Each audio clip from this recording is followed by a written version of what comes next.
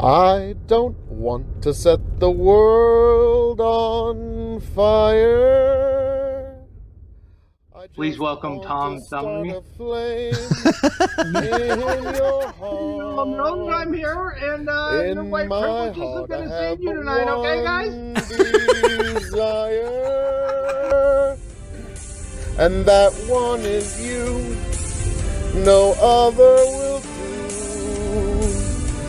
I've lost all ambition for worldly acclaim. Any government is to monopolize as much violence as possible in order for it to inflict it on as many citizens as possible. I've been on this like weird anarchist arc for a few months now. This is playing by their rules, exactly how they are. I don't want to set the world on fire. I just want to start a flame. You're watching the Dog and Chicken Show. Like, share, subscribe. That's right.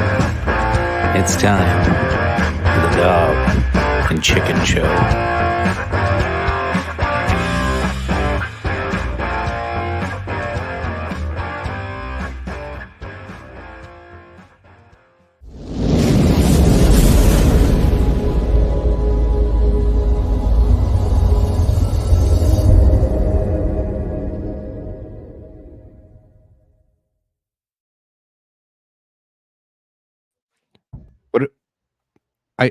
I don't know what to do. What do I do with my hands? It's been so long. Welcome back, ladies and gentlemen. This is a live, spectacular, a special, if you will, of 2024 election night. We are well into the swing of things. We got polls closing. We got excitement in the air. All kinds of. I saw Fox News turn Texas blue for like 3 minutes, and then they lost their shit on TV and just switched it back to red. It's fucking awesome. It is 2024 Kamala versus Trump. What the fuck? Why did they remove your content, bro? That's not cool. Anyway, good. And flanked as always, the man, the myth, the legend, the one who makes cowboy hats sexy. It is I, the 16-time Revolutionary Wrestling Podcast champion, non-chill filtered, quadruple distilled, your blend master of ceremonies himself, Tony fucking G, and we are back live, everybody. Holy shit! Facebook, YouTube, Twitch, Twitter/X right now. Even those folks still holding on out there at D Live. We are back with 2024 election coverage. Live results, live updates. You forget about ABC, CNN, MSNBC, and Fox. This is where you're going to want to be. We're gonna give you the honest opinions. We're gonna give you the honest feedback. We're not gonna pretend and make things up and pretend that things are good when they're not and things are bad when they're good. And I'm just talking out my ass right now, but yeah, I'm sorry to hear Walrad's comment removed. And I am the man. That's right. Yes, good for him, but he knows and he bows in the president. That's true. Fucking so true. And yes, a gin shot for Phil because he voted for Harrison. He's got the receipts. Thanks for everybody being in the comments. And of course, everybody showing up. I know we're a little bit early, so that is okay. I'm glad I was like, hey, let's get early because it took me 20 fucking minutes to get ready. Yeah, exactly. And that was expected. So it is what it is. We're pretty early into the night. And I'm already having. Oh yeah, look at that! I'm running off my camera microphone. Cool. I wondered. It didn't sound terrible. Yeah, but it sounded a little weird. So, well, real quick, I have all 4 of the most important corporate media. I got the split screen TV right above me right now, and CNN has the score right now for the electoral map, if you will. Trump with 90, Harris with 27. And then I jump over Fox News, has Trump at 105 and Harris at 72. I'm like, okay.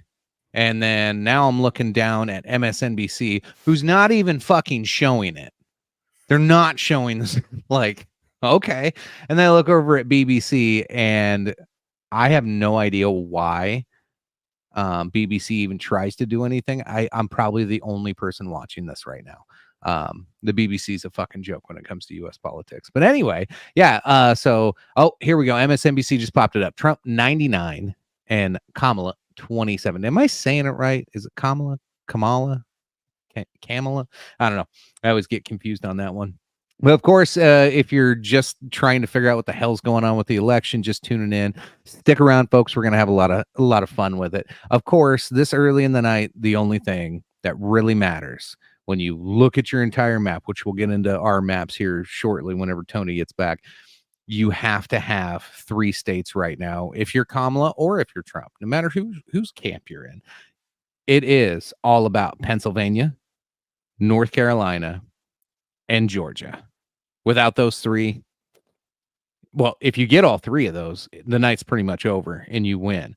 If you miss one of those, you definitely need to start looking at the Great Lakes, Arizona, Nevada, some of those other ones. Whereas KOE tonight, he will be joining shortly. He is doing some good work right now with the church, taking care of some youth and being a sponsor to some kids that need a little guidance in life. So he's doing his good deed for the day, and then he'll be joining us, I believe, probably top of the hour, probably an hour from now. I think he told us 8:05, which means probably 8:50. That's Central Time. So give him an hour and a half. He'll eventually join us. Yeah, Ben. Holy shit, we're fucking doing a live show. It's bigger than WrestleMania predictions. Yes.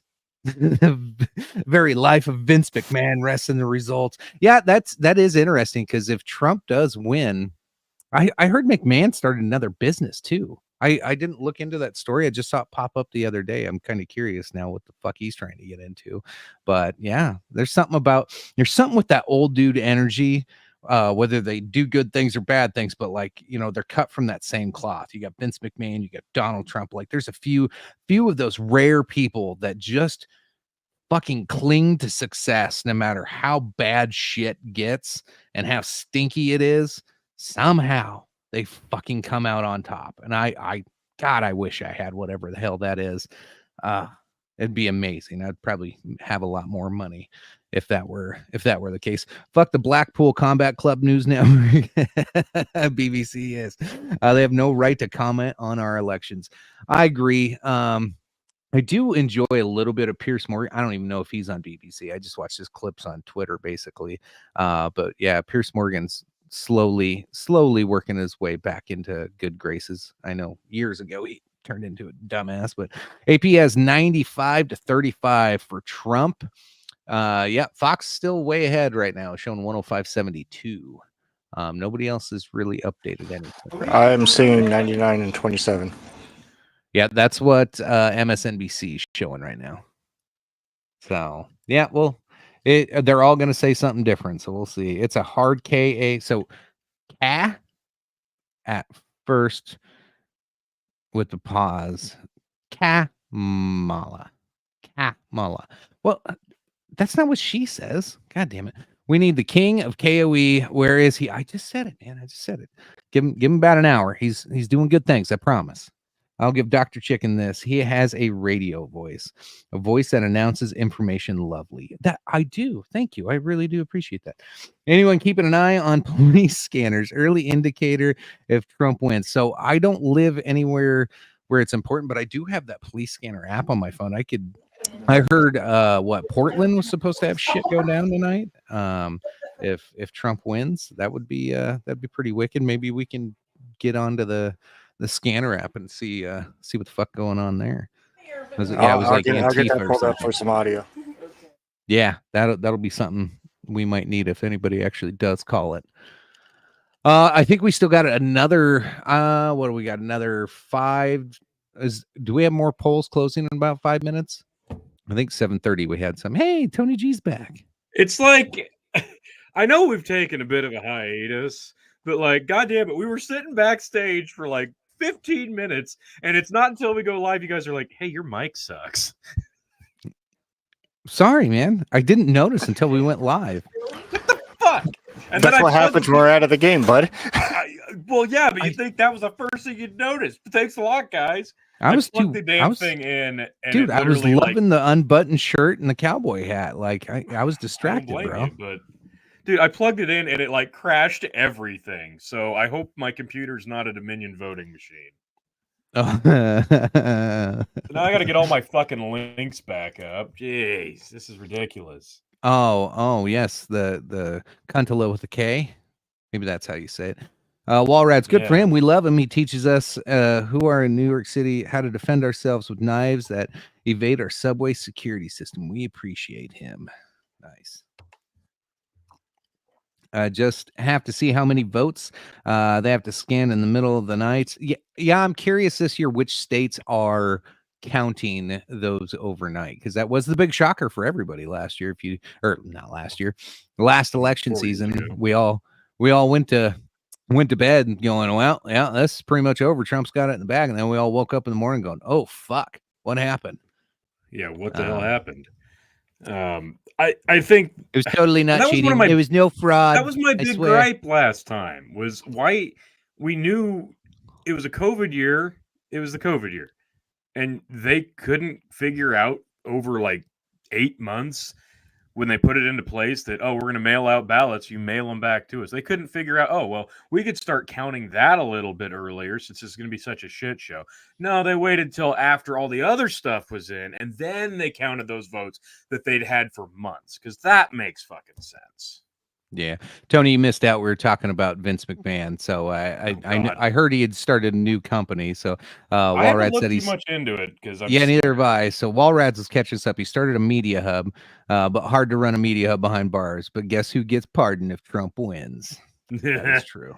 That probably is true. Probably will happen. Yeah. Does Joe Biden have a Harris mask? No. That might be on the horizon. Oh God, I don't know. We'll see. I hope we'll not. See. What's up, Oregon? Hello from Oregon. Nice. Oh, and then I believe we have the dad of dads. Yes.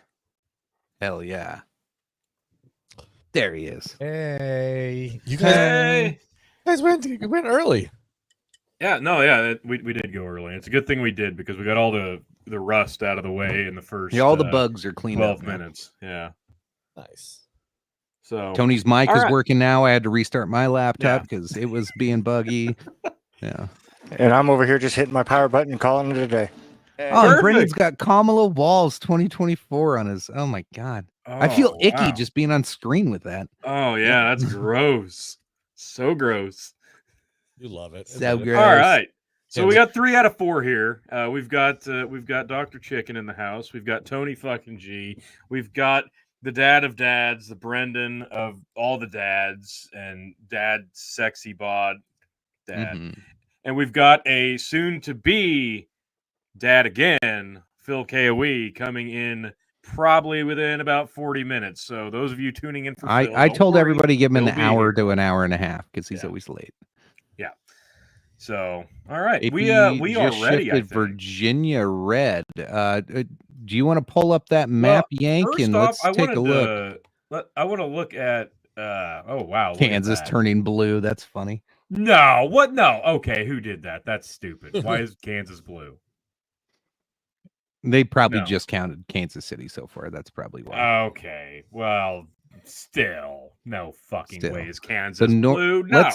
Let's see where North Carolina's at, because that one matters. Yes. If we can mouse over and see how many votes we have or don't have there. Producer man Yank. Is he there? Not seeing. Is he still there?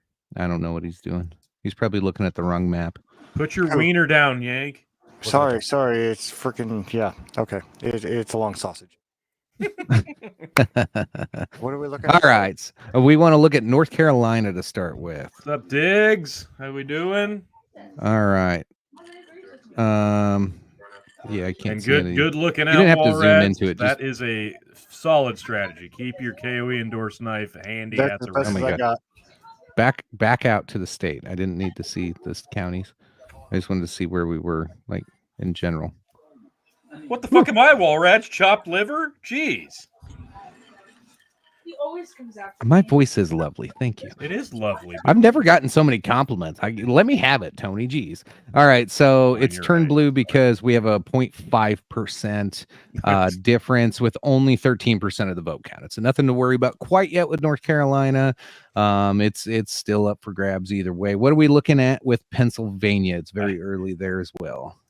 Polar Knights. 8% in. Okay. I don't know if this is sarcasm, but I'm sure you'll find that's probably not the case as we go through. What are you talking about, Tony? Today, I know we're all wearing blue, and Brennan's got the Kamala Harris on his. Today I voted for the first time in my life.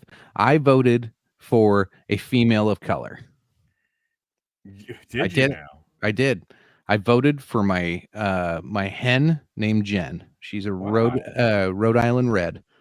She's a female of color. Wow. That is stunning and brave. I wrote in Hen the Jen for president. I wish I had a response to that, but I don't. Well, VP was my rooster Jerome. Are you talking about your chickens at home? Yeah, that's who I voted for president and vice president. Confusing you. Yeah, well, we got to get views somehow, Polar Knights. Jesus. It's not necessarily like it's not a pro-Trump stream. I can promise you that. It's not an anti-Trump stream by any means. It's not an anti-Trump stream either. And once Phil shows up, it's going to turn into one. It's going to turn into a shit show. So just be prepared for that. It'll be fun. Yeah, it will be fun. So yeah, we're still early on in the night. We've got, what are we sitting at? It looks like they're talking. So Fox News has it 111 to 72 in Trump's favor. CNN 111 is to 72. Yep, 111 to 72. Looks like I've got the Google. Like you type in the live election results, and that one's usually fairly decent. And they're sitting at 49 Harris with 101 Trump. Okay. MSNBC's got 105 Trump, 27 Harris. They're holding off on giving Harris anything on MSNBC. What? Yeah. I thought that would be leaning a whole lot differently. On mine, Reuters has not changed. Still 27 Harris, 99 Trump. And I think that's what CNN still shows. Yep. CNN's still the same. We did pick up, or Republicans, not necessarily Republicans did pick up one Senate seat so far. So then they need one more to take majority. Yes. For outright majority. So that's one to watch. So with those races, there's a few to watch. One in particular that Phil will shit a brick on. If Polar Knights is hyped for the new Civil War. Yeah, hell yeah. Let's do it. I'm all loaded. John, good, solid question. We don't yet have any results yet for states for Phil KOE, but we don't not have states. Brendan, did you vote for Phil KOE? Did you see my byline? Kamala. Oh, I thought those were your pronouns. Yeah, Brennan's pronouns are Kamala and Wallace. Oh, I get noticed. That's fucking great. Yeah, he will. Did you like the picture I sent to the group chat earlier? It was the voting sign next to the building. I was like, God, is this what a whore in church feels like? Yeah, and yes, it is. So let's see. I'm gonna pop up my let's see here. Where'd you go? God, not that one yet. So this is the one I filled out last night. I'm gonna pop it up real quick. Okay. No, not. God damn it! Not. Never mind. This is I'll chickens. just go through mine. Yeah. This is not my actual prediction. It's not too far off from my actual prediction. Oh God. Folks. But this was like, because I heard the one article, and for those of you that are watching that don't know, I used to live in Iowa, and I felt Iowa was really starting to kind of lose its way. with there was a lot of Karens, and then and granted, Republicans were really dumb in Iowa because as soon as Roe got overturned, they went ahead and jammed through a 6-week ban and turned every freaking liberal woman in that state, just turned them all crazy. All my neighbors turned crazy overnight because of that. And they all hated the governor after that. And that's all you hear about on any of the old Facebook pages I'm on, anywhere from Des Moines to Fort Dodge, all the way over to Dubuque. It's been crazy. However, so the article came out saying, okay, well, Iowa might actually flip for Kamala. And I was like, holy shit, let me look at my map and see what that does. If Iowa flips, there is this very possible scenario. The only unlikely part is Iowa flipping. But if Iowa were to flip, this is completely fucking plausible and could happen tonight. And it would be amazing. It would still go to a Trump victory because then it would get sent to the House, and then you'd have the chaos of the House getting the chance to pick the president and the vice president. But in that, like, how funny would that be? Because then the Senate gets to pick the VP, right? So would they pick Kamala? So it'd be Trump Kamala as your president and vice president? Fucking Christ. I would love the chaos of the next 4 years of that being a thing. The bingo cards, like, nobody could imagine that as a bingo card. Like, oh my God. And the stimulation's been delivering. Why not? Why can't we have this? We should be advertising for this. We should be like calling all of our friends in Iowa this morning and saying, please vote for Kamala. Please, because this will be amazing. Like, this needs to happen. And it could. It would be the first time ever a president trolls his own VP. Yeah. Oh, it'd be incredible. he'd be at a press conference, be like, "Oh, Kamala, yeah, she's a bitch." Low. They're saying in the chat that the guy on the left is having audio problems. I'm not hearing it, but I could be wrong. I don't know. Well, I'll reconnect my audio. Yeah, big shock. Right. Kansas is red again. That little blue joke has been averted. So yeah, that was never going to happen. Yeah, Kansas will probably never be blue. So let's look at. I filled this out last night. This was you can call it my prediction if you want, I guess, but I kind of followed the Vegas betting odds as hopefully that's 24 hours ago, and this is pretty much like if it was a heavy favorite, it's a solid color. If it's a lean, it's in the middle. If it was like, oh, this is still a swing, you get the gist. So this map has Donald Trump finishing with 282, obviously enough to win. And I actually think on the odds, he was still favored to win Nevada, but I went ahead and I made that a soft blue. I don't think he's going to win Nevada. I didn't think so either, but they like his chances. He was like a soft favorite. So we'll see. Keep an eye there. And I just went ahead for funsies and left that 3rd district in Nebraska red.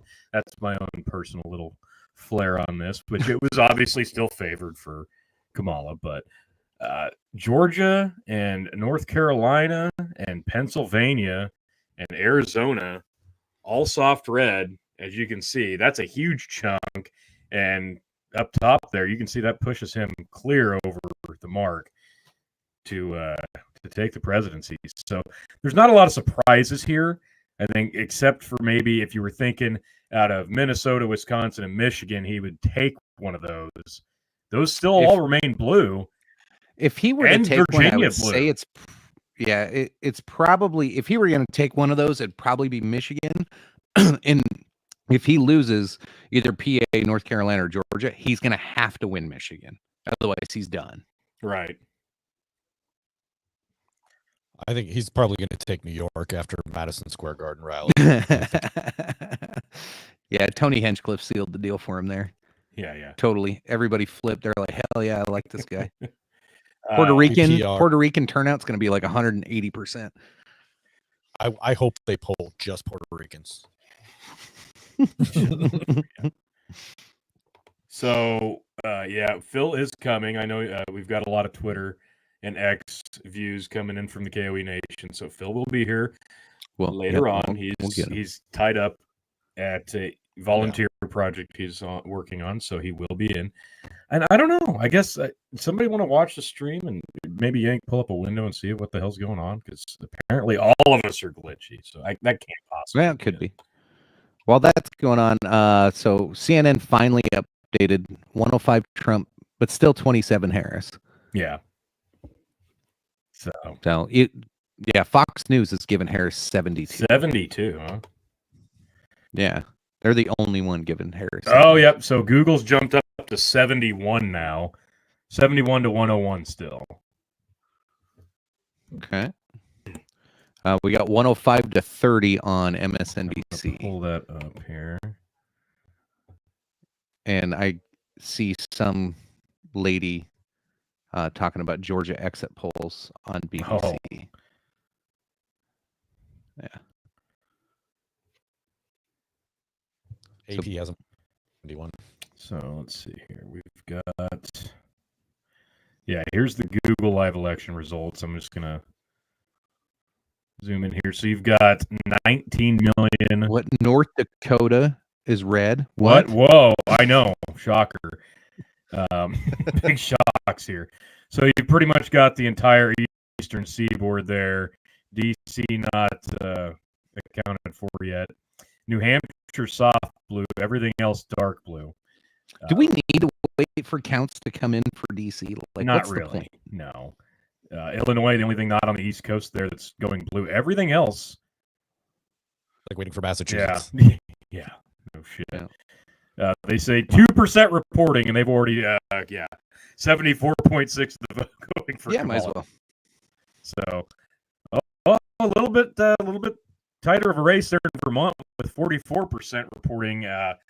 30% for Donald Trump. That's a pretty solid number right there for him in Vermont. 54% in Rhode Island, and actually that's close.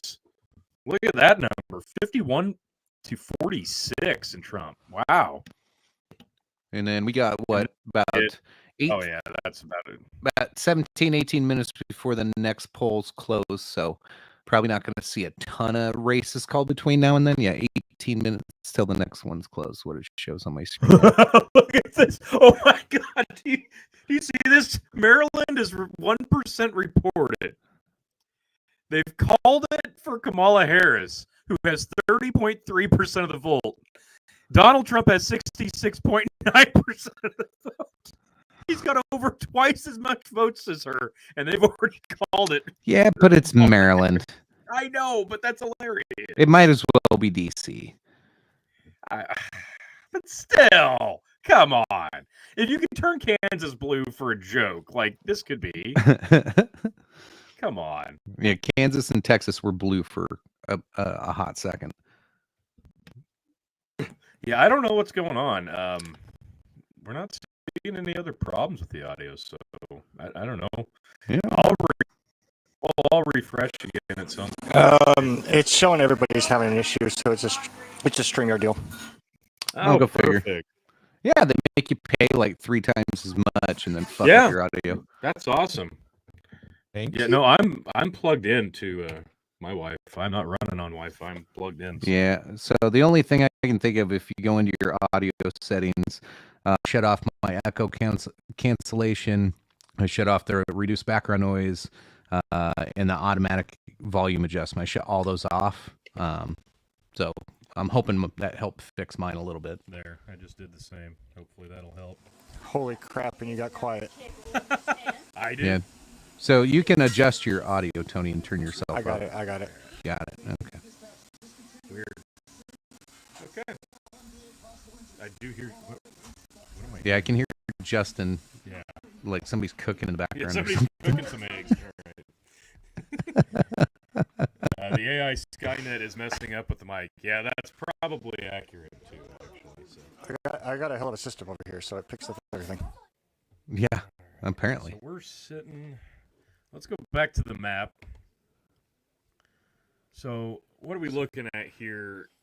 So if if we go with it the way it is, and if Kamala were to take PA and Trump kept North Carolina and Georgia, Trump has to either get Michigan or he would have to pick up, I believe, Nevada and Wisconsin, because he has to make up those to get over 270, because like he's not going to get Michigan and Wisconsin.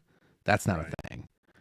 He'll probably keep Arizona. I don't think that's really up for play. I know they said it was a swing state this time around. I don't think it is. Nevada, I'm pretty sure is going blue. It's gone blue the last 2 times. I don't see that changing. And that's, I don't know, that's kind of why I think Arizona's not going to change the whole Kansas is going to go back to blue here in a second. Kansas? Let Kansas go blue, for Christ's sake. It's showing Kamala is ahead right now on my other map. Oh, that is a... Yeah, that'll happen on and off throughout the night. So you're going to have these bigger towns and bigger cities, and they'll start reporting in with large numbers, and then all the rural areas will come back in and cancel it out later on. Same thing's going to happen in Nebraska. Yep, there it went blue. It went. Wow. Red. Yeah. Same thing will happen in Nebraska. It'll show blue when they bring in Omaha, and then everything else will come in and cancel it out. Yeah. So I find it okay. So we're looking at everything on the map here right now. So how many swing states did we have total this go around? Wisconsin, Michigan, Pennsylvania, North Carolina, Georgia, Nevada, Arizona. That's So basically 7 if we're being gracious. Yeah. They're trying to More say like Iowa. 5. They're trying to say Iowa could be one. Some people said Ohio could be one. Some people were even trying to say Florida and Texas could be, but I don't think so. Brendan, you're the one with the glitchy audio now. He's coming, Walrat, I promise. And Brendan hasn't talked the whole time. Yeah, it's like, how the fuck is his? Yeah. How would you know? There's not much I can add to this. Yeah, they said. Yeah. Well, okay, hit us with some East Coast flavor, Brendan. You're our East Coast correspondent in that weird time zone. Maine's coming in at red at this point, which is a joke because they'll be blue. Yeah. New Hampshire's been purple the last couple of years, mostly going to blue. I'd be shocked if Trump doesn't get New Hampshire, to be honest. Like, it just, I don't know. This is just my feeling. I've just my yard sign anecdotal evidence. It just seems like there's a whole lot more support for him out here. But yeah, unfortunately, New England is, and it is how it is every single go around. So Vermont, Mass, Connecticut, Rhode Island, New Jersey, New York, it's blue, heavy blue. Free State Project hasn't taken over New Hampshire yet, huh? Not completely. They're trying. It's funny though that the state government is not representative of the federal electors. Our representatives and senators have been Democrats. Just this last go around is when we had a Republican governor. So it's pretty crazy. I don't get it, because our state government, our state representatives and Senate is overwhelmingly conservative. So it doesn't make really sense. That's me saying Democrats cheat, fuckers. What? What we're looking at here, I zoomed in on this. I don't know how, so hopefully I can zoom back out. Yeah, so that northern county there is Coos County. They're the first ones to vote. They vote first in the nation, right? Grafton. Is that 3-3 vote that we saw on the news? One. So it's up in that upper part near Canada and Vermont and Maine. But that seems to always go conservative in that area. So it's the lower ones, the lower counties that border Massachusetts. That's really what screws everything up. Your mic is gay, Brandon. Love it. Sway the election. So yeah, if you look at this, like right now, New Hampshire, like I said, the only one on the eastern blockade there that is a soft blue. We're at 29% reporting New Hampshire, and it's close. I mean, considering it's 54.3 for Kamala and 44.7 for Trump. So yeah, I mean, if there's gonna be one, This kind of looks like it. Like New Hampshire kind of looks like the one. Vermont, yeah, it's pretty much over at 48% reporting, 66 to 30%. Massachusetts, 2% reporting. They've officially called it for. It's 74, almost 75 to 22.5%. Rhode Island, 58% reporting, 51 to 46. This one's kind of close. I guess that's your runner-up if there's going to be another red. Connecticut at 3%. They've called it for Kamala with 58.6% of the vote. New Jersey, it's fairly close too so far, but it's only 31% reporting. Delaware, we're looking at 57 to 42 with almost 50%. Maryland, 1%. And it's still hilarious to me that it's called for Kamala with 1% reporting and Donald Trump. Well, same thing happened in Arkansas. Yeah. They've already called Arkansas for Trump, and he's down. He's down mass. Well, let's see. That's pretty close. Look here. This is the beauty of Arkansas right there. You can see. So click over Little Rock. Because what I just seen was only Little Rock was reporting, and Little Rock only had like Kamala 66%. So yeah, you're using the shitty Google map. That's why you can't see that. I am. Yeah. So yeah, give me. Fuck your Google map. Yeah. Well, I'm sorry. The one I put in the private chat earlier, that one works really well. All right, I'll pop that up. Pop it, Daddy. Oh, there you go. So let's see. We're about 10 minutes out from the next round of polls closing. So. Still no calls on Georgia, North Carolina, Pennsylvania. They're going to continue flip-flopping back and forth. We only have one seat flipped in the Senate that went towards the Republicans. I believe that was in Ohio. And no movement in the House as of yet. Okay. No change in majority there. So pretty slow start to the night. Not a ton of great info coming in. You guys might be saying really good stuff, but the audio is choppy, so we can't hear it. So I don't know. Really? I'm gonna refresh mine. I'm gonna go take a look at Facebook and see. Maybe it's just a YouTube problem. Yeah, could be, or it's StreamYard because they like to jack up the damn price on everything, and then. And jack up the prices and then give you a shitty product. Just StreamYard because I'm showing a Wi-Fi symbol on my screen. So, okay. Let's see. I don't see anything new or crazy coming along there. So you guys might be. Yeah, we already got through that message there. Again. It's all about right now. It's Georgia, North Carolina, Pennsylvania is the number one thing to pay attention to and really care about. A lot of these other ones aren't going to matter. Sorry, New Hampshire, you don't matter. I'm curious, Michigan, though. Michigan looks like it's going heavy on Kamala so far. I don't know how much of the vote is in. That's just Detroit. Go back to the whole state. Yeah, I know Trump was trying to appeal to the Michigan voter specifically, and so we only got 8% of the vote in. You hear me? Yeah, I hear you. Well, I did when you asked, and then it looked like you moved your mouth, and then I didn't hear anything. I'm like, what is going on? Is he fucking with me? No, I said 8 3 times. You didn't hear me. Yeah. Okay. So now I hear you cutting out. So I don't know if it's our mic overpowering yours or. I don't know. So I heard you fine there. If nobody's talking, I can hear you fine. Yeah. That's weird. Shut up, Brandon. I just cranked him up. All right. And looks like Tony G's back now. Yeah, it's literally the entire stream. It doesn't. Let me back out since I was the host of starting this and see if it hosts to someone else.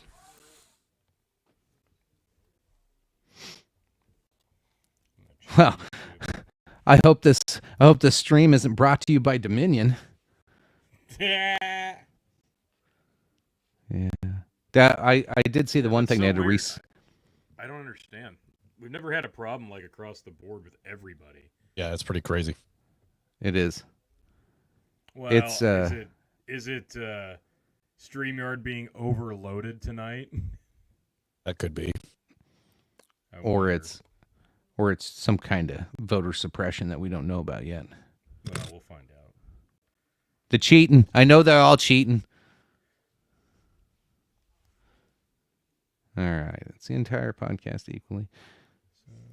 Well, I'm going to make a drink, and I'm going to check, and I got to hear it to see if I can figure out what the fuck's causing it. Yes, since then, Wi-Fi bar is gone now, so. So the white is the stream better? I don't know. I'm not watching the stream besides just live here. You guys sound awesome over here. Okay. You sound awesome too, buddy. Yeah. I know, with all my kids in the background too. Yeah. You might need to smack them, but Justin's fault. Yeah, damn it, Justin. All right, let's see. I don't see any more countdowns. Pennsylvania right now showing 15% in with Harris at 66%. Again, that's early. But yeah, that's she's got a big lead to start with. That could be worrisome down the road for Mr. Donald Trump. But no changes so far. We got Fox News reporting 111 to 72, CNN 105 to 27, and God damn it, MSNBC just changed it. Now Joy Reid's got her bald head on there, probably calling somebody racist. Yeah, I don't know. Good thing I don't have her volume up. I just checked us on hazard analysis on YouTube, and I don't know, it sounded pretty good when I dipped out, so I don't know. Maybe Justin dipping out fixed it, because, yeah. Maybe. Yeah, it sounds freaking great now, so yeah, that was my bad. Let us know in the chat. Yeah. Let us know if the audio is fixed now or if it's still shitty. All right, Wisconsin polls close in about 3.5 minutes. Wow. All right, so we're gonna start getting our we're gonna start seeing some swingers coming in here. And they always like to keep some of the data from the prior swing states until new swing states show up. Arizona also is going to close in 3.5 minutes. So got another swinger in there. Lynn's right. Missouri's going to flip red. Why is Did Missouri blue? It did. It flipped red on my other map. Again, it's St. Louis and Kansas City. A lot of them close at 9 p.m. Arizona, Colorado, Iowa, Kansas. Yeah, there's a has lot. Improved, so we're looking. Okay. Yep. On Facebook and YouTube, sounding better. So we are good. We're in business. It was Justin's fault this whole time. Yeah. Way to go. Time. Sorry, I got 2 freaking VRs going, about 20 computers. Oh. All right, I'm gonna go refill my ice so I can make a drink for this next drop, because they'll probably call a bunch of states as soon as this one comes. Right. We'll get with total counts. Seriously, Tony? The fuck just happened? He removed you. It wasn't me. The fuck? Fuck, bro. It's I'll be right back. Missouri flipped. They are calling Trump electoral votes. Yeah, so we'll get a whole bunch of updates in 2 minutes on new vote totals for electoral college votes. So, yeah, get ready. It's going to be fun. Commercial break is brought to you by Tony G's. In Dominion voting machines. They totally do not fuck up. Justin, give me the link to that map. I want to start zooming in on some shit. It was in the chat, but I had to refresh, so it's gone for me. Okay. Bandit says we're going to have to wait until 1 a.m. to find out if the swing state of Alaska turns the tide. Yeah, I think I'll be in bed when Alaska's called. Probably. I don't know, Brandon. Do you want to go with any wacky, crazy predictions for Alaska? Alaska? No, I'm good. Yeah. Do they even matter? Yes. How dare you? Why would you say such a thing? I mean, yeah. So many views out of Alaska.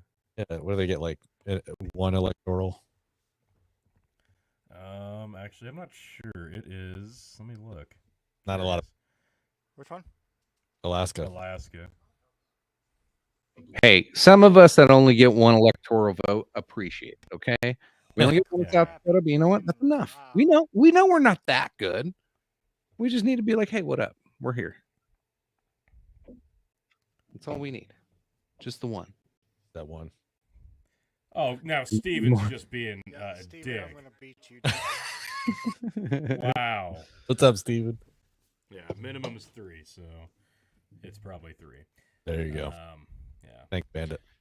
I need some good whiskey. This as stuff it sucks. sits right now, the AP is reporting 71 for Harris, 101 for Trump, and that's 18 million, almost 19 for Harris, and almost 22 and a half.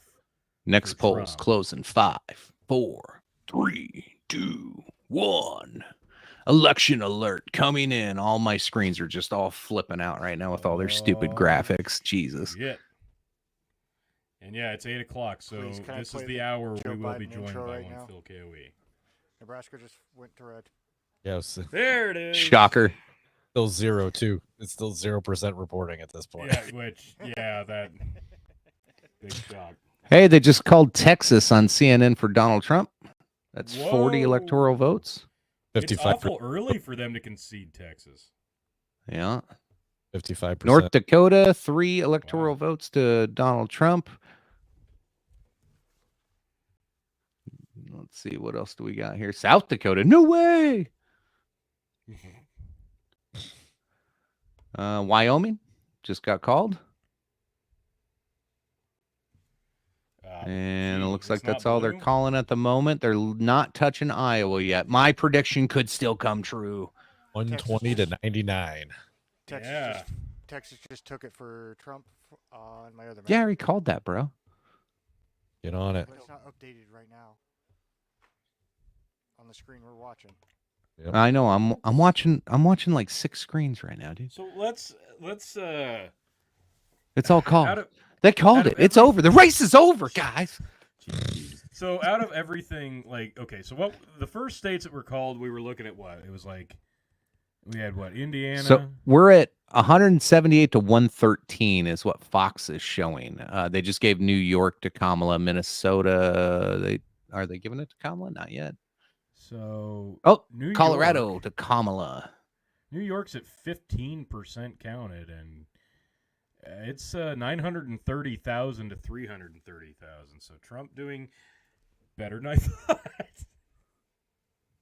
Oh wait, look at Pennsylvania with 16% accounted for right now. Justin, I hate that map. 721,000 for Kamala and only 404,000 for Donald Trump so far. So a lot of there's a lot to go, but yeah, that's North Carolina showing with 39% in, with Trump ahead by 4 points. But 16% in Pennsylvania, Trump is down 30 points so far. Yeah. So let's look again at Indiana was one of the first states, and I'm just curious. Can you pull up? Let's look at Indiana closely. I was because they were talking about the Indianapolis area. Obviously, it's going to be blue. A lot of red otherwise. I wanted to see how Indiana compared this year to 2020. So I'm going to try to find just how comparable this is. Maker's Mark, barrel pick. Let's get some good whiskey. Oh shit, this is my one with the bad cork. Oh no. Okay. So we're looking at Indiana here. And it looks like you've got the top left county's blue, you've got Indianapolis is blue, and like one other blue. So that's all expected. Now, I'm going to pop up from 2020 what Indiana looked like. Oh, Pete Ricketts Just won. For comparison's sake. Big shock, Pete won. All right, so a little different. I mean, it's the same 3 blue counties here as right now this year, but you've also got a couple others. And this was close in terms of, well, Donald Trump was 1,700,029, Joe Biden with 1,242,000. So it was a 57 to 41% tilt in Trump's favor. So this one was never really in doubt, but I think you're going to see, like in this case, probably a lower total of votes once it's all said and done. Now, I want everybody to keep this in mind as you see these vote totals. I don't expect a record turnout like we had in 2020, okay? You're not going to see the same vote totals as we did 4 years ago, more than likely. So these percentages are going to favor one way or the other with a lower vote count. So Trump's probably going to get a higher percentage rate when it's all said and done in Indiana with maybe a lower vote total. That's the comparison we need to look at overall once these states start falling. So if some of these are close, these percentages could make a big difference because it's not going to be like 2020. I mean, let's be fucking honest here. Kamala Harris is not going to have record-breaking vote totals. Donald Trump, whether you like it or not, back in 2020, second most popular president in history, right behind your boy Joe Biden. So I don't think you're going to see that this year. We're going to have lower vote totals. So the percentages might not be the same, but they're probably going to tilt another way. And a lot of that's going to have to do with the fact that in the 11th hour, Kamala Harris was the replacement for the incumbent Joe Biden. So this was a big catch-up from the get-go when they made the switch from Joe to Kamala. It's been Trump from the get-go, so you always knew what you were getting. And a lot of these, I think, independent votes are going to definitely turn red, and that's kind of the way they were looking at. Like, they looked at it on Fox News before I jumped on. I was watching their coverage for a little bit, and they had different speeches from Kamala, different speeches from Trump, and you kind of got to see the reaction from the core voter bases. Big shock. The Republicans went A+ for Trump and F for Kamala and flipped that the other way for when they did opposite speeches. But the independent voters did seem to favor, or at least moderately favor, Donald Trump in a lot of these instances. So I think that's what you're going to start seeing on some of these vote totals and these maps, especially in the swing states. And that might be what ends up tipping it in Trump's favor for a few of them. Yeah. There's other things. We can jump to some of the other big ones. So there was abortion amendments across the country. It looks like the first one has been called. So it was you have to have a 60% majority in Florida to have the abortion amendment approved, where it would legalize. I believe it was to legalize abortion. They came in at 57%, so it has been defeated. So the abortion bill in Florida is voted down. I don't know what Florida's current abortion rules and laws are, but it sounds like they're not going to adjust it. Stephen asked, does he have any realistic shot in Pennsylvania? It's not looking good in PA. Right now, no, it's not, but we're at what'd you say, 16%? Yeah, and so they're waiting probably for like a few big counties to come in, because most of what you're getting is the metro area. So yeah, you got Philly and Pittsburgh are, let's see, 40% in there, 15, 19. After those come in, a bunch of the rural's going to be pro-Trump. So it's just kind of how pro-Kamala are the cities, basically. That's what they're waiting to see. Yeah, well, Phil was calling Pennsylvania for Trump, and I think it's going to be close. If it's close and Trump does manage to take Pennsylvania, it's hard for him to win without it. It's going to be harder for sure. There's a path, but yeah, it's definitely going to hurt. It's not a fun path. Let's see. It's not a slam dunk, not at all. So yeah, and I think he definitely has a realistic shot. But yeah, you kind of nailed it. Like, where are we looking at once the rural votes start coming in versus that metropolitan shit? Because right now, yeah, 17%. And I'm looking at the map now, and it's half and half in terms of your counties, but that's not what matters, because we're 18% reporting. It's increasing. This one's rolling right along, so we'll know. Here, I'm gonna pull up my soon enough, I think. I'm gonna pull up my here's Holy my 270 crap, North to Dakota. win. So this is 270 wins kind of projected, right? And so you're grayish, yellowish, whatever, brown, whatever color that is. So right now, Georgia and North Carolina are leaning Trump, right? And PA is leaning Kamala. So let me zoom out a little bit so you can see where that puts our totals. So that puts Trump at 262 if everything else holds true. Now they're I'm pretty sure Wisconsin's going to go Kamala. I'm not counting on Wisconsin. Michigan's up to 255. Wow. Yeah. Michigan, all she needs is Wisconsin, Michigan, and PA. And Nevada wouldn't matter. Yeah. And that's giving him Arizona too. Yeah. That's why Pennsylvania is so fucking important. You have to have it. Yeah. Now, he could lose North Carolina or Georgia and still survive with Nevada, but you can't lose PA. That extra 3 is huge. Because right now, like, again, so Michigan's leaning that way. Wisconsin's probably going to lean her way. But, I mean, if Trump takes PA, it's over. Yeah. And he doesn't have to win hardly anything else after that. So PA is big. That's why I said those 3. It's whoever wins. If you can take all 3 of those, it's over. Early night, you got it called. Yep. Now, so we'll switch back to Justin's here. And PA, what do you got PA leaning at? We were just looking at it. So we got towards her. Less than 20% in. So a lot of time. A lot can change there, but it's not looking good. He was down 30 points earlier, so now he's down 20, 22. So yeah, it's 60% to almost 40. That's not good at it. I mean, it's not even 20% counted yet, but that's a big lead right now. New Mexico just went red. And that's let's see if that holds. Of the votes. Yeah. He's got a pretty good lead so far. 10,000 votes to 3,800. So there you go. Texas is sitting at 57% counted, and they've called it.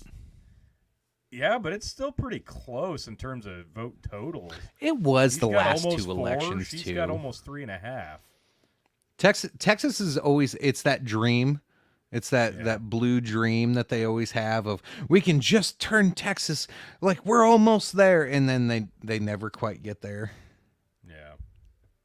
Yeah. I mean, one day, I'm sure. So Kansas is sitting at 36, and it's still blue.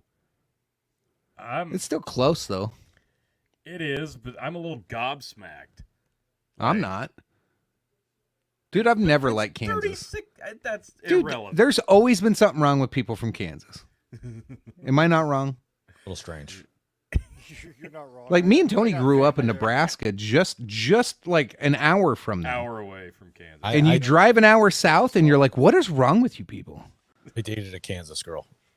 Oh, there it is. Poor guy. What's she There from? it is. Worst thing ever. Yep, they're crazy. They're crazy. Different breed down there. Yeah. She wanted you to put a baby in her. My mom was afraid that she was going to do it on purpose. There it is. I see exactly. Yeah. Yep. We're streaming How it on rolls. Rumble. Yeah, we're looking at 38% counted. Harris has 276,000, almost 277, and Trump is just shy of 250,000. So it's close. But, man, I don't know. So what are we looking at here? If we look at on Kansas, we're looking at the Kansas side of Kansas City. We're looking at Wichita, and we're looking at Topeka. And everything and else that's all that's red. reporting right now. So, yeah, there you go. That's everything else is going to be red. Wyoming, 0 reported. Already called it free. Yeah, called it. Well, that is Liz Cheney's state. You thought you should no support there for Liz Cheney? Yeah. Woof. I mean, she's big wolf. Great. So, 177 to 99, baby. Here we go. Ooh. Wow. Thanks. Oh, MSNBC froze up. Okay, no, now they're moving again. Oh, darn. So current scores, we got 45 minutes till the next poll. So current scores, CNN has 154 for Trump, 30 for Kamala. Trump has 178 to Kamala's 113 on Fox News, and MSNBC has 160 for Trump and 30 for Kamala. And then BBC finally put some numbers together. Holy crap. The BBC's, they're stepping up in the world. They even got a map up now. 154 Trump to 30 Harris. So, all right. Well, so yeah, the map's starting to fill in quite a bit. Yeah, and Harris will get all of her numbers on the West Coast, of course. I'm looking at this now though. Like from Illinois to Colorado, though, it's funny to see that blue. I know we're a long ways off. But we know Missouri's not staying for long. No, Missouri's going to turn red. Kansas will turn red once the rural states fill in. Colorado will stay. New Mexico go back to blue. What if he holds New Mexico? That could be a shocker. That would be. And it's worth 5. And if it's close. What is it with New Mexico? Why is it's just like this weird little holdout and there's like nobody there. Blue, baby. So that's at 2%. Mexico's always blue. Yeah. Well, unless you live in the urban centers, you don't live in New Mexico. Yeah.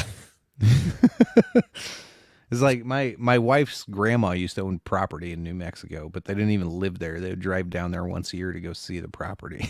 It's like... I got 23 acres, baby. And when was the last time you got to see your 23 acres? I don't know, when did I leave? 2009 was the last time. Oh no, Jesus fucking Christ! That's what New Mexico is. It's just a bunch of people that own property there that live in New Hampshire.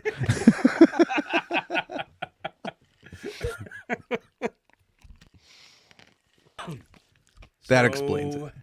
Looks like New Hampshire's still sitting at 36 counted. I'm gonna do my shot for the audio quality. My apologies. Yeah, Justin, you're super quiet. Yeah, and you're really, really quiet. There's a reason for it. Yeah, keep it that way. Yeah, keep it that way, bitch. Don't talk to me like that, Daddy. I'm sorry. Let's see. Anything fun on TV they're talking about right now? It doesn't look like I don't see any more flips in the Senate or the House so far. No updates on Electoral College yet. This dude on MSNBC is like going to town with these hand gestures and zooming in on maps and going in 2016 and 2020 and look at Atlanta, and he just keeps circling shit. Like, he is a very animated dude. He's gonna be sore tomorrow. Just the way he's leaning over with his neck, like, oh, that looks so fucking. Pilates. He'll be fine. Ugh. Pilates and yoga. So I'm looking at California right now on the AP map, and they have the list of candidates, and usually it's Harris and Trump, my God. And this time it's Donald Trump and Claudia de la Cruz. Yeah, what the fuck? Yeah, I was literally just doing the same thing. So I was like, what? What is the PFP party? I don't know. Look at Oregon. Look at Oregon. All right. Oh yeah. Robert Kennedy. Cornell. So I think part of that, there's some states that refuse to let one candidate be on the top of the ticket. And I think these maps go with what the ticket listing is until they get scores in. So like, I know there were some counties in California that were pissed because Trump wasn't even on the first page for presidential vote because there were so many people running for president. You had to flip your ballot over to vote for Trump in some counties in California just because of the random draw of the names. That's ridiculous. Come on now, Utah, Lucifer. Come on. All right, you're moving through the comments too fast. I can't read those. Sorry. What kind of reactions do you expect from the country either way? Good. What kind of reactions do you expect from? Did you copy and paste that? What the hell, Skousen? It's yeah. So nice he said it twice. So reactions from the country either way. Beautiful. I think overall, it's not going to matter tomorrow because I think it's still going to be everybody's still waiting for. They're gonna drag Pennsylvania and Georgia out. We won't know tonight. Well, Pennsylvania, yes. Georgia, I don't think so. We're sitting at 69%, and it's he's got just shy of 2 million votes. Harris is sitting at 1,750,000. So I don't know. Is rural Georgia really going to change a lot? I don't know. So I was looking at, like, I don't know, maybe I need to find some of those details, because they were looking specifically in Georgia. Before we went live, I was watching. They were pulling up urban centers and looking at like the history of the black vote in some of these counties in Georgia. And Trump made a shit ton of ground. Like we talked about it in the past. We've seen the news stories about it. And we're like, but like in some counties, he was making up, like with men, he was making up 10-point differences. Where against Biden, he was like at 13%, and now he was showing almost 25% of black males. And then with women, he was still gaining 6%. Like, it was crazy seeing some of those numbers flip. So I think Georgia's, like, from what, like, if that rings true, Georgia's probably going to stay red. Yeah, and that seems to be the way it's leaning right now. So New Mexico has flipped blue. We're at 10% counted. Colorado, Kansas, watching. Missouri, all still blue. Facebook's rocking it tonight. We got 25 on Facebook tonight. Hell yeah. Hell yeah. Yes. Iowa's sitting at blue. Or on Rumble. Ooh. Are we on Rumble right now? I don't know if we're on Rumble or not. Put it through mine. Even better. Nice. Hell yeah. We're on a bunch of them. Sweet. Nice. New Mexico turned blue. Ugh. I didn't. Don't everybody go getting used to like 20 destinations, because I'm downgrading back to the shitty 3 destinations after. And it's probably smarter that way. Oh, it's a fucking joke. What a price gouging piece of shit StreamYard is. I couldn't believe it. It's unreal. Couldn't believe what? I can't believe how bad it is. The price went up. Oh God, it was awful. Yeah. Yeah. The day I got the email, the price going up, I'm like, Tony, I don't stream hardly at all. I'm not paying for this anymore. It's like I'm out. So we got to find a cheaper version. I got you. Well, so I'm hoping there's a workaround. Scroll down on the page to Georgia. There's a lot of votes in Savannah that haven't come in yet. I don't. Savannah's there on the right there. So 99. Was that say 99%? Go back up to. Okay, so that's Gotham County, 6%. That one's okay. Yeah, that's nobody there. So yeah, Savannah, a lot of votes not coming in. 6% of the vote counted. Kamala got a nice lead there so far. There's a lot of counties that don't have a lot coming in there in Georgia. Georgia reporting 70%. With a good lead. Yeah, not bad. 200 what? Almost 250,000 vote lead. That's yeah. He's just shy of 2 million right now in Georgia, and she'd be. Oh, Iowa just went blue. Iowa just went blue. Yeah, Iowa. Go to Iowa.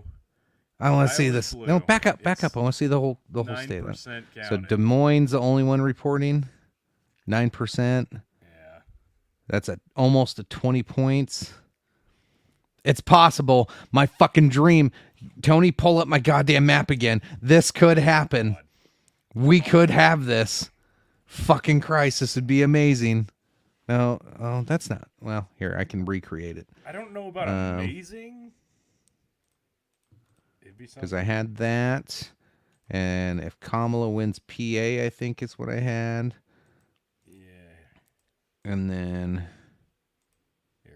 No. Oh, no. Trump has to win Michigan for that to happen, and then Kamala has to win. Okay. So this was your... Oh, shoot. Where'd it go? Yeah, where'd you go? Because, I totally forgot what mine was. There it is. There we go. So in this scenario... Sorry, I'll stop, Justin. I'm here for a reason. Oh, yeah, so mine's totally not realistic because Wisconsin would have to go for Trump, and I don't think that'll happen. So Kamala would win North Carolina, and Trump would win PA. Yeah. So there's a couple of things that aren't leaning towards my direction, but I still like my chances. God damn it. So let's remind, like in the event of a tie, what's going to happen? So then it goes to the House and the House of Representatives. The current members of the House of Representatives get to pick the president. And then the Senate would choose the vice president. And we would have a Donald Trump and Kamala Harris ticket. And it'd be amazing. That is amazing. We can will this into existence, people. This can happen. You know, Kamala might even just step aside for it and give it to Walz or to Vance. Yeah. And you know, JD Vance would probably be like, fucking thank God. Like, I don't have to be fucking VP now. Holy shit. He's like, I don't have to lose and I don't have to be VP. I can just wash my hands of this and fucking walk away. I had a cool time with Joe Rogan. Fucking people know that, like, I'm kind of weird about a couple things, but I'm pretty cool on a lot of other things. Let's fucking move on with life. Like, JD Vance would be like, whoo, dodge a fucking bullet there. I don't know. Every time I see him, it looks like he's having fun. Yeah. So he does enjoy the like the combativeness of all the interviews he's in and shit. And he just gets better with them over time. Like, you watched him 2 months ago. Fucking me and you, Brandon, were saying, yeah, he is kind of weird, isn't he? You know, 2 months ago, he seemed kind of weird. And you watch JD Vance and some of those now, and you're like, that motherfucker's got his shit together now. Like, he can spar. Yeah, I gotta give it to him. Like, he's calm as a cucumber, even when people are crapping on him hardcore. He is cool as a cucumber, no problem. So Rhode Island, the AP looks like they're calling it for Kamala. It's at 77% counted. Kamala's jumped up to 216,000, and Trump is sitting at just over 180,000. So,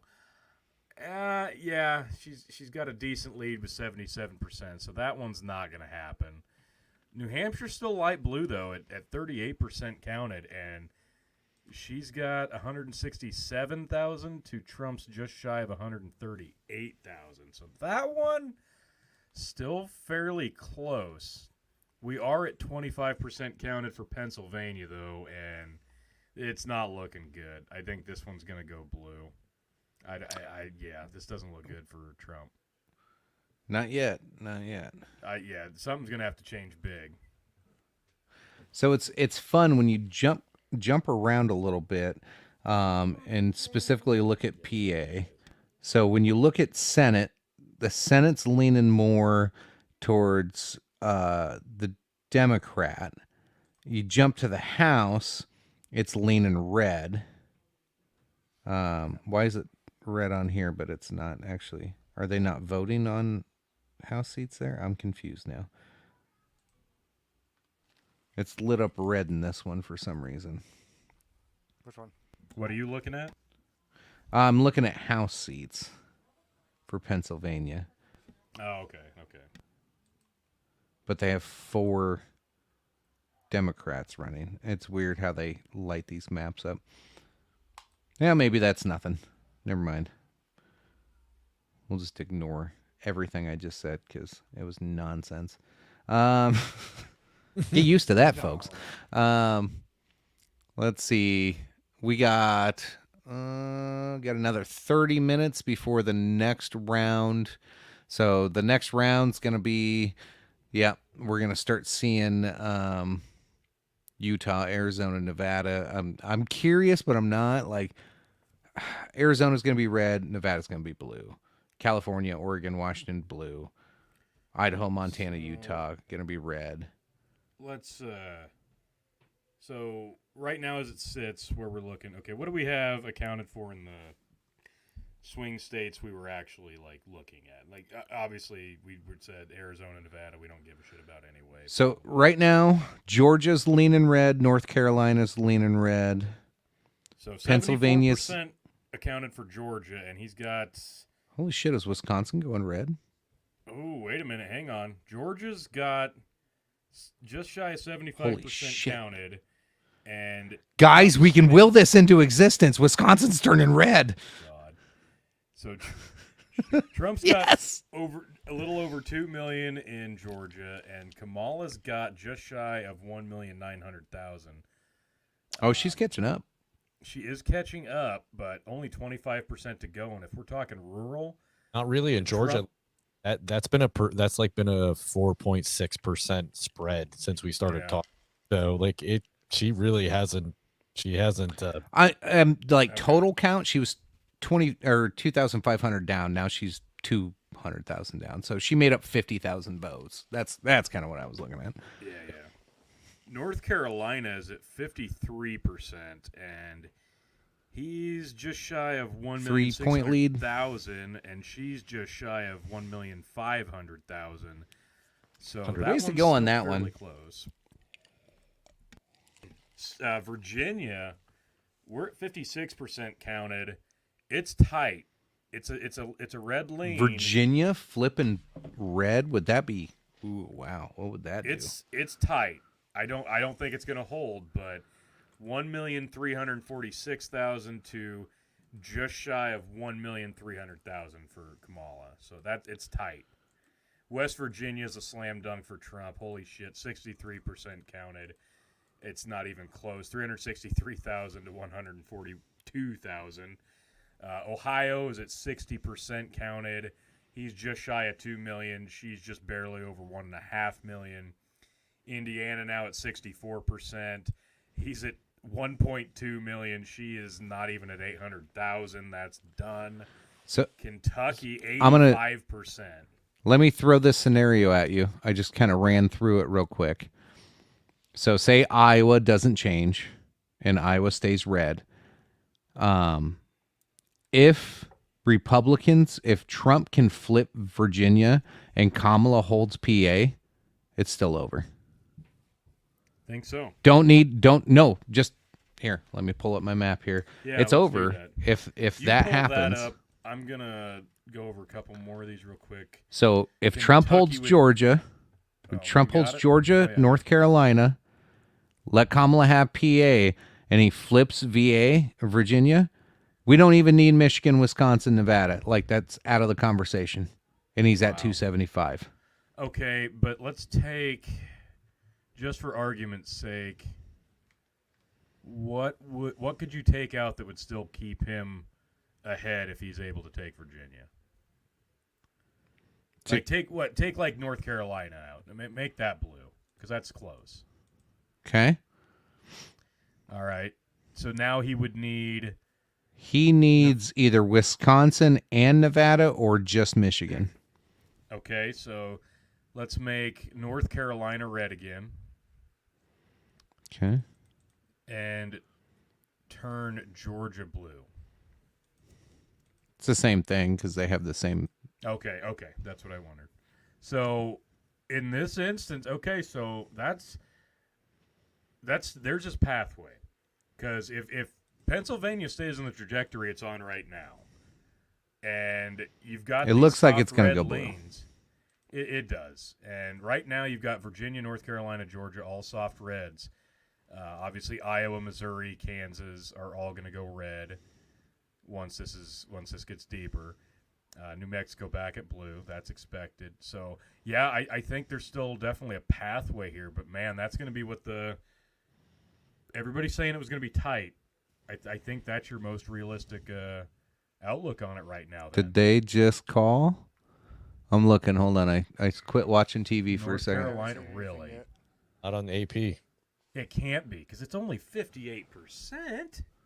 Yeah, I don't see anything yet. It's just over 100,000 vote tilt difference in his favor. He's at 1.7. She's at 1.6 with 58 counted. I'm watching them all. None of the big ones are calling it, at least, unless maybe AP called it or something. I know AP sometimes will call stuff online without. I'm on AP. That'd be the one to check because I know AP likes to just go rogue. Florida, not even needing to mention, it's 94% counted, and it's 6 million Trump to 4.5 Kamala.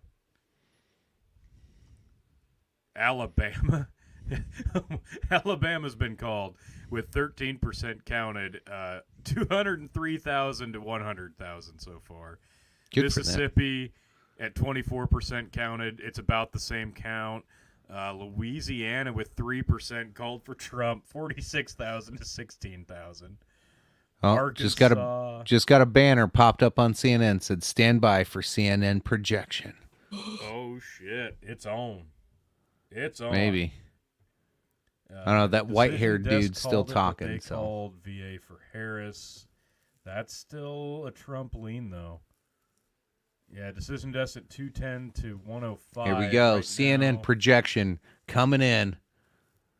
Kamala Harris wins New York. Yeah, we already fucking know. Oh my God. Who could have foreseen? I fucking hate CNN so much. Like, it was funny. Fox News called that shit like an hour ago. They're like, yeah, whatever. We don't care. Oh my God. So the AP. Oh, whoa. Something just changed on the AP. It's down to 99 Harris, 178 Trump.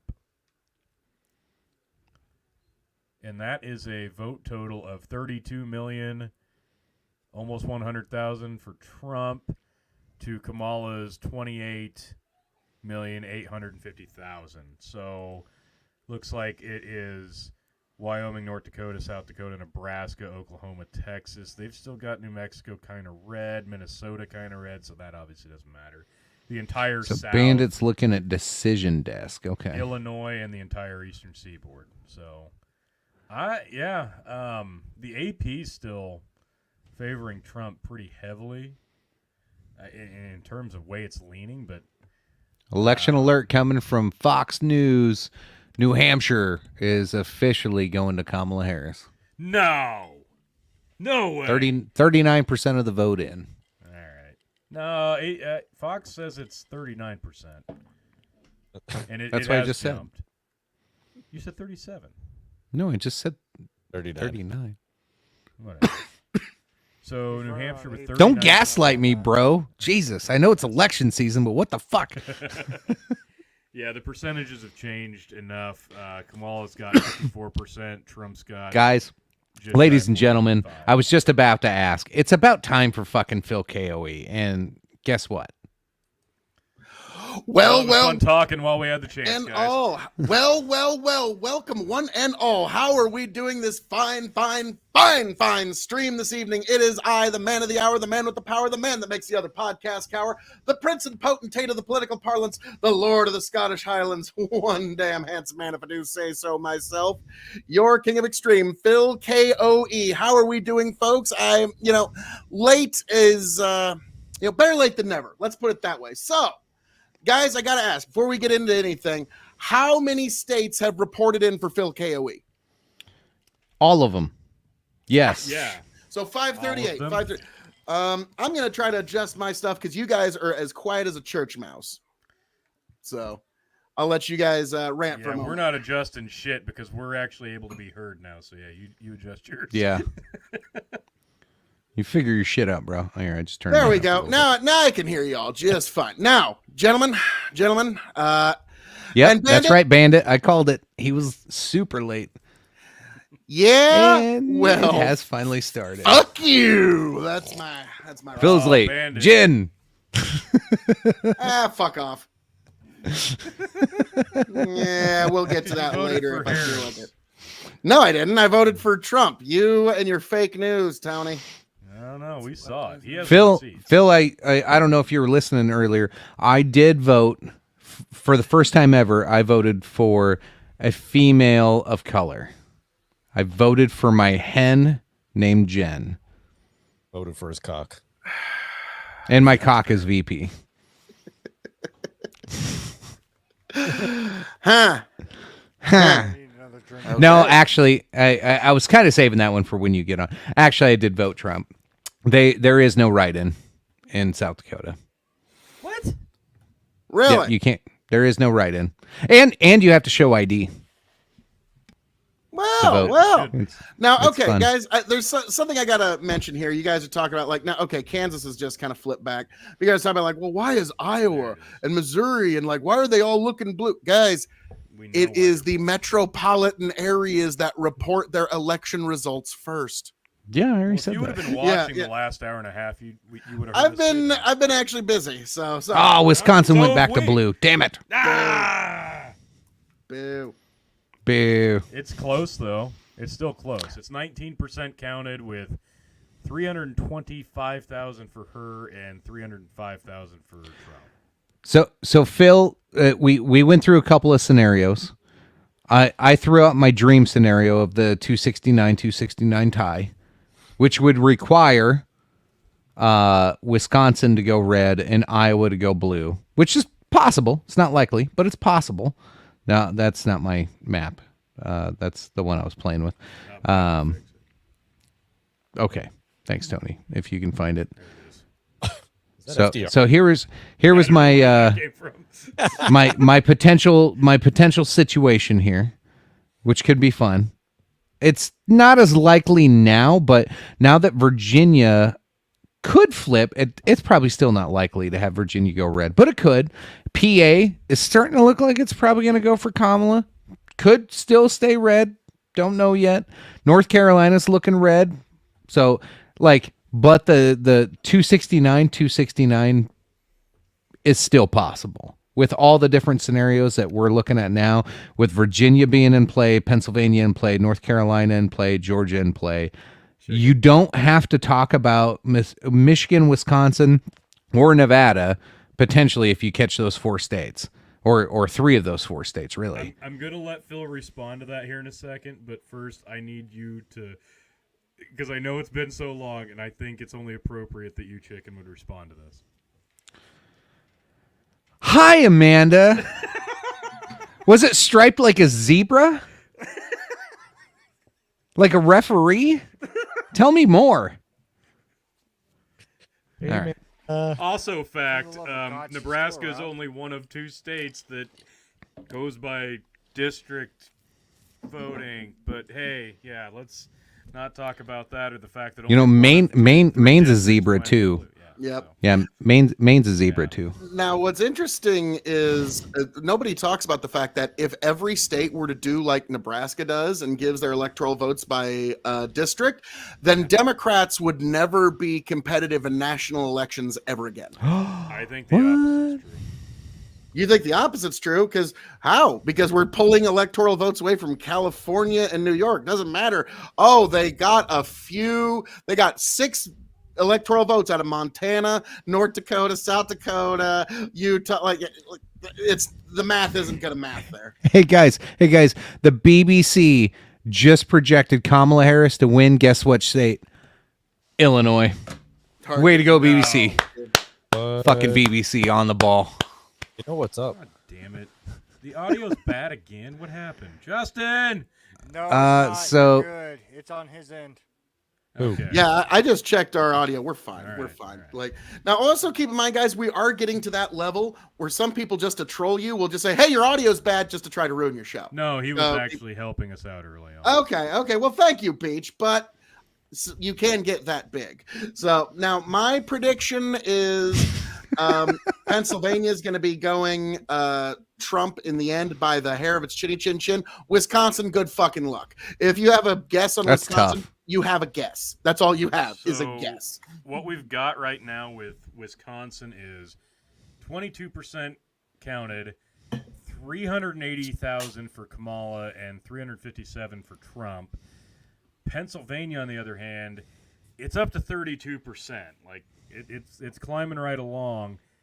We've got 1,064,000. Well, yes, Nebraska is a stripper state. 1,169,000 for Harris. So it's 51.8 to 47.3, but we're nearing 50% in Pennsylvania. Obviously, the rural area will help a lot for Trump, I believe, but this is going to be a nail biter. Oh yeah. Whereas Virginia at 58%. Still a slight Trump lead. North Carolina at 63%.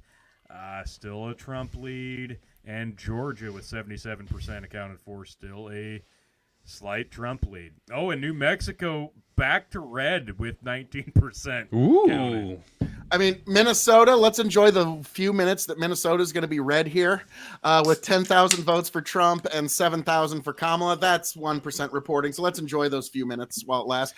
But guys, as the KOE campaign, I'm going to say all we need is California, Oregon, Washington, Montana, Idaho, Nevada, Utah, Arizona, Alaska, and Hawaii to all break for me. And yeah, we're in, folks. We're in. Don't worry. Don't worry. The campaign of extreme is still in this, folks, but Donald Trump is doing like, all right, guys, let's be frank. Think of like your farthest lefty. Okay. Well, fuck you. KOE. That was my apologies. I hit the wrong button. It's been a while. Yeah. No, you see, folks, this is Mute the kind gate of is real. censorship against the KOE campaign that I have to face, folks. I am being censored. Like, mute gate is real. Yes, folks. So basically, can hardly believe it. But, folks, Trump's doing quite well this evening. Now, let's take a step back and think about your most lefty friend that you might know. And think about the weird, like, cognitive dissonance that they're experiencing at the moment. I'll say this sounds like a good time for me to have a smoke break. I'll be back. Oh, the KOE rant of extreme. But also, yes, I voted. Yes. But think about this, because to them, this is inconceivable that Trump is even within swinging or striking distance in any of these states. And what's fascinating is I was reading a tweet just yesterday about how they were lamenting the fact that it's going to be close and the fact that the Republican Party has been more or less reformed as Trump wants it to be. And no matter what happens, win, lose, or draw, this is a spiritual win for Trump, because he was able to come this far despite everything that they think he's done. And so this is a fascinating case of, it's literally the same, we're watching the same movie on two different screens, or that would be, or we're watching the same screen, but we're seeing two different movies, if you will, because right-wing America sees something totally different. Like with Pennsylvania, if Pennsylvania flips for the Republicans, right-wing America is going to be downright giddy. Okay. Now Trump still has a path to 270 without Pennsylvania. It's going to be a bit slimmer, but we will see at the end of the night. Bandit goes, yeah, for Kamala. Like, now I think Kamala would be having a better night if she had just had an actual primary and prove to people that she was actually worthy of earning a vote. Yeah, we touched on it a little, Phil. You said without Pennsylvania, Trump still got a pathway, and it was going to take holding, I believe, what North Carolina, Georgia, Arizona, and Nevada. Yeah, I don't even think he needed both Arizona and Nevada with the way we were looking at it before. I think it was just if he took, obviously Iowa's going to flip back red. It was between Minnesota, Wisconsin, Michigan. If he took Minnesota and Wisconsin, or just Michigan, and all three of those soft reds on the right stayed red, we're still looking at a 270 win. It's going to be really, really close, though.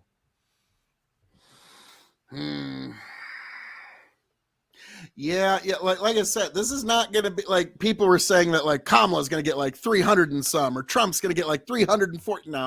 No. Like even if Trump has a great night, he could potentially see 312, but that's a bit out there. There's no fucking way he's going to see that number. If he pulls out Pennsylvania and Michigan, it would take or Pennsylvania, Wisconsin, all of those reds on the right, and he would have to get Nevada, Arizona, and at least Michigan. Like, there's no other fucking way.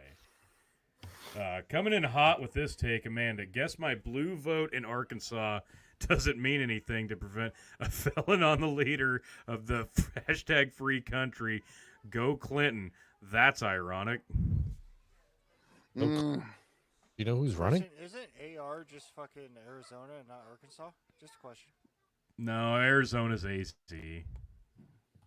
Shit, I'm fucking horrible. She actually got it right. Give her some credit. So Arkansas, for those of you probably not wondering, 51% counted, 380,000 for Trump, 230,000 for Kamala. I don't want to say your vote didn't count, because obviously you're not just voting for the presidency. You're also voting for locals and initiatives. So I think it's important no matter what, even if you're just voting for that stuff and you leave the presidency blank. Like, there's more stuff to be voted on.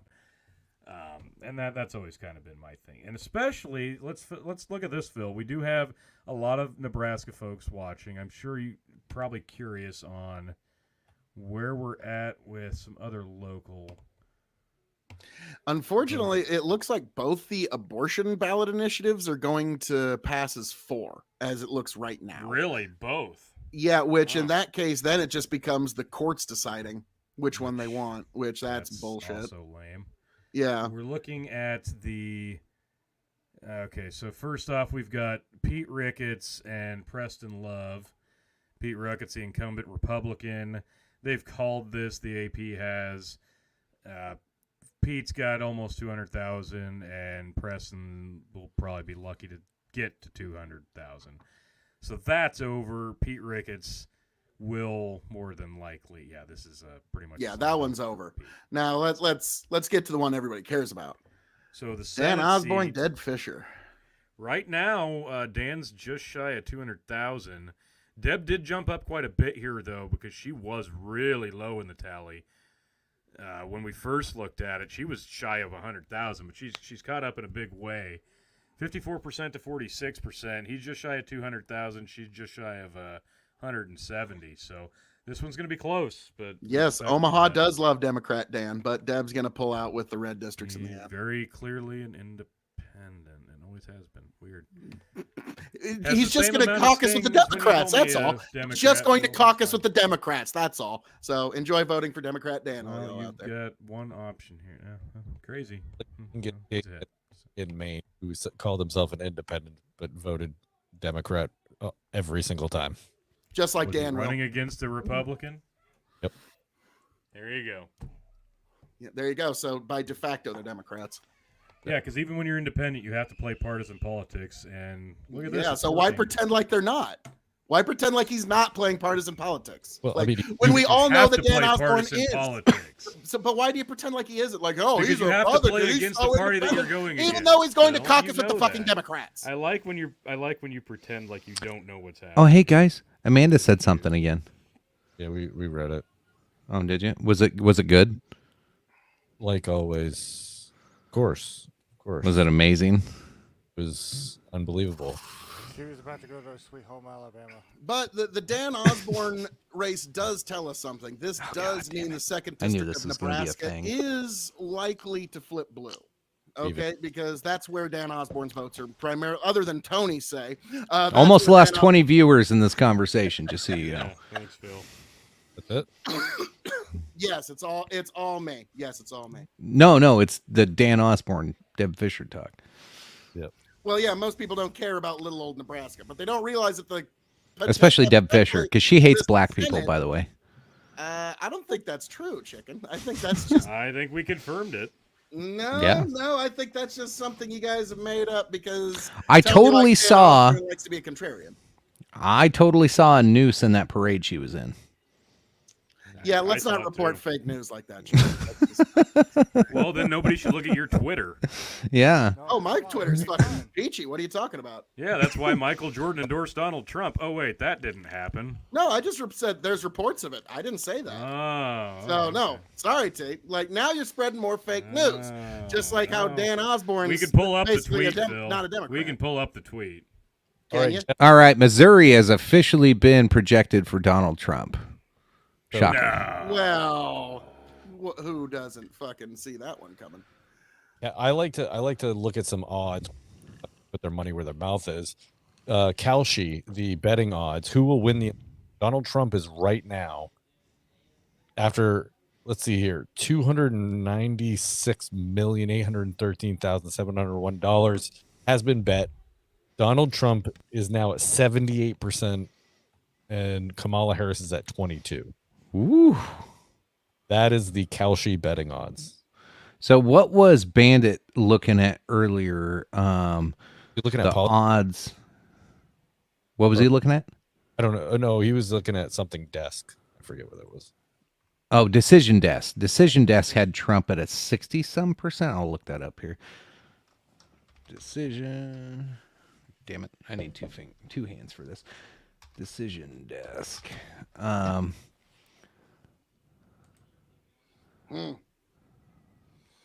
Yeah, it looks like North Carolina's going to stay blue, or not stay blue, stay red. I was about to say, you shut your whore mouth. I mean, okay, chicken. Yeah, give us the update. Yeah, sorry about that. So So they're real quick. MSNBC is showing comparisons right now that Harris is underperforming Biden in big counties in Pennsylvania, but outperforming Clinton. So pretty much they're trying to tell you that Pennsylvania's gonna be fucking razor thin. Yep. Well, that's kind of the way it's been looking for an hour and a half, so big shock there. Pennsylvania's going to be the one. Georgia's not going to be the one. Like, we're going to know Georgia. I think that's going to be... I really think Georgia's going to... It's at 80%, and he's got almost 250,000 vote lead right now. Yeah. I don't see it. I don't see it being Georgia. North Carolina's at 65%. He's 50,000 shy of 2 million, and she's just over 1.75. So Decision Desk has Trump at 210, Harris at 108. With Trump at a 65.8% chance to win. Now, keep in mind, these betting odds sites, they can be gamed. This isn't betting odds. Trying to get... okay. All right. This is a Decision Desk where they're trying to take the data in real time. So they're still calling Virginia likely going to go back to Harris. They're calling Georgia for Trump, North Carolina for Trump, PA possibly Harris, but it's like a light version of Harris. They got Iowa in play. They got New Mexico in play. Interesting. Here's something I want you to all to keep before your minds here. All right, folks. Now, Trump's doing really well, and he's probably going to win some of these big swing states. But don't forget the power of the 4 a.m. ballot. Okay, that could have some potential. The 4 a.m. voting demographic has a known Democrat bias. Now, folks, I'm just going to get this one in early, and I've said this on Twitter a couple of times a few weeks ago, and so this is just how you know. If they shut down the voting or the counting in the swing districts and only the swing districts, then that'll tell you that the fix is in, because they're going over the voter rolls to see who didn't bother to see whose ballots they can put in, because these ballots do have to still be connected to real people. So there is such a thing as too big to rig. But if you see them shut down the counting in just the swing districts, that'll tell you that some shenanigans are afoot. So keep your eyes out for that, folks. One update, I'm not sure if you guys went over it. The Republicans have taken an extra House seat, so they're +1 in the House and +1 in the Senate. Ooh. And we are 2.5 minutes away from Nevada's polls closing. Oh, that's a good. So what's the current count on the Senate?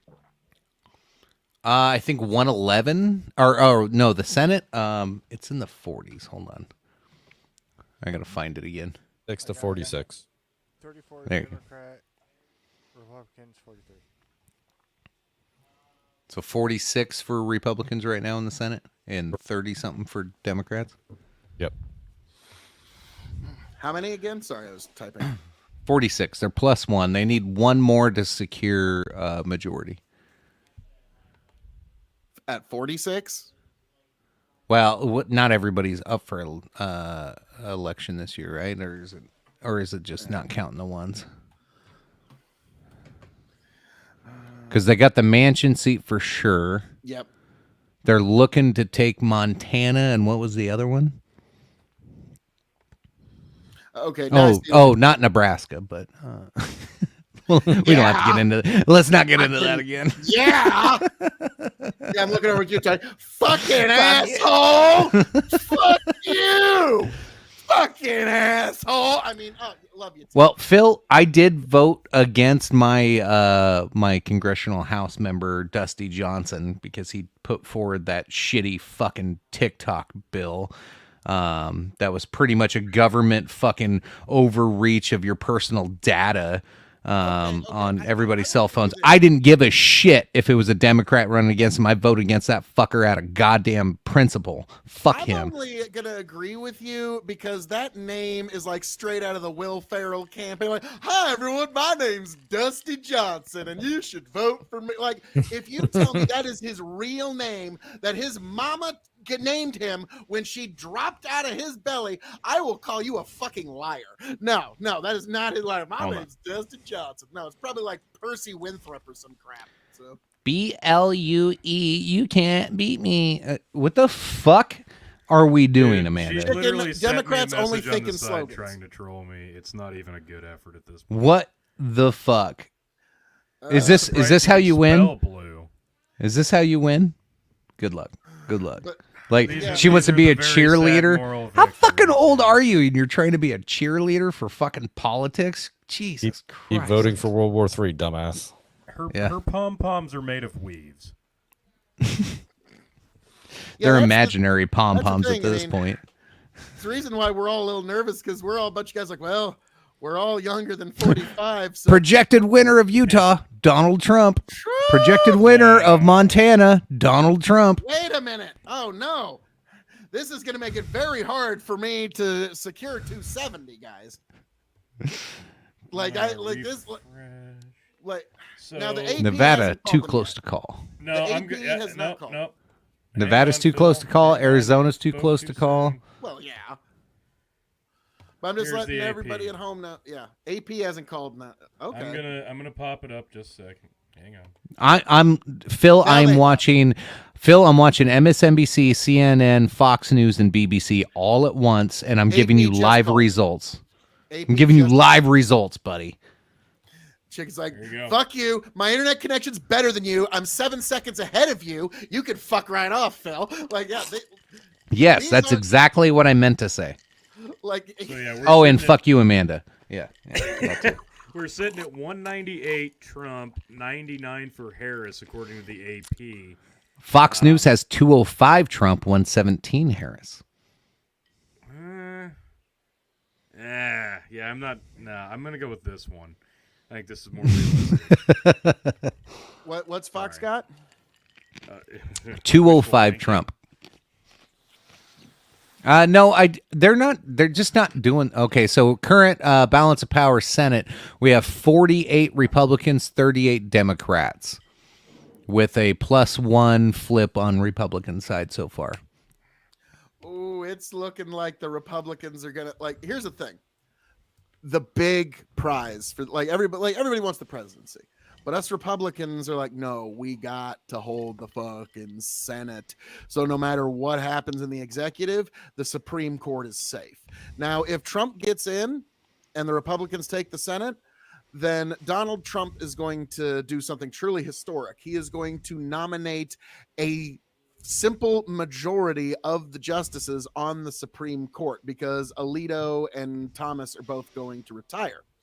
And I will never forget. And he'll get 2 young Republicans to replace them. Chicken, I remember many, many years ago, this was during the Ruth Bader Ginsburg thing. I was talking with Tom Foolery and Hans of Harkir, and I said, guys, if Trump loses 2020, he's so beloved by the Republicans, he's going to run again. The Republicans are going to nominate him, and he's probably going to win. So you can either take your Trump now or your Trump later, but then Trump's going to have even better influence on the Supreme Court to the point where at least a simple majority, 5 justices will have been appointed by one president, and that's assuming all the Democrat justices don't retire or anything like that over these next 4 years. So I must say, like, Nate Dallin one time said on our stream, like, pro-life voters, the ballot you cast in 2016 for Donald Trump did more to advance your perspective in government than probably any single political activist has ever cast a ballot for anything ever. And here we sit, possibly on the precipice of a second Trump term.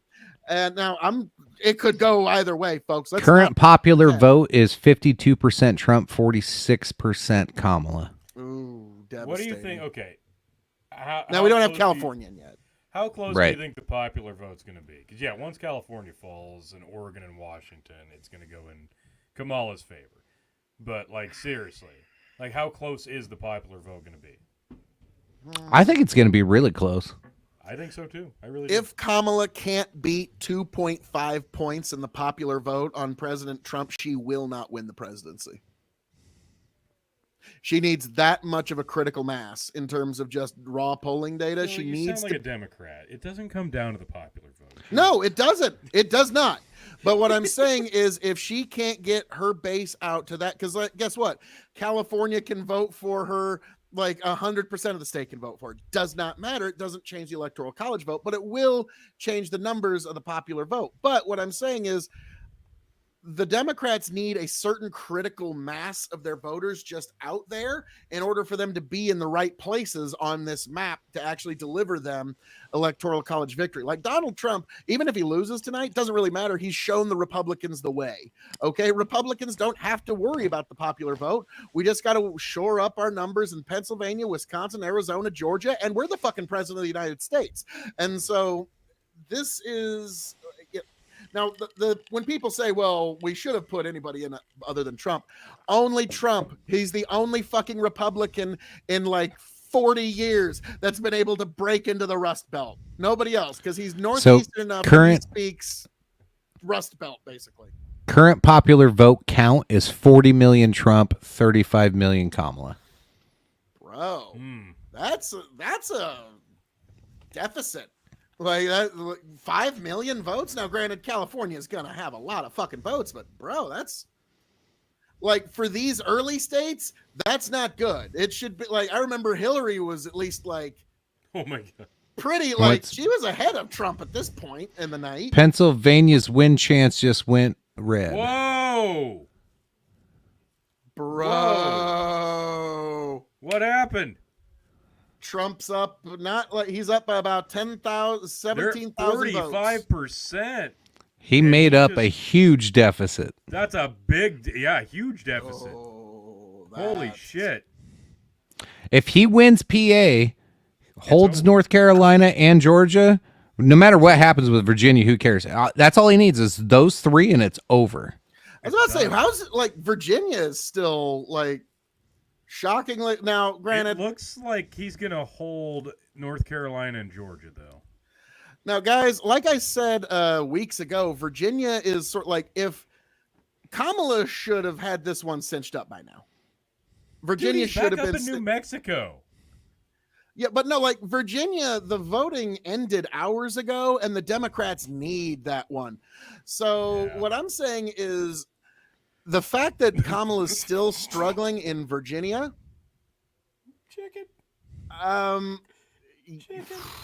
What? Okay.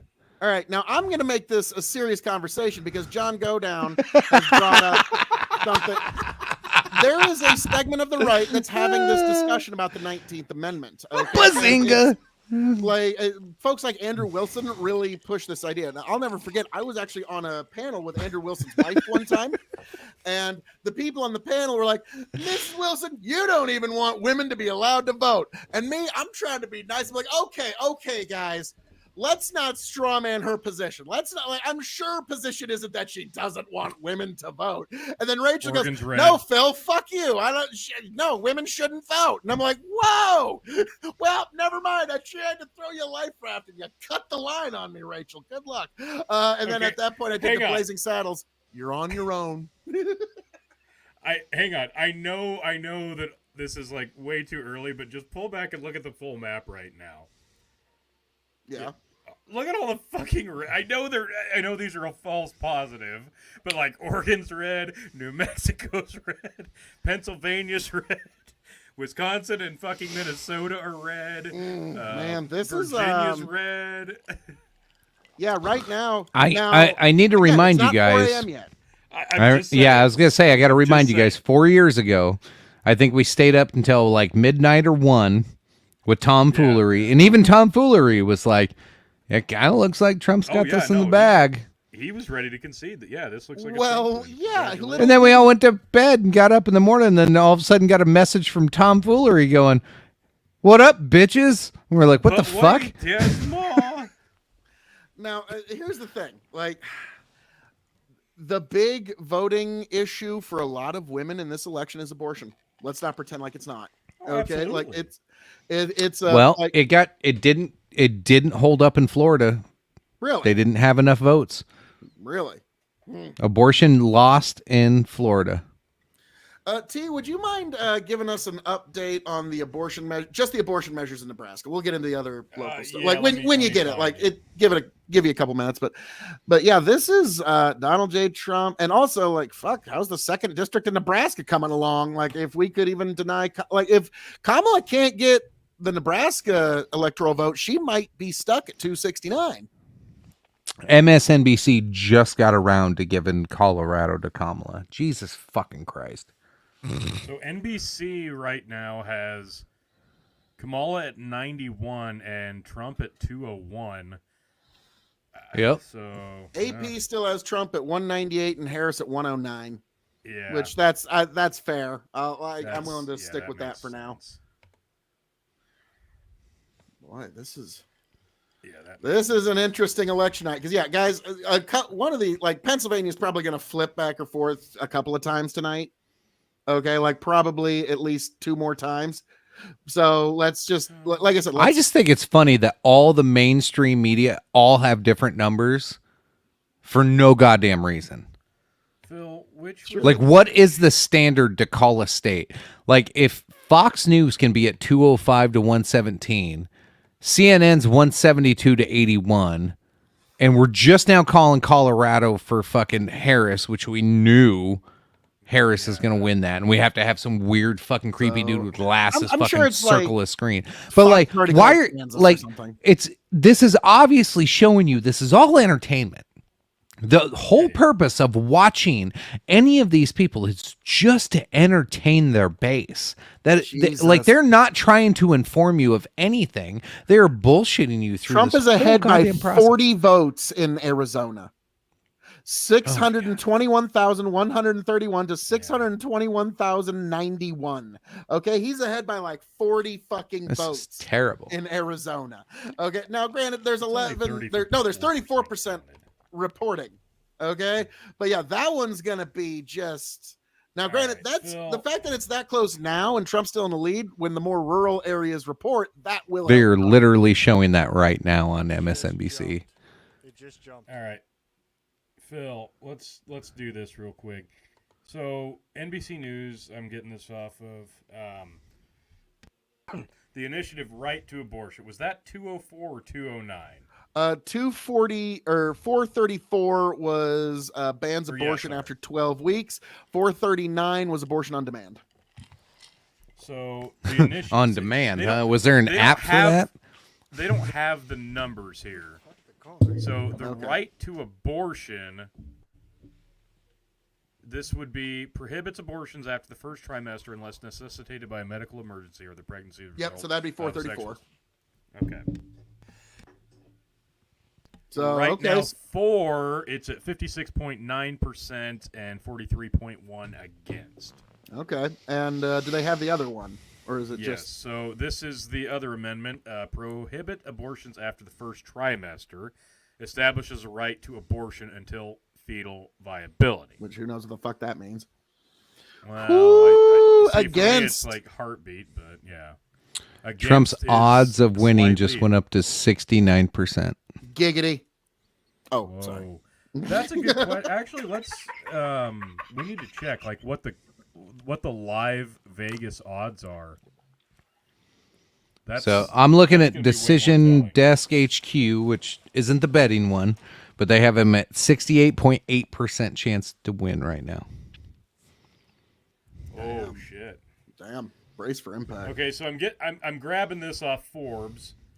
This is as of oh my god, ads, holy.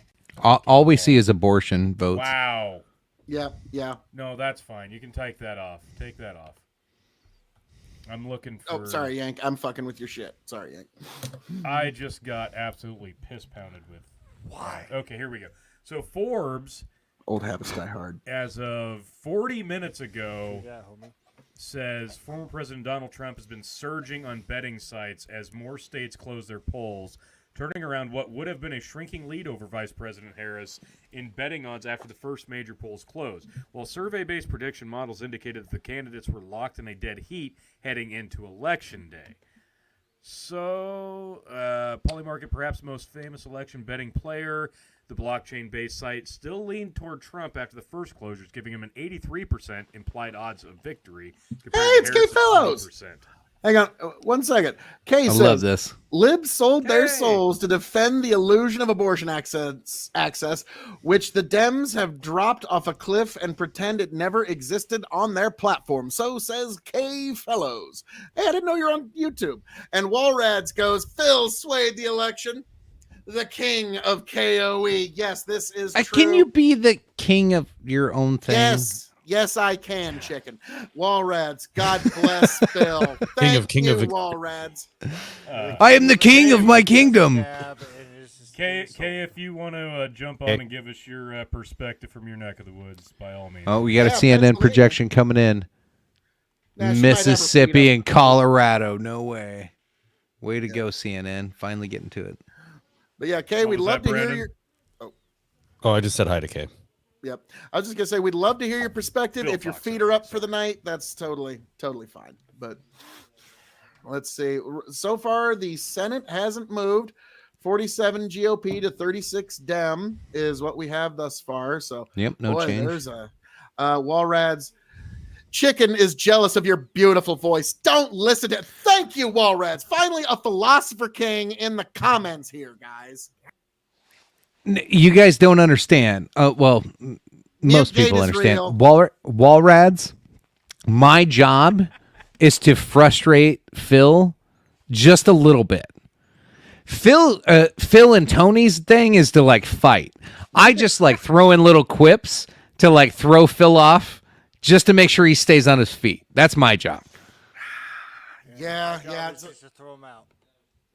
Yeah, you fucking asshole. Like, I didn't do it. That was all fucking Yank. No, I'm calling Yank an asshole. Yank, you're an asshole. Fucking asshole. Now, I'll never forget the last panel I was on. It was a hippy dippy thing. Drive safe. And well, thank you. Drive safe, Kay. Good to see you on here, Kay. Yep.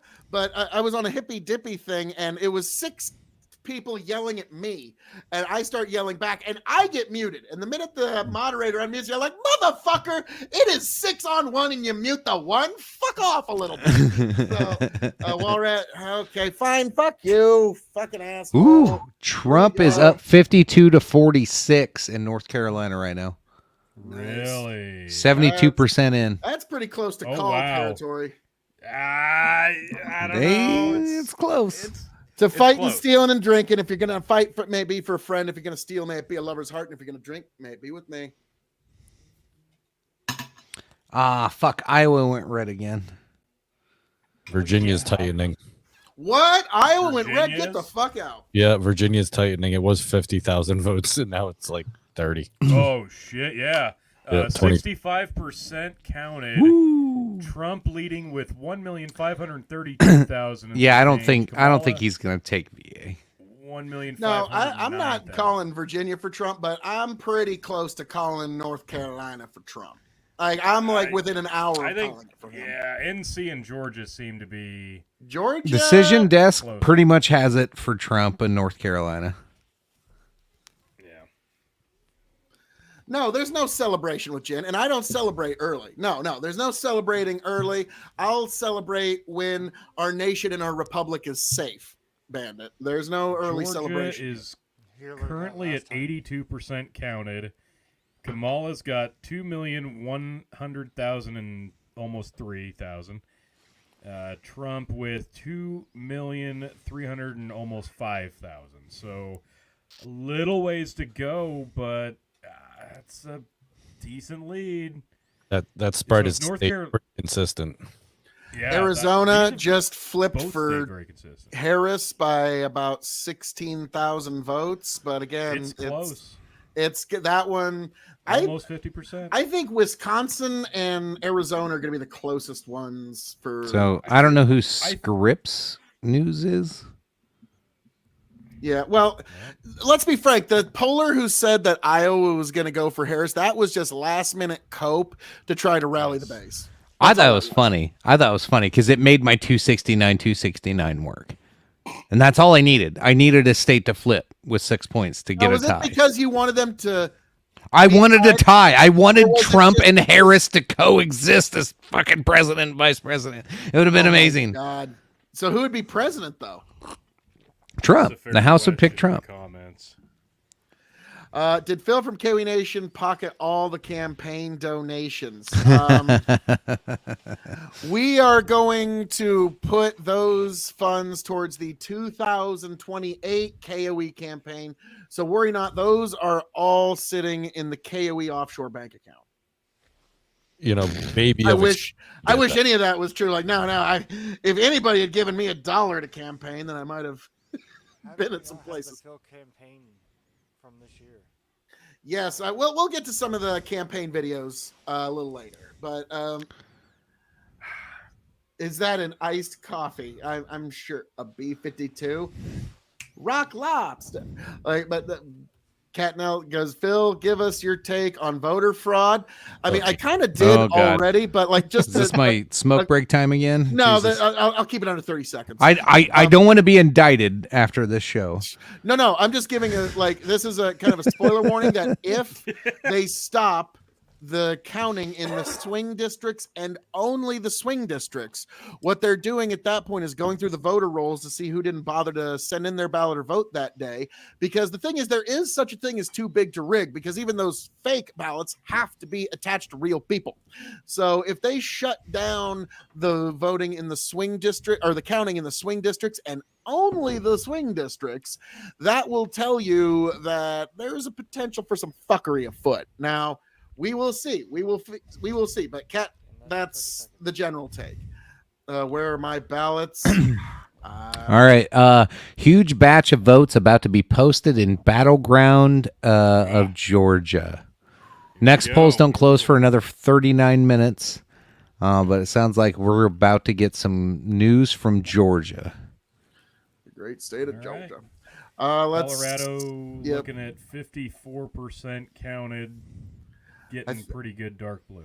Associated Press just called that one for Harris. 112 electoral votes for Harris, 198 for Trump. Now, hang on, Phil. This is a big update. Wow, it's like they're all aligning with what Fox News had already like 20 minutes ago. Put the cursor on Utah. Let's get a good look at Utah real quick. This is important. It's the one that says Utah's the other way. There we go. Yeah, there you go. So everybody who's worried. Cornell West has 0% of the vote. Donald Trump has 0% of the vote, but we're at 0% counted, but it is called for Donald Trump. Well, okay. Tony, here's the thing. If by some way, somehow Utah goes... Do it, Tony. Pull it up. Harris, let's do this. Let's do this. You can slap me, okay? Oh my God, where's your Guy Fawkes mask? Do you have any fucking idea how stupid you sound right now? Okay, she literally just tried to tell me that the Hudson bourbon from New York she was about to drink is going to be way better than anything I could be drinking. Sure. And like, do you think that nobody has looked at this election date over the last, I don't know, 4, 8, 12 years and not going, oh my God, it's on the 5th of November. Oh my God, we could do... To V for Vendetta in COVID? No. Never. Jesus fucking Christ. Now, here's the funny thing. Everybody... if I may, like, a lot of people think they only know that part, but they don't understand. Like, it's a whole, like, the full poem is remember the 5th of November, gunpowder treason plot. I see no reason why the gunpowder treason should ever be forgot. Guy Fawkes, 'twas his intent to blow up the king and the parliament. 70 barrels of powder below, poor old England to overthrow. By God's providence he was catched with a dark lantern and a burning match. Holler boys, let the bells ring. Holler boys, God save the king. That's actually the full remember the 5th of November. So it's it's a very specific piece of our history. It was basically a revolutionary fucking like call to action. Like, what does that have to do with what you just fucking posted, Amanda? Dude, don't try to read into fucking retard. Okay. Hard R. Jeez, okay. Getting rough. Now, actually, sorry. Like, okay, I'm not going to say the word. But sorry. I was listening to a whole lecture about why progressives fear traditionalism of any kind, and even like the use of the hard R word, like you just used right there. That's coming way back into vogue, and you would have never thought. And to the progressive, this isn't just distasteful. They actually fear it because they think any step back is a disapproval of their system of thinking. So yeah, I disapprove of their system of thinking. Yeah, of course. John Godown. I remember when people were smart enough to vote for qualifications instead of gender and color. Okay. Oh yeah, we got folks on Facebook watching us. Let's see your comments. And also, if you're watching us, Ted Cruz is officially projected to win. He was in the hot seat. Ted Cruz. Ted Cruz is safe. Now the thing is, like I've always said, to do a Ted Cruz impression, you just do a Ben Shapiro impression slower. That's it. That's the Ted Cruz impression. Like you start off Ben Shapiro. No. Looking. This is the thing. Israel got everything fair and square, and so they just own it all. Full stop. And then you go. All right. Let's just take a moment. And now I'm going to talk about Texas and the horses and Bible and the values. It's just add a little twang to it. But what that was saying is, Chicken, like when you do that, like it's taking back the Overton window in a way that a leftist just cannot suffer. And the best way to look at that is read the old time capsule letters from the 1960s that the Soviets left that were to be opened in the year 2016.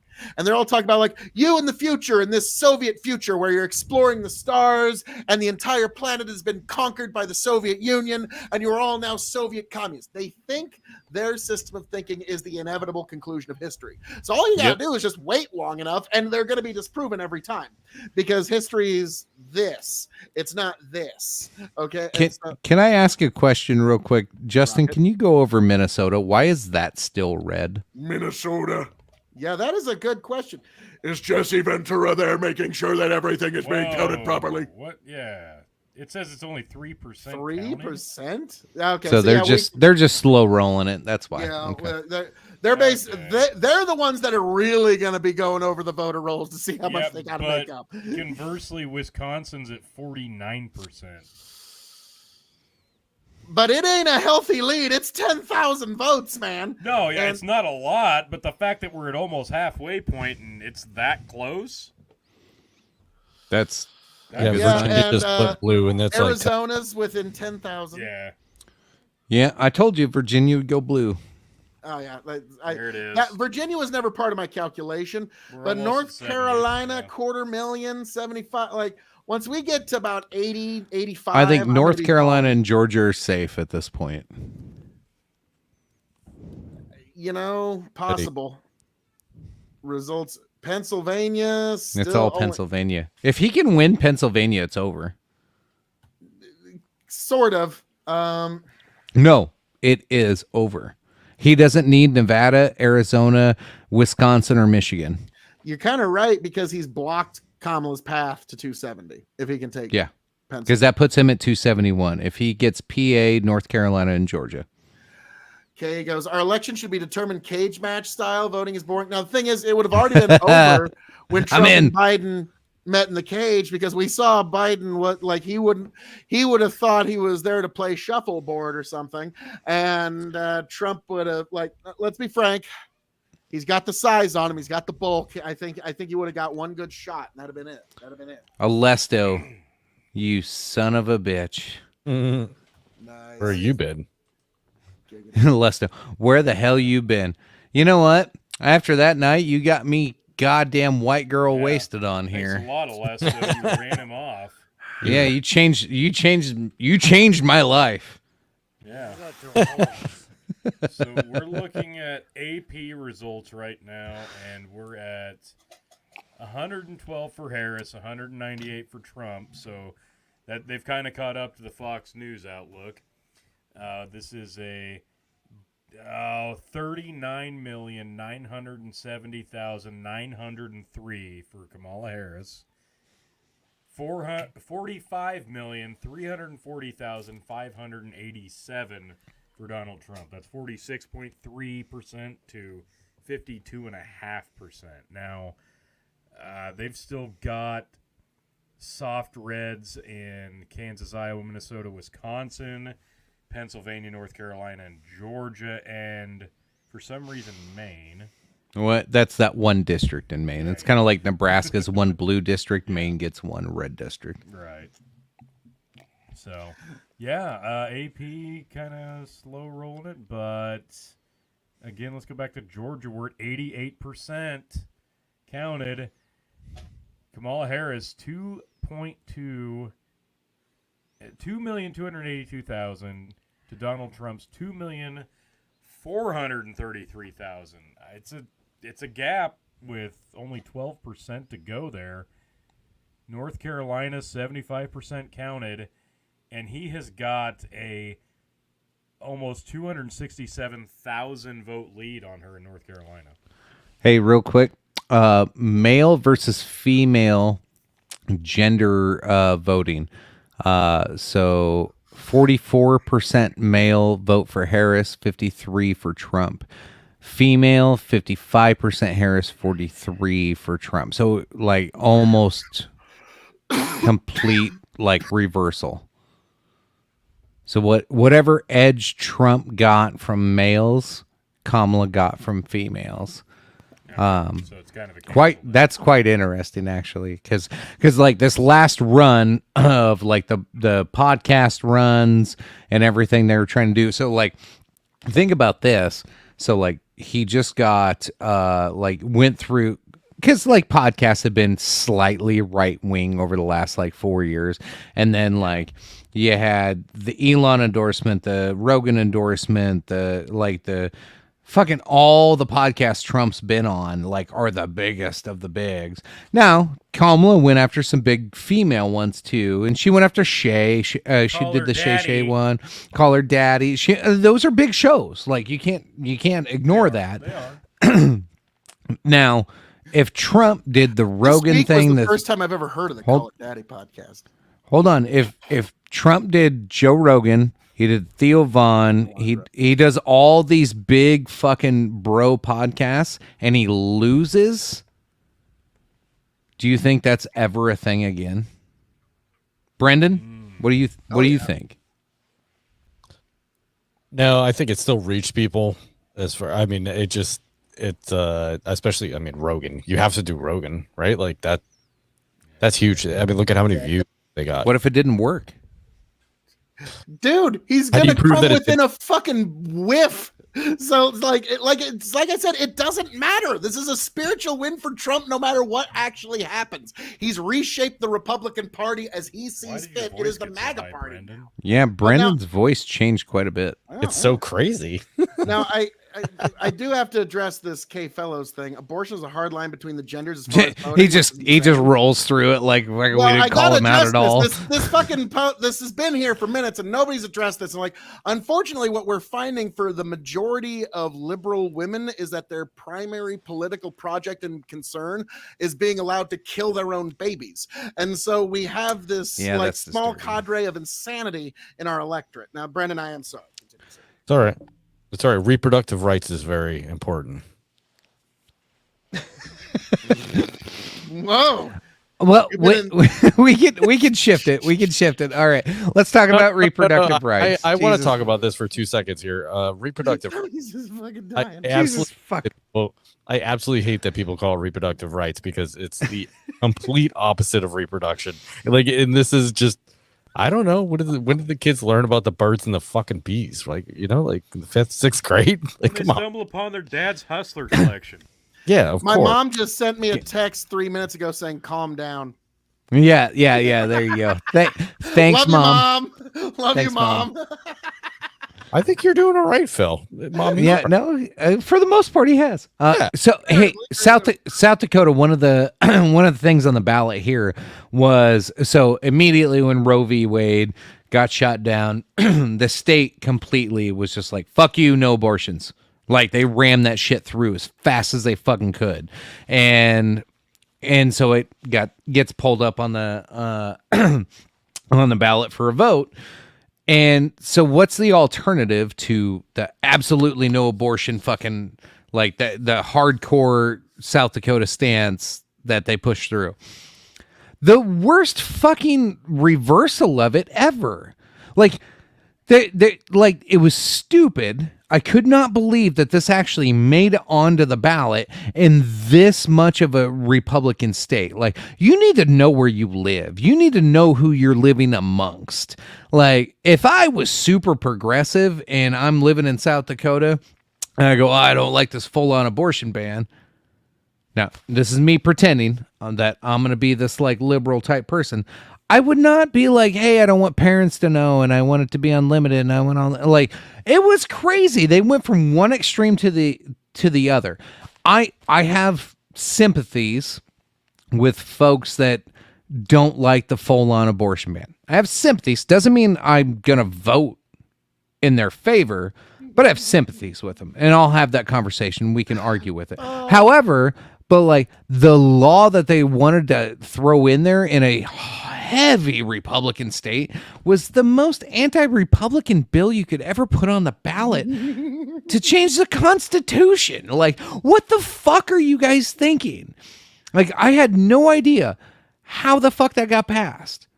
What are people thinking when they try to get into these specific states and try to just, why is the fucking screen changing so goddamn much? What is going on? I'm gonna throw up.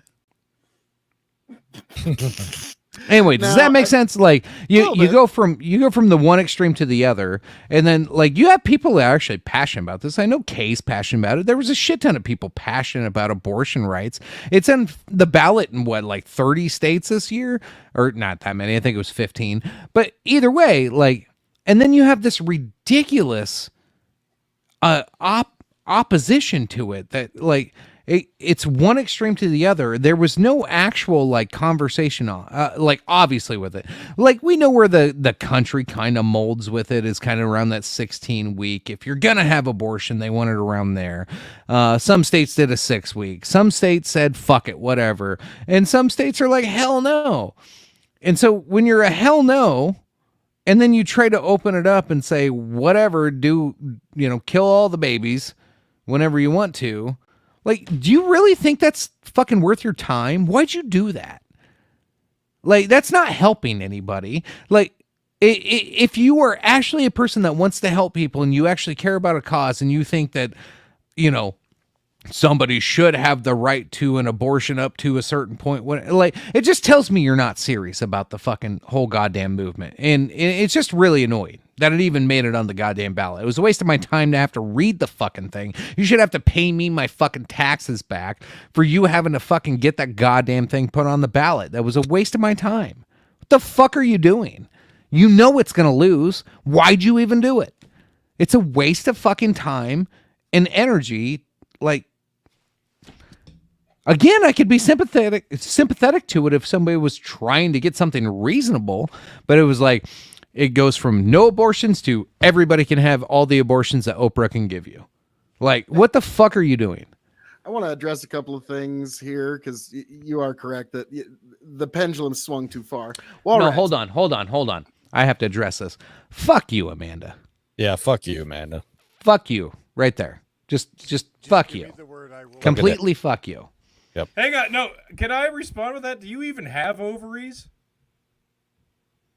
Okay, we're moving right along. Wallrads. Brandon. On that note, I'll take a smoke break real quick. Yeah, my chick is like, yeah, on that one. Brandon, this whole party is inversion.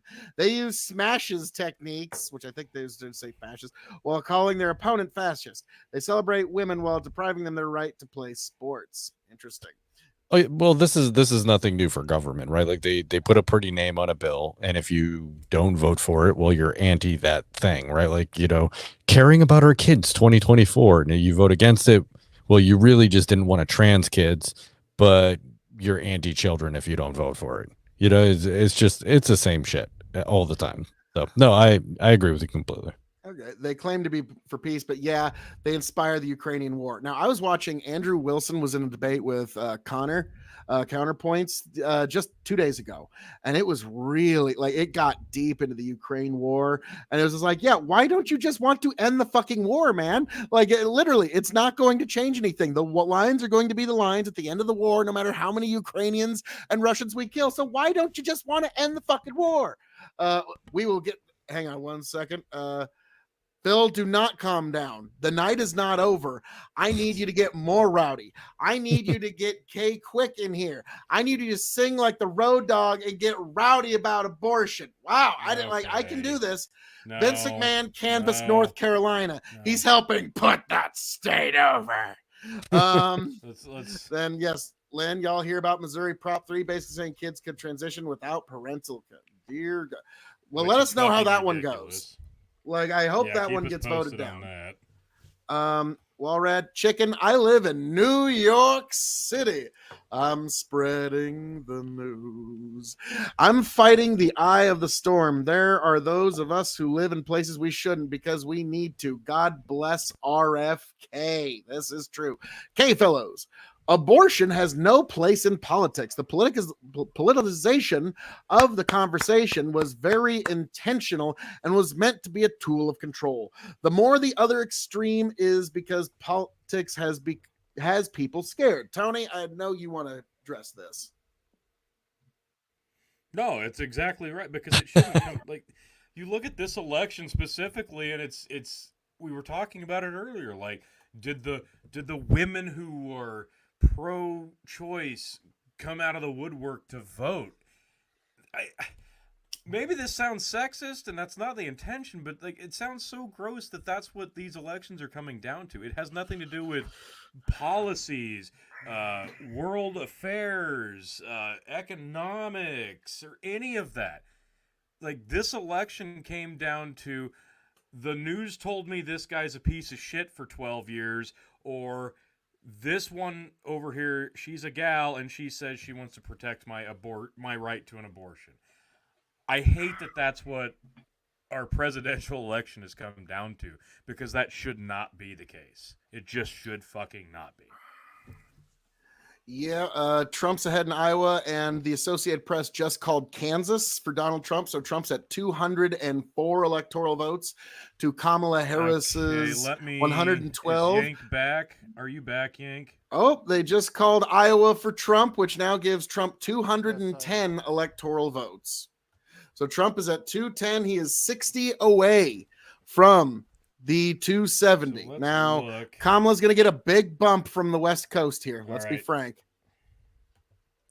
Yeah. Oh, no. Yeah. Basically, okay, let's get left is all going to go blue. Yeah. Well, okay. Idaho's not. 198. Nevada's going to be a swing state. So she's only getting Cali, Oregon, and Washington. All right. What? Phil's last comment. Quite literally. This is here we go. And it's on purpose. In reality, if pro-lifers and pro-choicers met on common ground, abortion numbers would plummet. Fucking fact. And quite literally stepping over the bodies of Palestinian women and their children to vote for women's rights. And if you don't vote for women, you hate women. there you go. Ignoring one thing to vote for, it's just so fucking gross. I hate politicizing something so should be sensitive, should be private, and it's become so not private at all. Yeah, now I wonder if the Palestine issue is actually costing Harris votes in the Rust Belt, because there is actually a sizable Muslim population there that is not happy with how Biden's been handling that, and they see Trump as more of the general piece. It's like, no, just fuck it. We're just not going to do it. And unfortunately, like it or not, it's not really our place to be the policeman of the war between Israel and the Arab states. Yeah, it's really not. But the United States is providing them with all their bombs and ammunition. Like, this is like, so don't do that. Yeah. Now, here's the thing, Brendan. I don't know what your take is on this, but Brendan, why would you say something so accurate? Well, we're not going to do anything. Kamala's not going to do anything about going to change Israeli policy. Palestine's not going to change Israeli policy, or Trump's not going to change Israeli policy. Neither are going to change Israeli policy one way or another because of how powerful the lobby is in DC. But also, like someone like me, Brendan, I already know, I am 100% sure that we will not see peace in Israel-Palestine. There will be no peace. There will never be peace in that region, true, actual peace of brotherhood, so long as Jews and Muslims do not accept Jesus Christ. So, like, as long as that happens, there will never be peace. So I already know, don't look for peace. It's never going to happen until Jews, Muslims, Israelis, Palestinians all accept Jesus Christ as the one true begotten Son of God and the one true Messiah. But until that day, don't look for peace. Yeah, I mean, that may be true, but I'm just saying that we shouldn't be providing one side or arms or bombs or any of that. We're like, why do I have to pay for someone else's war? Same thing in Ukraine. Like, this is absolutely ridiculous. We have $30 trillion in debt, and yet we're funding 2 proxy wars. So now, great. It was a point with Connor and Andrew when it goes like, Connor's like, well, we held up $3 billion worth of ammunition and arms to Israel one time. And he goes, oh yeah, that really stopped them. That stopped them from blowing the shit out of all their neighbors. Yeah, that really stopped them. Let's see. Stein has a couple thousand votes in Philly. Well, to a couple points you guys had earlier of like, why are some of these things like so political and politicized, like abortion and some of these other things? Like, I was watching, and this was on Fox News, mind you, and they were polling Fox News audience, and every question was like, is the government doing enough for this? Is the government doing enough for this? And it was like, you know, whether it be abortion, climate change, healthcare. Exactly. And that was my thought. I'm like, oh my God. And it was like, do we need more gun control? Does the government need to step in on more gun control? A Fox News audience had a 60% yes. That's fucking creepy to me. And then they were like, should government step in on healthcare and abortion rights? And a Fox News audience was like, a majority was yes. Everything was the government should do more. The government should do more. Every question they asked was the government should be more involved. I'm like, stop. Okay, what is wrong? Was this Frank Luntz doing this poll? No. Yeah. Because that motherfucker, like he has said for 20 years, the American people don't want to hear your government doesn't work for you.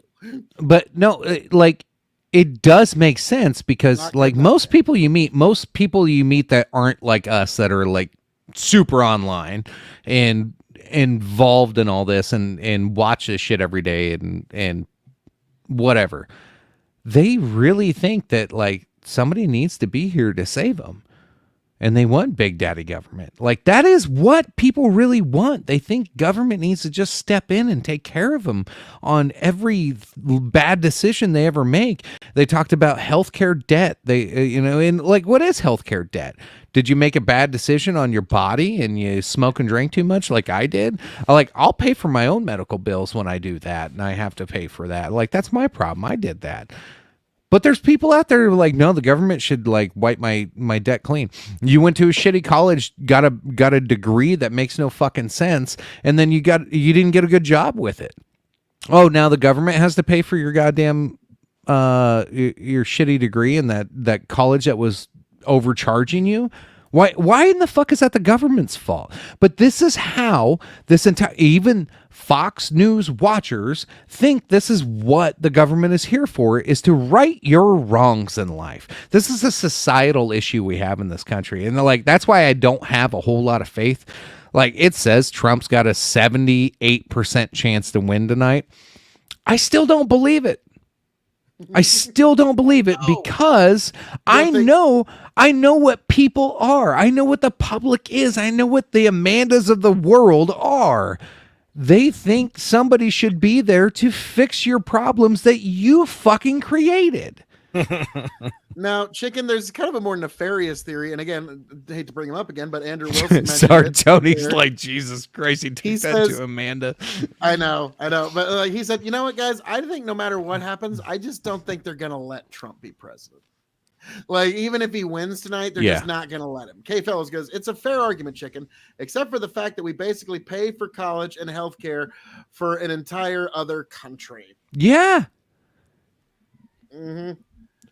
Now, here's the unfortunate reality. Okay, we need to talk again. It's been a while. No one wants to kick this. Okay, Walrads. What do you guys think about Elon Musk commentary about migrants being shipped into swing states, Democrat and voting Democrat based off their? Dude, we've been saying that for 10 years.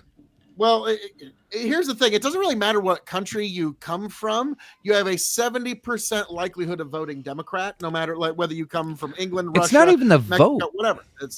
It's not even the vote. It's changing the electoral map. Like, it's changing districts by population, even if you're not legal citizens. That's the real problem. That's been the problem. We've been talking about that since we started podcasting.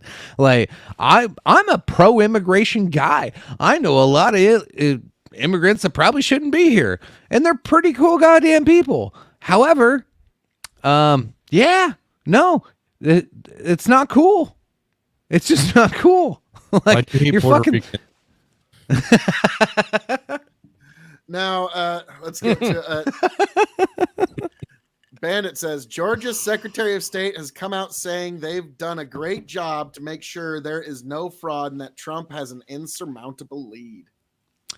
It looks like it's pretty solid right now. They're at 90% reporting, and Trump is winning, and they haven't called it yet. Yeah. He's winning by 90%. Right to abortion insurance coverage in Colorado just won. They're calling it 61% of the vote coming in.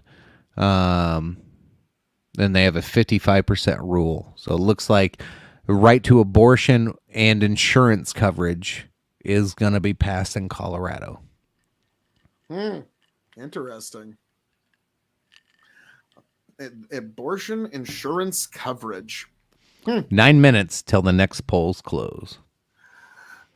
Now, I'm pretty sure they're going to be calling some more states here real shortly.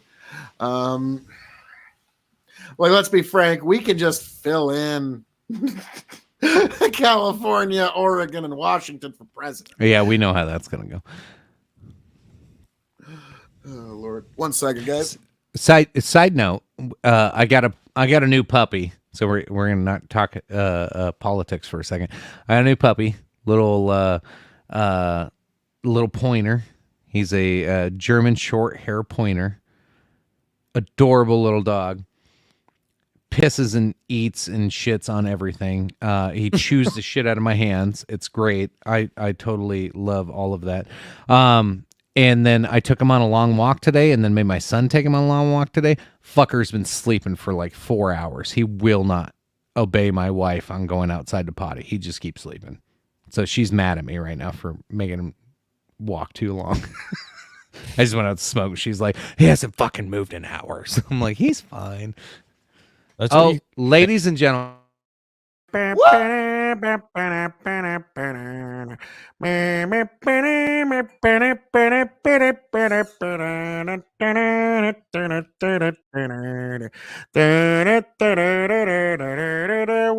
fucking joke.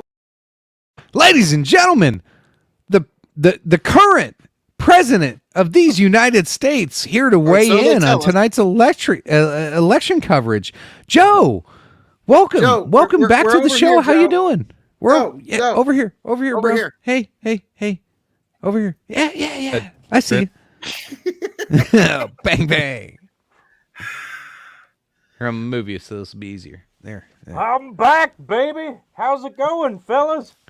Good. Joe. So how's it feel? How's it feel tonight? Oh, this is such a great night. I got to tell you guys, I've been looking forward to this night since the debates.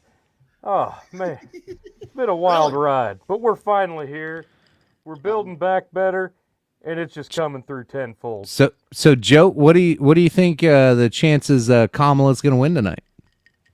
Well, I mean, It's 100% because she's my VP. She's stunning brave. She's second most vice presidential, popular and stuff and all that. And, she's going to ride my coattails back to a second term.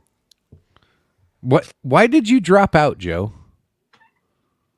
No, sorry. No, I'm back in here. You guys haven't been on for a while, so I didn't mean to drop. I was waiting for you guys to go live. No, Joe. like dropped out of the presidential race. What I didn't. I'm right here. I'm campaigning, even here on election night. So you're running right now. No, I'm sitting right now.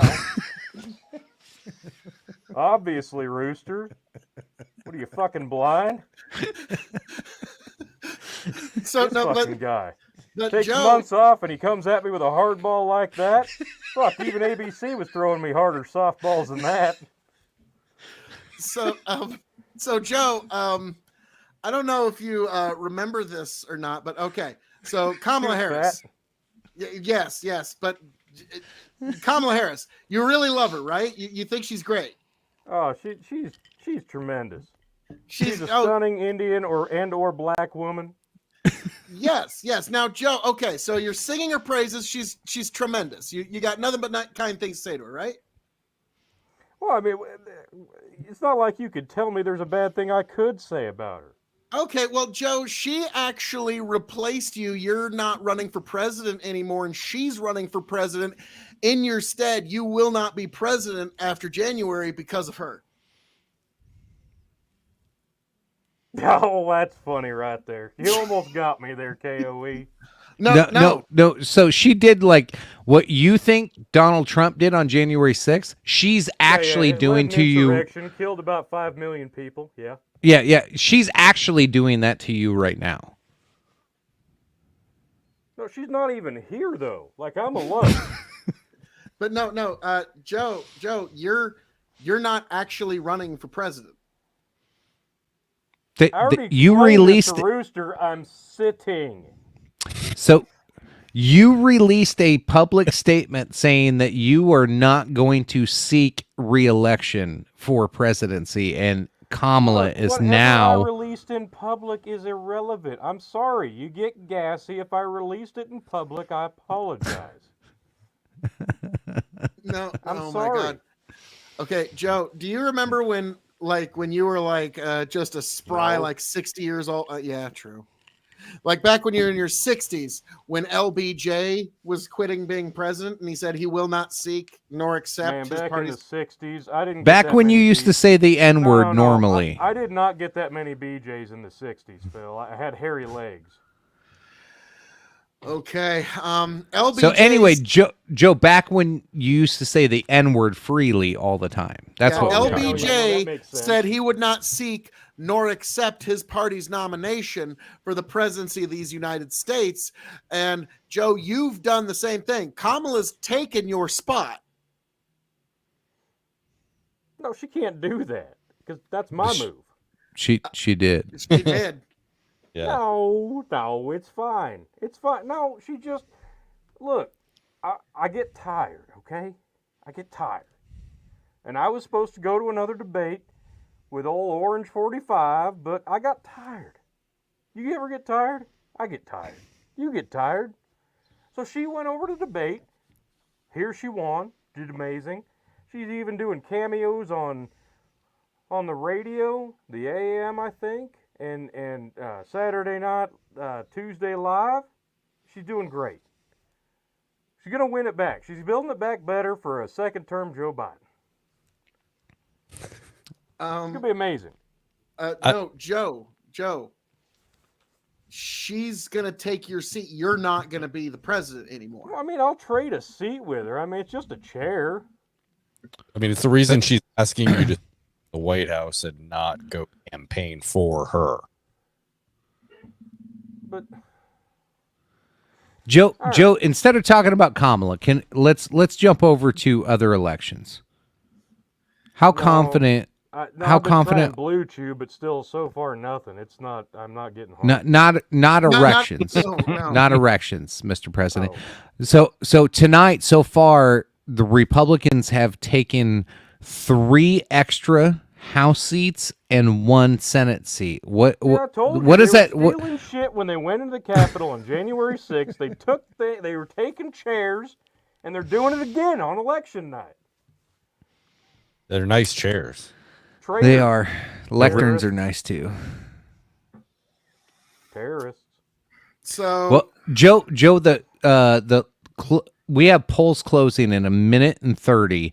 We're gonna see probably California, Nevada. Well, it's gonna be an exciting moment. It's gonna be an exciting moment for your side.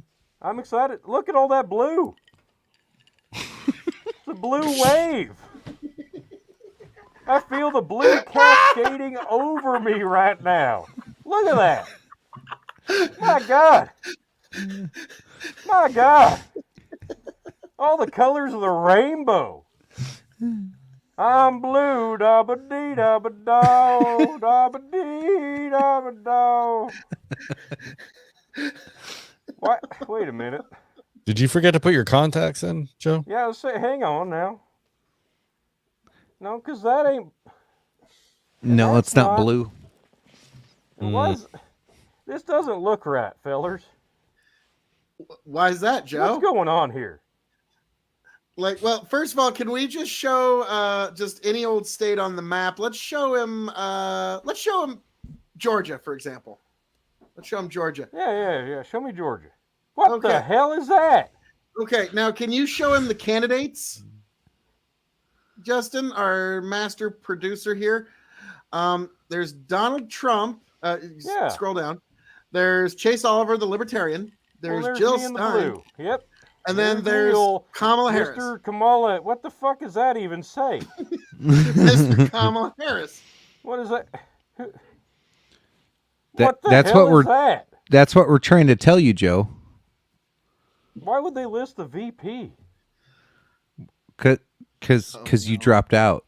Excuse me, fellas. This just in: California went to Kamala Harris. Whoa. I know. Okay, Idaho just went for Donald Mr. Trump. Brandon over there in the West Coast. No, it went Joe Biden. Sorry, sir. It says Kamala Harris. So Fox Something's News just not right gave here. Washington and Oregon to Kamala, and everybody else is holding. Oh no! Is this Joe finding out in real time that his if own they're administration holding, him? no, my vice president will put them in prison and probably execute them if they're holding. Oh, okay. That's Shit. Okay. probably accurate. That's accurate. Okay. Well, I picked her. I mean, you can pick your friends. You can't pick your VP.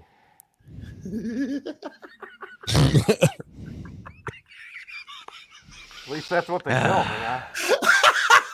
I don't know. Hang on, there's a knock at my door. I gotta check on this. On my computer right now. Jesus Christ. Joe had to go check something at the door. Hopefully that's pick your friends, but you hopefully can't that's pick your not his VP. handlers getting Or at rid least of that's him. what they tell me. It's the Secret Service. His handlers are coming to update him. Look at all that blue. While we're waiting, Justin, go to Minnesota. I'm curious. Minnesota, the great state of Minnesota. We got So Trump we're up to at 214. 11%. So so Minneapolis hasn't come in yet. And Okay. Harris is at 179 with Washington. So and Senate California. is +1. So we're at 49-42. Republicans taking the lead on the Senate. And it looked like the House picked up 3 more Republican seats that were Democrat before. Joe, You guys what? remember Furbies? Oh my fucking. Oh. Oh no. I got a Furby. Why are we doing this? I got a Furby. No, you shouldn't have one, Joe. Why are you wearing that ridiculous hat? How the hell did that get there? I don't know. Look, here's the thing. Where is my neck? What the fuck is going on? Here, you go over here, little guy. Anyway, look. He'll be up your ass later. Oh, what? Promise? Everything's a dildo if you're brave enough. This is true. But you're not going to do a dramatic cut? Thanks a lot, producer, man. Jesus Christ. comedic effect and all that. Whatever. Let's just jump the shark. No, we're Well, Joe, we all thought you were really going to do it. Up his ass. The fuck. All right, look. So I'm hearing what you're telling me. What you're telling me is that backstabbing bitch is trying to take my job. Yeah. Yeah. She kind of is like tempting. She's pretty goddamn close to it. Yep. No, she's not, because here I am right now to tell you if that's the case. Put me up. Give him full screen, producer man. Just throw a mag at him. You sure leave me on full screen for the Furby up the ass, but you won't put me up here for a fucking speech. Sorry, not I'm the fucking president or anything. Give me a break. Come on, man. Happy birthday, John Ross. Yeah. Anyway, look, if what I'm hearing is true, and on this most sacred of election nights, Kamala Harris is trying to take my job, your 46th president of the United States, hereby am endorsing Donald J. Trump for the presidency of this United States. Sir, by your actions over the last 2 months, I thought you already did, but hey, all right, we'll take it. At least your last act was one to try to save America, Joe. Okay? That's what I've done for the past 4 years. I've put us in a pretty good position. Let's not break your arm jacking yourself off there, Joe, okay? Let's I can only do one thing. You want me to shove the Furby up my ass? You want me to jerk off? All right, folks, the 46th president of these United States, or so they tell us, Joseph R. Biden. Mr. President, as I told Good luck to you, entire sir. time, enjoy your only term. I'll be back. What a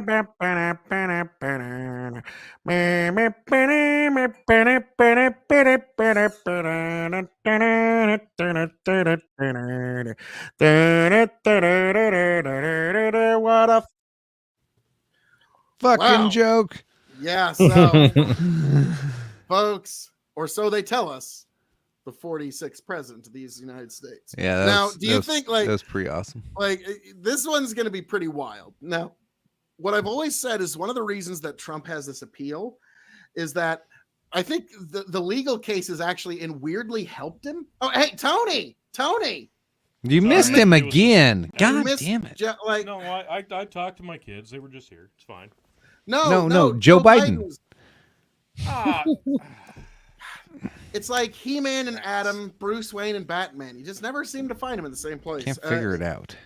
But anyways, like Tony's often said, like the legal cases kind of heaped sympathy, like Hulk Hogan style, onto Trump to the point where it creates this unknown. So if he wins, it's like, so what happens if he wins? I don't know. Like that's that, and we're all kind of like, now, Brendan. I don't know if you've said it at all, but have you voted in the presidential ticket this year? I did. Are you comfortable sharing those, what you did this year? I think you should. Are you comfortable telling us who you did? Yeah. In my byline, right? It's right there. Yeah. I think that depresses me. I sent Justin the photo to. Yeah, I'm sending the photo to Chicken as well. Can we show that up? This is. And Alesto actually. Alesto was really upset with me, and said something probably about, I don't know, 20 minutes ago on the chat. I'm surprised we missed it. I think it was during the abortion thing, so it kind of like got. Messes okay, I have the photo. Looks like Yank has it too. Go for it, Yank. Wow, that's a straight blue ticket right there. What the fuck? Whoa!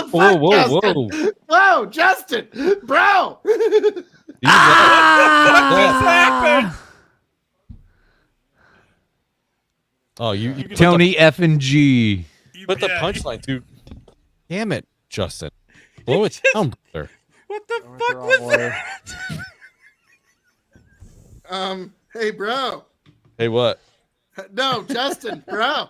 Is there something you'd like to share with the class? No, that was Brendan's chat, just so you know. Oh, okay. That was not from me.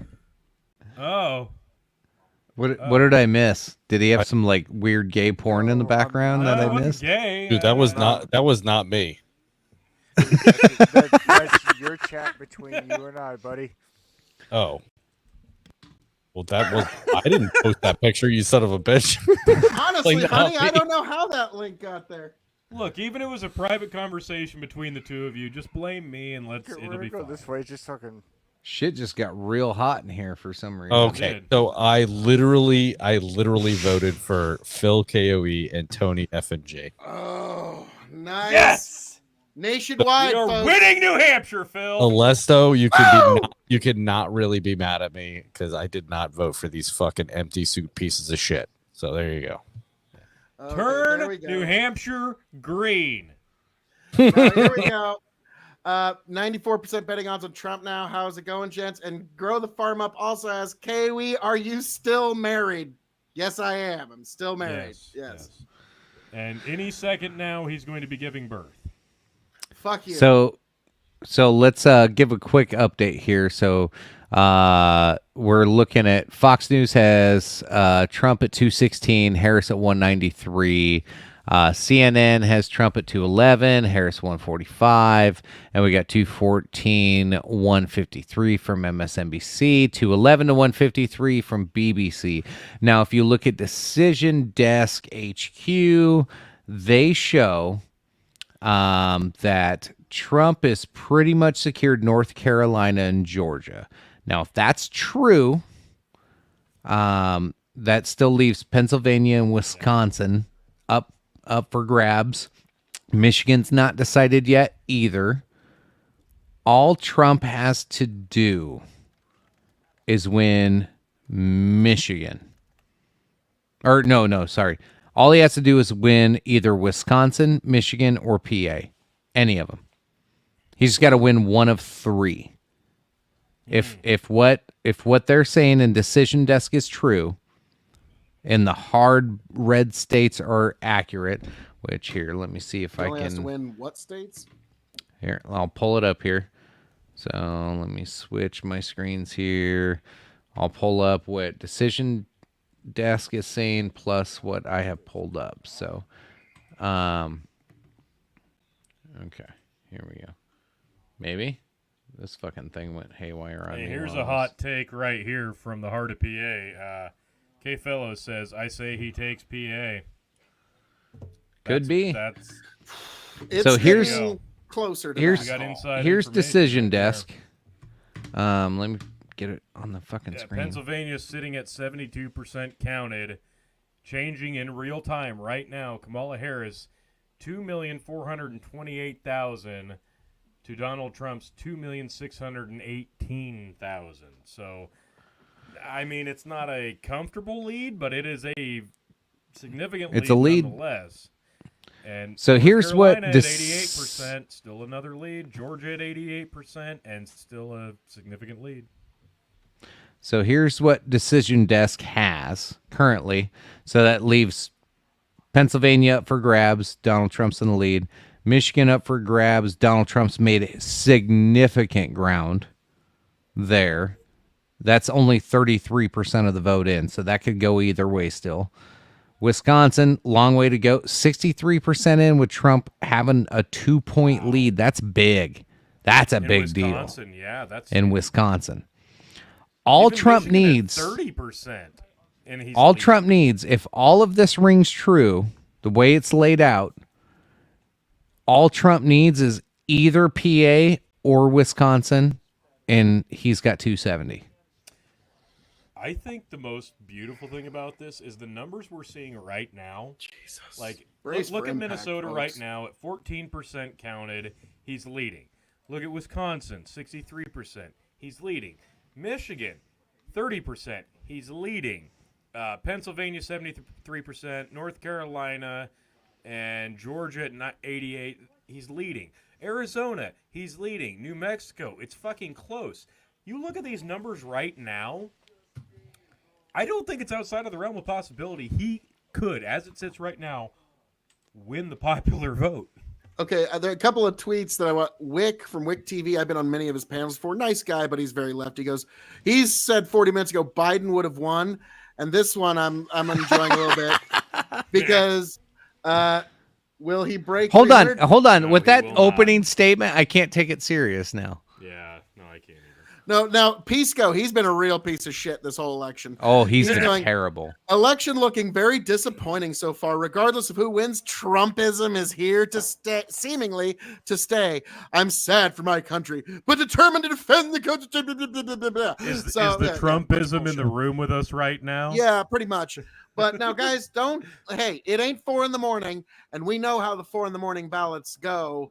So you know that at least a few of these districts, they are fucking scrambling. But so yeah, Arizona, that one's too slim. That one, Arizona, Wisconsin, I'm honestly going to say too close to call. Georgia, North Carolina, those are getting pretty close to call territory. All right, let's see. Georgia's got 88. Sure. It's still, 88% with, it's within, They're it's both within 100 at 88%. 140,000 votes, which that's quite a deficit to make up. North Carolina, though, that's I think that's 140,000 with 88 reporting. We need to give the folks a sincere update, though, on one right just north of Virginia. Can we hover over that? I think it says D.C. This is shocking, but with 79% counted, Donald Trump with a paltry 18,000 votes to Kamala Harris's impressive John Holmes level-esque 200 and almost 56,000 votes. My God. What an inspiration she is to just wash D.C. in a landslide. Grow the Farm Up says, yeah, by 11 p.m. they can no longer hold off at least projecting Trump the winner. They're going to try to milk it more than Yank's private art collection. Very true. Grow the Farm Up. He will break. No, will he break?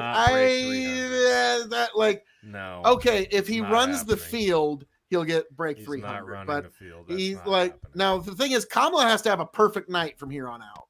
Like she literally has to have a perfect night to. Washington's already almost at 50%. Oregon's over 50%. California, no, 3. GA and North Carolina. Grow the Farm Up. That's why we need a lawyer up all night here at Big Buck and 30-hour simulcast. The DC results show you all you need to know. I mean, Saddam and Putin don't get those kinds of victory percents. Yeah. Not that it means much yet, but Colorado's 64% voted, and it's 55% to 43%. I'm actually shocked it's that close. Now, Arizona's at 50. Trump is at 904. Kamala's at 902. New Mexico, 333,000 to Trump's 294,000 with 68% counted. So those two are actually both very close. Yeah. With rural votes to come. And the Senate, it's looking like the Republicans are taking the Senate, the House, which is huge. I mean, yeah, Bandit, someone do the math. If that map doesn't change, couldn't he hit 300? Oh yeah, if he takes the whole Rust Belt and basically the Sun Belt, then yeah, he could. But he's not gonna get Minnesota in the end. Let's an update in Nebraska. We're at 59% on the Senate race. It is a fucking barn burner. They're both deadlocked at 50%, Fisher and Osborne. With she has 245 just over, and he's just shy of 245 with 59%. It's going to be razor thin. Oh, wow. Okay. Wow. I'm going to admit, I thought she would have had this cinched up by now. Okay. I would have thought by 10 o'clock Nebraska time, she'd have been declared the victor. So that I will admit, of all my predictions, that one I was off on. I think it came down to the fact that North you make a Carolina just promise- to Trump. What's that? North Carolina just. Oh yeah, Ooh, that's a big one. They're calling North shit. Carolina. That's huge. Oh. The AP has not given it to him yet. They're still at 179. Yeah, but I'm looking at the AP. I'm looking at the AP right now. Oh shit! To Trump. Then, yeah. Oof. Wow, that's huge. I think Woo! for Fisher and Osborne though, Phil, I think what it really for me the big one of the big ones was she made an early promise of term limits, and then when you immediately go back on that and lie, and it's very obvious you're using the position to make a lot of money, that's one of those things that's going to rub a state like Nebraska raw, because it just looks like Nancy Pelosi-esque insider trading, and that's going to turn a lot of people off. And that's exactly what I get the vibe from her. It's not that, the state of Nebraska is clamoring for something different or an independent, because we know that's not the case. So the fact that this is close is actually a pretty big indictment that she's not a likable candidate. Well, I think it's mostly like you can point to that. I'm only going to do a couple of terms, and now she's not doing that. So, yeah, I will give you that. I think I think that's huge for a state like Nebraska. You go back on that promise, that's big. So I think like this will probably be her last term, and then she'll probably it's a 6-year term. Come on, like how much longer can you want to do it? And then at that point, Governor Pillen has no choice. We are sending him to Washington D.C. because he's so beloved in this state. So, he will be our senator pretty much as soon as he's no longer our governor. So Pillen, I know he wants to go back to his hog farm. We're not giving him that choice because the Nebraska voters love him. Yeah, but is Fisher going to let him? Because she wants that. He doesn't. We will see. We will see. I don't even think she's going to finish her term, if I'm being honest. Think she would take a cabinet position in the Trump White House? Absolutely.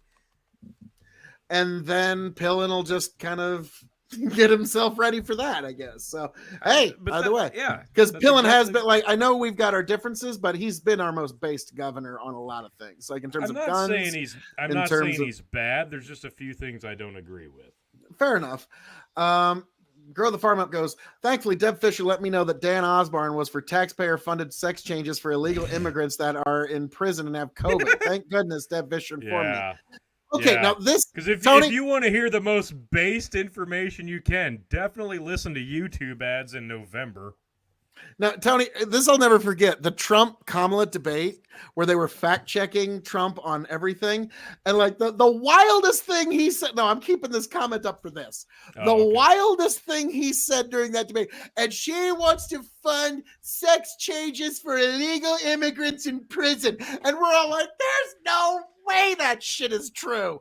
And the fact checkers are like, well, no, actually, that's the truest thing he said all fucking night. What the fuck? Like the wildest thing to drop out of his mouth was the truest thing he said all debate. And I'm like, what the fuck is up with this timeline? So yeah, Deb Fisher, she had to let us know about Democrat Dan. Yeah, no, see, and he's never been a Democrat. But he's gonna caucus with the season's over, the votes are in. Like, we don't have to pretend that he's a Democrat anymore. Democrat Dan. He's never been a Democrat. Democrat. He's got caucus with him. Phil. So that's indistinguishable.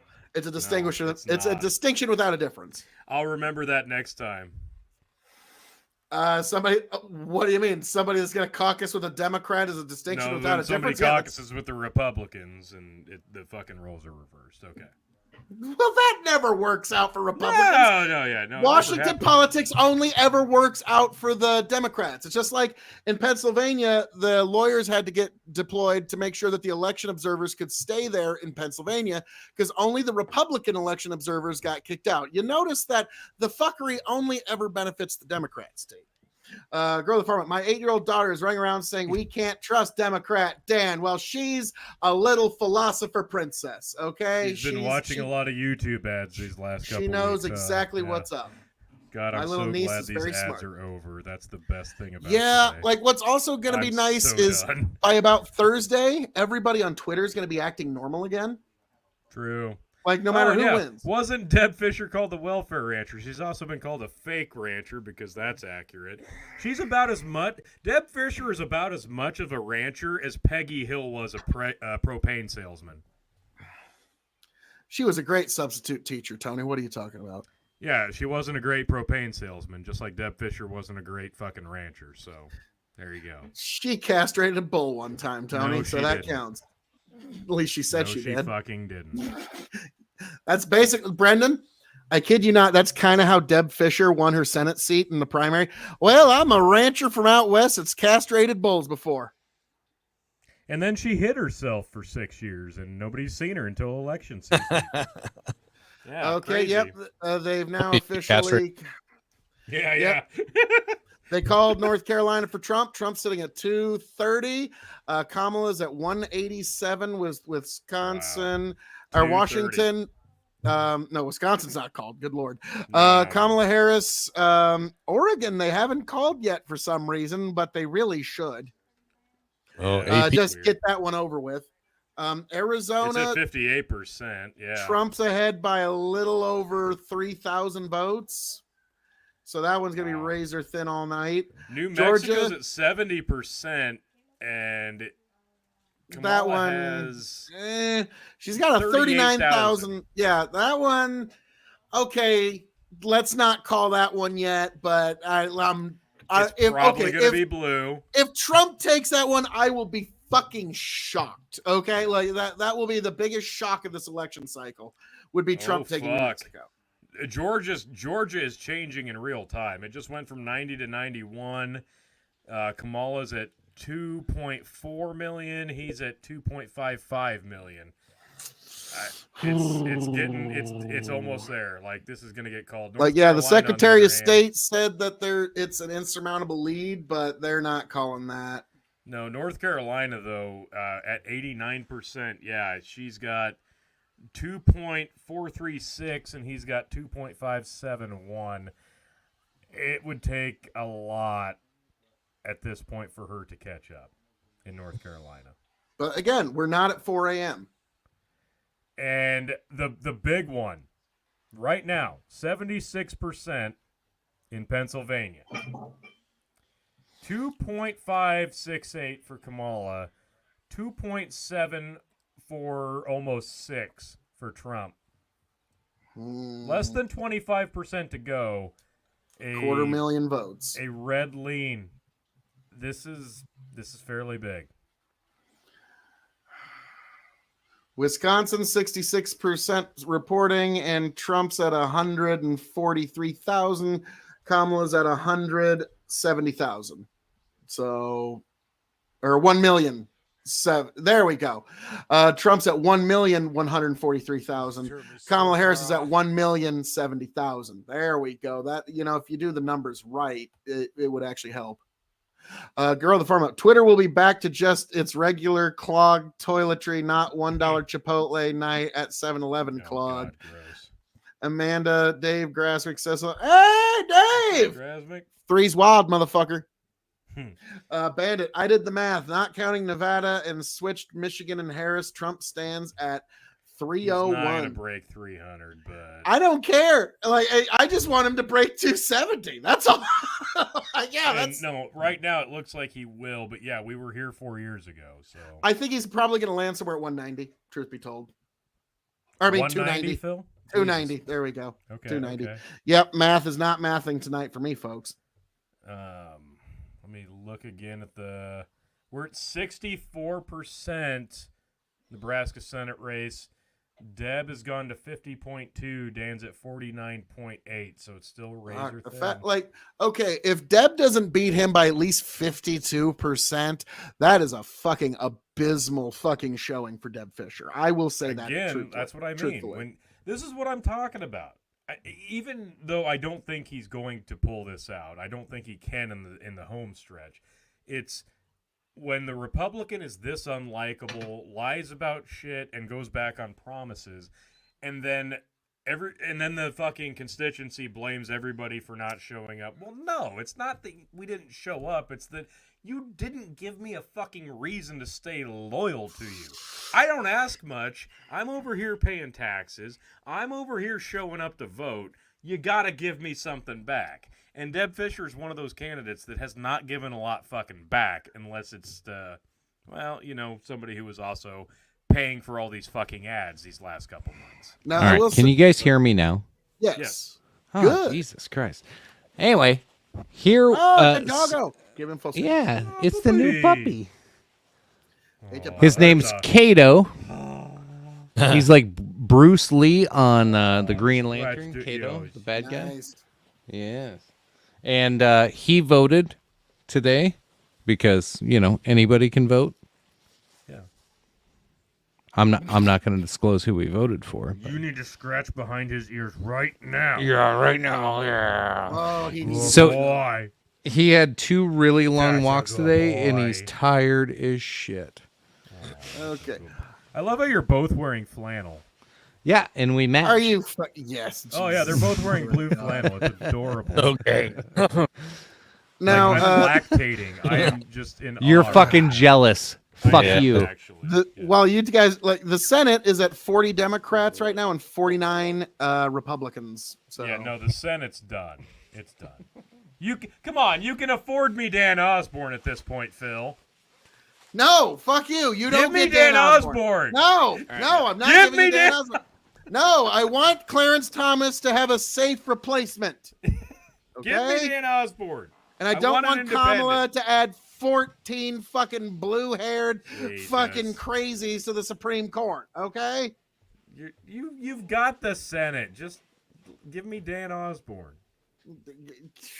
Tony, you realize he's not actually related to Tom Osborne. It doesn't matter. What's the break on the Senate? Like I just said, 40 Democrats are going to be going back that we know so far. There's 49 Republicans that are going back, so that leaves 11 kind of up in the air at the moment. So that's the current composition of the Senate. Tony, you want to look up the House?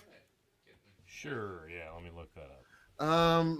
Because last we checked, there's about 3 Republican extras, so the Republicans are going to hang on to their majority slimly, but a little more. So real quick, CNN saying officials are expecting Wisconsin not to be final till after midnight tonight. Oh, fuck. They're stealing that one. I mean, okay. Yeah. Wisconsin? Yeah.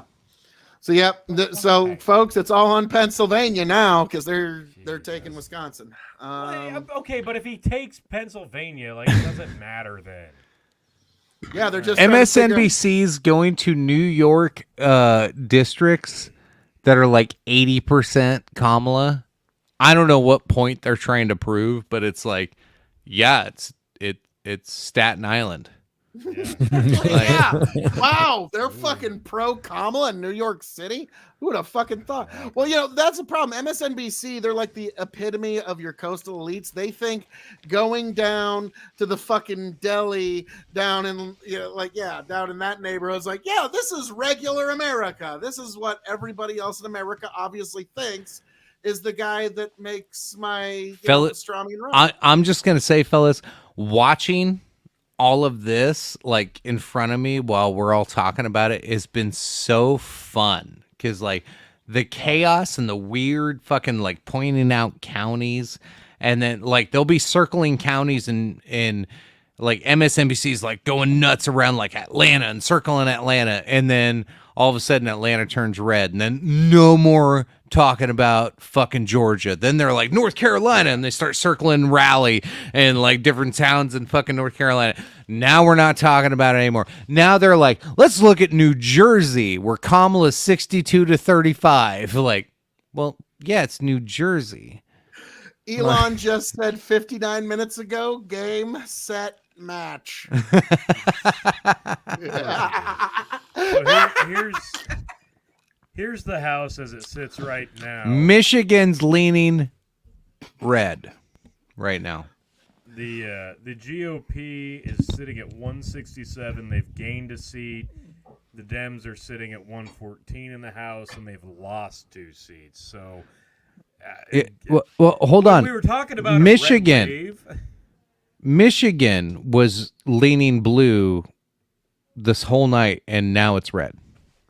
That doesn't. The math doesn't math though. But. All right. Let's look at this. Let's look. He made up like 6. Oh fuck! What was it? Like a 6-point deficit in Michigan? Yeah, he did. All right, so we're looking at Michigan right now. All right, we're at 30. Big change. Now he's up 4.5. Yeah, but we're at 37% counting. I know, but that's a big. It is. So, he was trying to really get to the automobile manufacturers and really around Detroit and like some of those counties right outside of the bigger cities. Like, he was banking on like Grand Rapids was his final destination. It has been every one of his campaigns. Like he banks on winning Michigan. That's a big deal.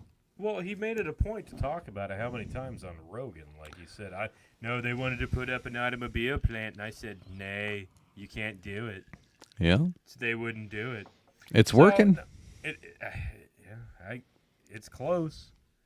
So Wisconsin at 68% counted. He is leading 1.169. 3.5 points. 3.5 points. 51% to 47.5. Like it's close, but it's 3.5 points is still big. In Wisconsin, it's huge. Decision Desk HQ just updated 87.2% chance Trump wins.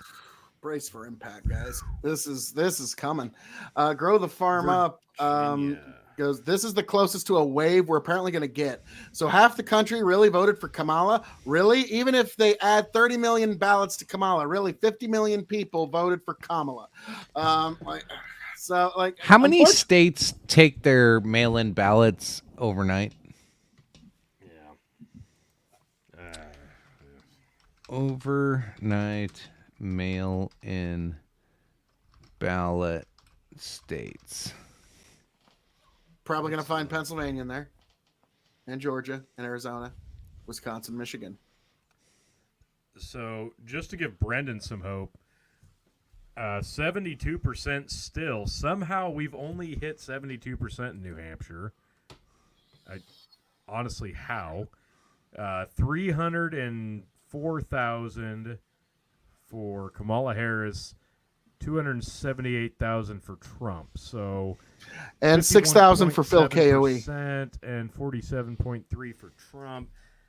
We still have a little over 25% to go, but why? Okay, I'm honestly curious. Like, why is it taking so long for New Hampshire to tally this up?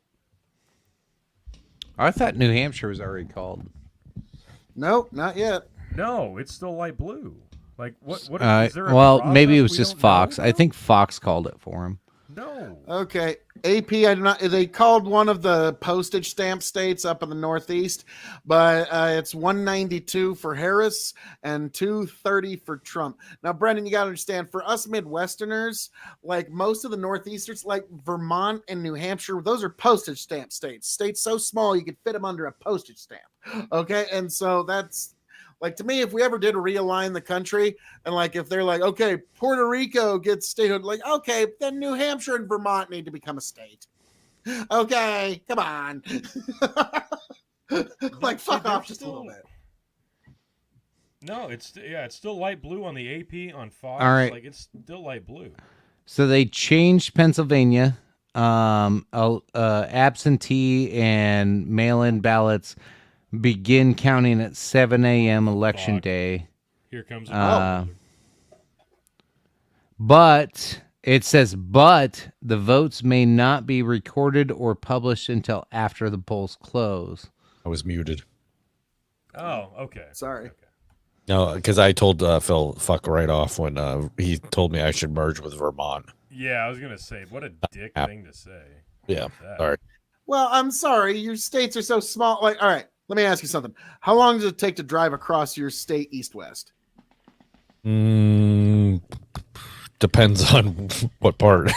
The northern, like an hour. Let's say the middle part. You start at the east part and you go to the west border. How long would you say that? It will say like an hour and a half. Okay. Yep. And then if you were to go all the way to the New York, Vermont border, how long would that take you? 2 hours. New York, Vermont? Like if you're driving from New Hampshire, that border, all the way across New Hampshire and Vermont, how long would it take you to reach New York State? 2 to 3 hours. Now, and that's not because of distance. That's because of like traffic, right?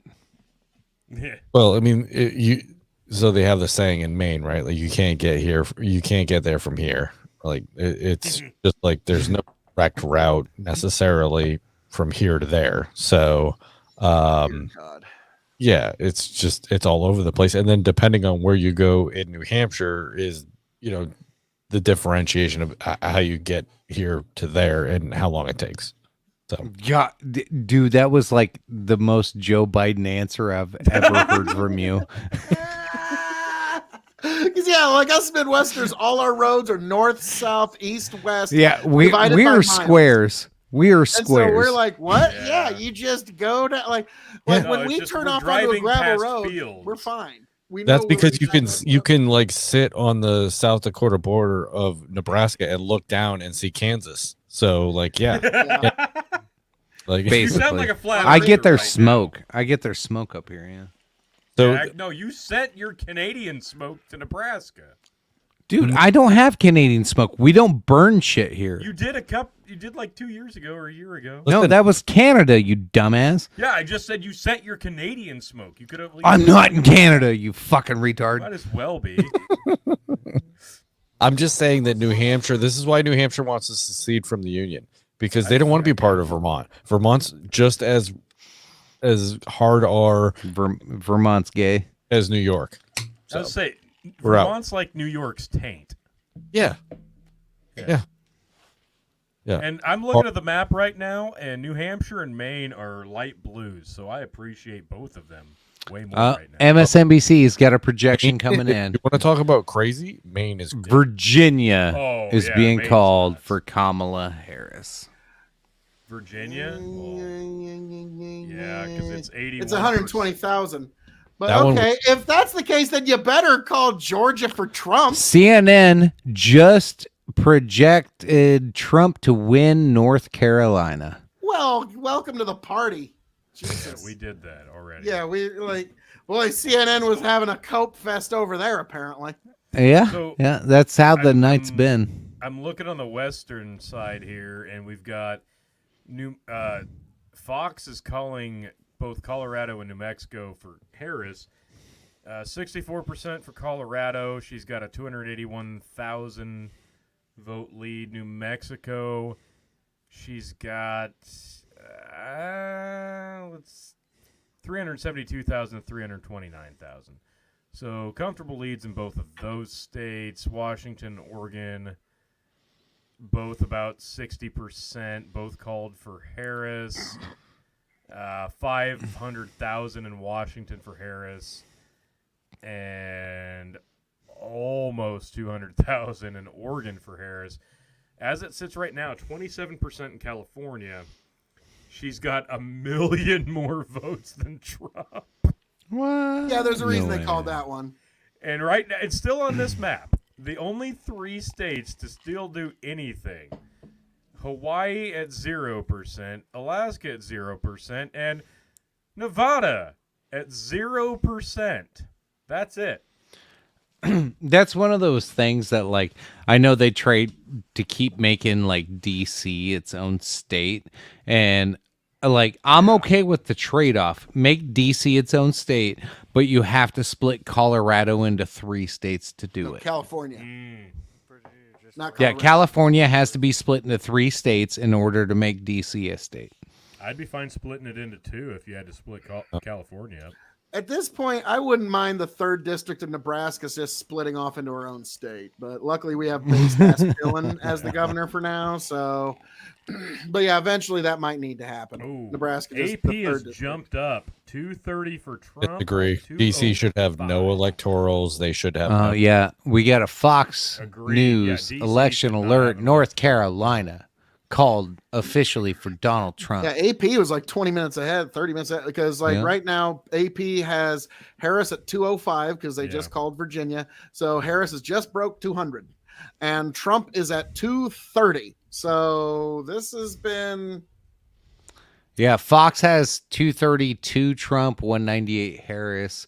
CNN has 227 Trump, 153 Harris, and MSNBC has 230 Trump, 185 Harris. And BBC is just like rubbing hands on North Carolina with nothing on the screen other than the map. Like, I don't know what BBC is doing. I gotta say, I think it's weird. Nebraska has 5 electoral votes. Hawaii has 4. If you tell me Hawaii doesn't have as many people as Nebraska does, I almost wouldn't. Wait. Look it up. 4? Yeah, Nebraska has 5 because we have 3 signed by district and then 2 from the statewide election, and Hawaii has 4. Yep. What's the population of Hawaii? Somebody look that up because I bet it's probably more than 1.2 million. Well, Honolulu probably is. The rest of the islands aren't. Nothing. Update on the House. Democrats at Hawaii's 123. GOP at 169. Need 218 for majority. How is Georgia not being called at this point? Yeah, no, because shit. they Like, know. they're really Because they holding out. know, Brendan. The Senate Because actually. they know, Brendan. They know. Yeah, let's be frank here. But the Senate, 50 GOP senators, 41 Dems. So the GOP, they have 50. So it's as it stands right now, they don't have the majority. They need one more for the simple majority. And Tony, you rapscallion ne'er-do-well son of a bitch. Like, yeah, I'm going to my whole Bill Brasky. Bill Brasky is a son of a bitch. Like, I'm yeah, just Tony. glad I could cancel out your vote this year, sir. Well, don't worry. Mrs. KOE was also with me on this one. So. Can I know I judged it earlier. Can we delve into the Nebraska Senate votes and see how that is going? It's at 60. Yeah, here, let me pull it up.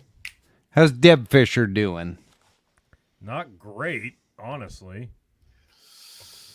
Deb Fisher's sitting at 273,668 to Dan Osborne's 268,992. She's sitting at 50.4. Dan Osborne 49.6.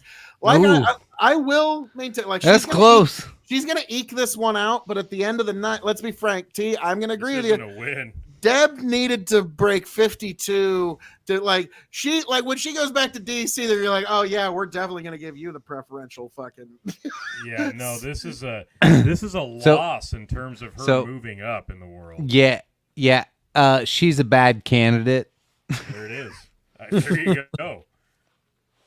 You were losing to an independent. You're in a Republican state and you're a rancher. In quotations, you're a rancher. Allegedly, yeah. In a Republican state, and you're losing to an independent. Yeah. Look, chicken, you didn't hear. She cut the balls off a cow. Yeah, she said. Yeah. Castrated. Jeez, cat chicken. That's Brendan, for you being from the Northeast, you have to be like, really, dude. Here's the deal. Dan Osborne he outdid her on being a Republican. As an independent, he advertised himself as more pro-Trump than she was. He even ran an ad saying she tried to shelf Trump after fucking January 6th. Yes. She turned on Trump. He fucking threw her under the bus, dude. And she didn't do anything. She didn't do anything to rebut it. Cardi B just tweeted, we need a Hail Mary. Cardi B just tweeted, "We need a Hail Mary." Yeah, So- she ain't wrong. She ain't Cardi wrong. B needs Deb, to shut Deb the fuck Fisher up. might need a Hail Mary pretty soon. That's pretty goddamn close. Europeans are gonna This like is close. Nate Dallin just put Europeans gonna be freaking the hell out tomorrow morning. He's like, oh shit, what about the Ukraine war? Like, Middle hey, East is going to be freaking out tomorrow. Hey, you're from Bangladesh. Welcome to the party. But yeah, so this is I will give you a TT. Dan Osborne throwing footballs was very effective. No, I'm being a dick, but Hey, No, it's the I same would have thing as caught. kissing I would have babies caught and one of those shaking hands. footballs. I would have caught one of those footballs and threw it at Deb Fisher as hard as I fucking could. No, what Tony- I'm telling you, Phil, though, like, to be serious, though, is the motherfucker literally walked in person down the Kool-Aid Days parade in Hastings, Nebraska. And if you don't think that's just as effective as shaking hands, That's and a big kisses deal. babies, you are In Nebraska, fucking that's a big lying deal. to yourself. Okay. Well, that's And why this is why he's being Deb effective Fisher and right Pete Ricketts were at the Harvest Day parade, which the Harvest of Harmony parade, which my daughter was at. Was that the one she mother was whipping the marched black kids? Yeah, no, must have check been. it, Jesus, my God. Like, but That was the one. what I will say, like now, I do think Tony, there's probably. I think Deb. The only reason Deb was there was because of Dan Osborne the black showing kids, yeah. at the parade. You're like, because now, Tony, There you it go. just goes to show all politics is local. What he did was he reached Bring it out back. to you. You met him in person. You saw he wasn't the baby eater that the Deb Fisher campaign was going to say that he was. Okay. And that is like, it's one of the reasons why I think the guy's name was like Al Wachowski. He came to my front door and like said he would support policies that I supported. I voted for him in the Senate. you go. He didn't ultimately win, but he came to It's my that face simple. and talked to me. Like it meanwhile, When you Deb can Fisher, put let's be yourself frank, out there- she kind of airstriked in her campaign with mailers and yeah. She hid herself for 5 years. That's the problem. And But then she this was guy cutting comes off out of the bull woodwork testicles, dude. and She was says, "Look, busy." I'm an honest. I'm a regular balls. fucking guy. I don't like what she's saying. I don't like what she's She's a doing. ranch- I think she's a fucking liar, and so do a bunch of Brennan, Nebraskans. And she's they a see rancher. fucking facade. She's not a rancher. Now, okay, I need to And tell him Peggy about Hill's not a propane salesman. this is true. Like, I need to tell Brendan about this. Bob Kerrey, he was a governor here in Nebraska. He was a fairly popular Democrat governor back when you could be a Democrat governor in Nebraska. And he came back and he wanted to run for Senate, just to kind of like finish out his political career. And we basically in Nebraska ran a campaign ad against him because him and his wife had been living in New York City for the last 20 years before he decided to run. And so we basically turned the campaign against him into a Pace Picante commercial. Did you hear that Bob Kerrey was in New York City? New York City! Yeah, and that was pretty much the ads against him. That was it. Did Whole you time. know that New York City is a word that you can put next to Bob Kerrey's fucking name? Fuck him, New York City. Fuck you and New York. Did I mention New York City? Like, yeah, that was the campaign. In New Hampshire, we have a carpetbagger that I was really hoping she was going to lose, but it's Jake Sullivan's wife, who I'm not sure who Jake Sullivan is, but he is part of the DC Swamp. So she technically is a New Hampshire native, but she lives in a different district, right? She lives in Portsmouth, New Hampshire, which is on the seacoast near Maine. Well, she, quote unquote, rents an apartment in this other district, which is my district, just so she could run. For yeah. That's And not shady at all. no. I'm sure she actually lives in that apartment. I'm sure. Of course. Yeah, I'm sure. So And she, Independent is leading in Maine right now. Angus King Jr. I know nothing about him, but he's just yeah, leading. he's been in Congress for a while. He's a piece of shit. Okay. He's a Democrat. Okay. Yeah. See, Tony, the Democrats, the Independents all become Democrats. Yeah. Even look at your Senate map. The Independents are all on what side? Phil, if you want me to vote blue, just say that. Well, you Yeah. basically did for Dan Osborne. Yeah. Okay, no, I remember that. Angus ran as an independent and Tony. really talked the talk. And then as soon as he got in there, he was like, I'm caucusing with the Democrats. Like, I mean, as soon as he got in there. Like, Tony, you should not vote for someone out of pique or try to like get one over on me. You should vote for somebody that stands for your values. Okay, that's what you did it to protect the Senate out of fear, but we're not. So far, Trump's presidential they uphold my values. The Republicans do. Chances of winning, his highest has been 88%. It has recently dropped to 85%. I don't know what's causing the downhill swing over the last 10 minutes or so, but he has lost 3% chance of winning the election over the last 10 minutes. So I don't know what polls have come in, what's changing, what shifts are happening, but something's happening. Is that a betting market or is that? Yeah. No, this is decision desk HQ. Okay. Well, I think Georgia went from 91 to 93% reporting, so that's probably why. Because Trump's still ahead. 93, and he's got 150,000. Yeah, he's winning by 3% pretty much in Georgia. So, right now, 3% North Carolina. He's almost he's pretty much 3% in Pennsylvania right now. He's winning Wisconsin 2%. He's winning. Holy shit, he's winning Wisconsin now. This is early. He's winning Wisconsin by fucking 6. Jesus Christ, huge. If we just look at the map Michigan is on the screen, right here, what we're looking at, as it sits right now, without Nevada, without Alaska, without Hawaii, if everything that's on the screen right now stays as it is... Oh, he's a landslide then. It's 303 to 222. Yeah, landslide. And it's not even fucking close. I call landslide at 300. Like, that's when it's like... If they call it for if they call it for 295, anything past that doesn't matter. Then, yeah, it's a fucking landslide. Benjamin Nolden, we love you, Trump. And Bandit says, wasn't Angus King a Republican? Loved gun control. I don't know. I just know him as a independent. So I don't know, but it makes me want to sing that song. Brandon, because all independents are horrible liberal pieces of shit in sheep. Well, either way, I brought this up because at least you said it, T, not me.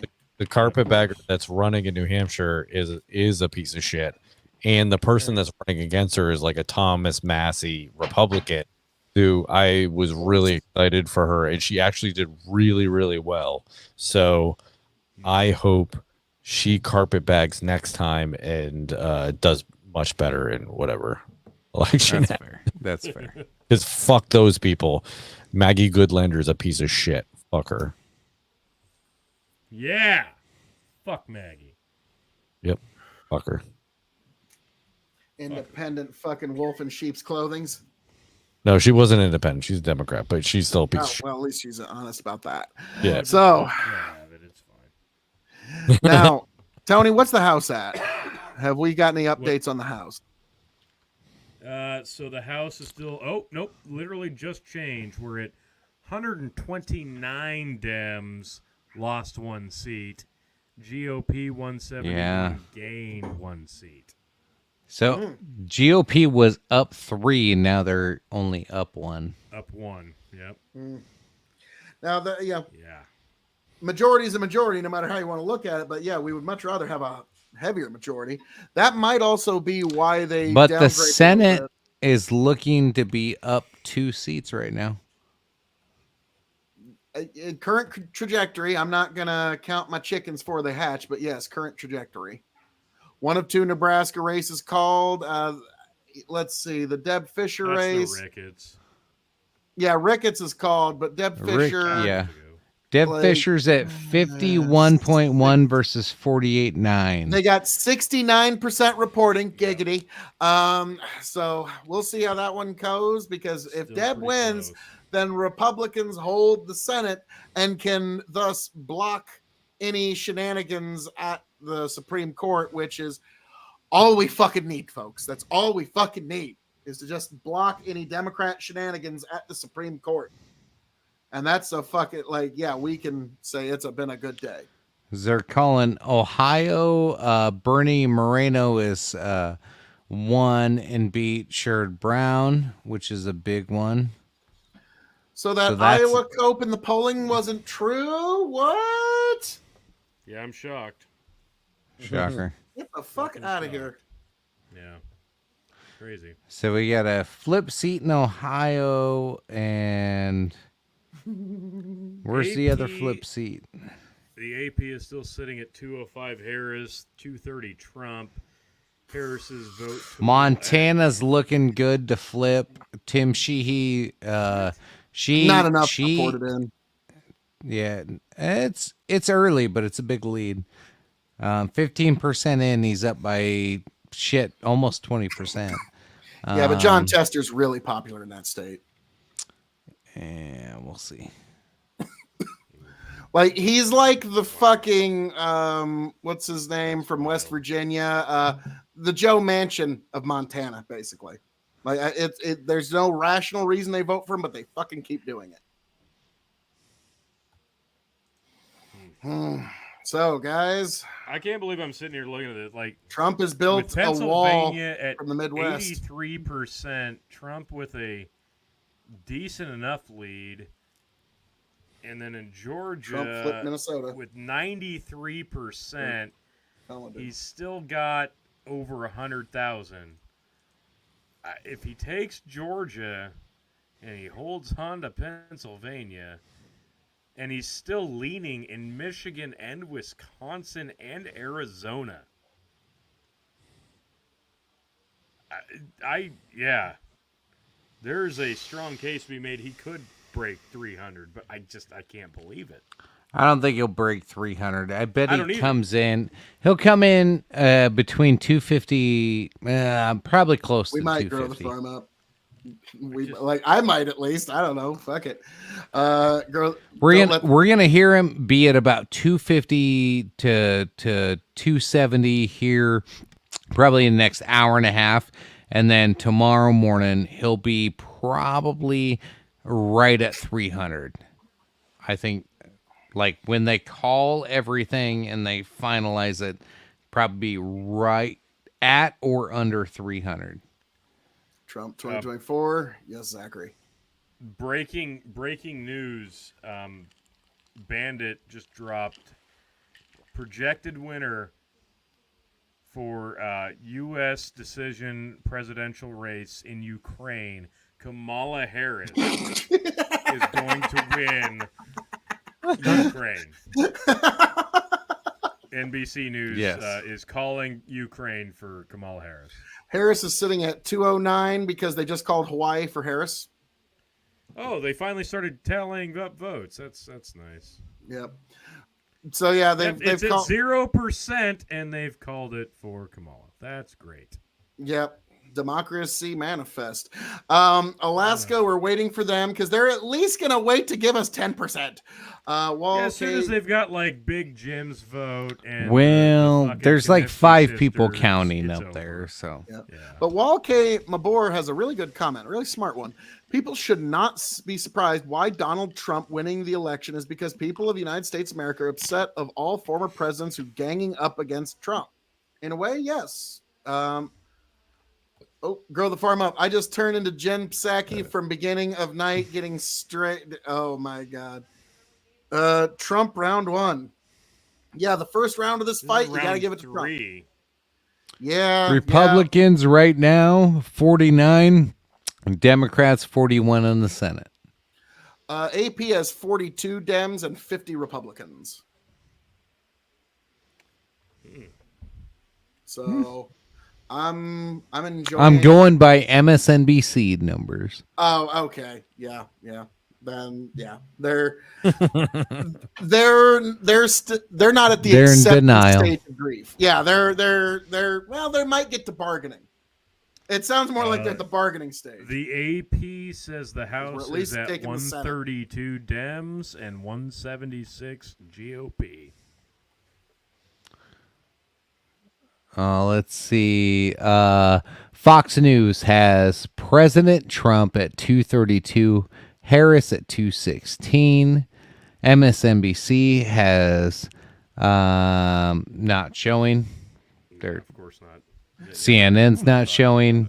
Apparently, BBC's not showing. Did Fox just go ahead and just save us the trouble and color in Alaska for us? None of them are showing right now. They're talking about it, but they're not showing it. Well, the AP is honest about it, and it's 209 Harris with 57,000, almost 200,000 votes, or 57 million. Here we go. MSNBC's got 230 to 189. They finally show. 189? No. AP has 230 to 182 on CNN. Trump, as the AP says, has 61,442,496 votes. And I estimated Kamala would be sub 70. Yeah. No, Let's see. there you go. See. Well, that's what happens when you vote for her. So, you dirty dog. Phil, what were the vote? No, Phil's gone. Never mind. What were the vote totals for Biden and Trump in 2020? Like, what were their? It was like what, like 85 to 82 or something. It was record numbers. They both had over 70 million. Yeah. I thought they both had over 80 million. I think that may be true. Yeah. It was a ridiculous amount. What was the popular vote in 2020? I want to say one was 5, one was like 77, like something like right around there. I thought they both hit 80. I don't think so. I thought they did.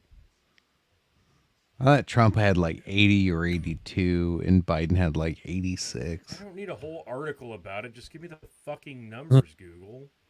So there you go, 74 to 81. Oh, cool. I got a pop-up. That's awesome.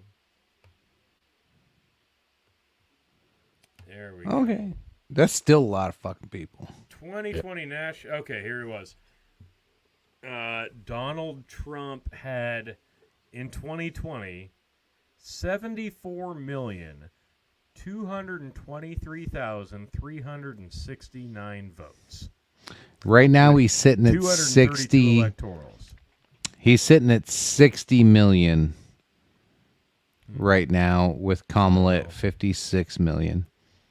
Joe Biden in 2020 had 81,282,916 alleged votes.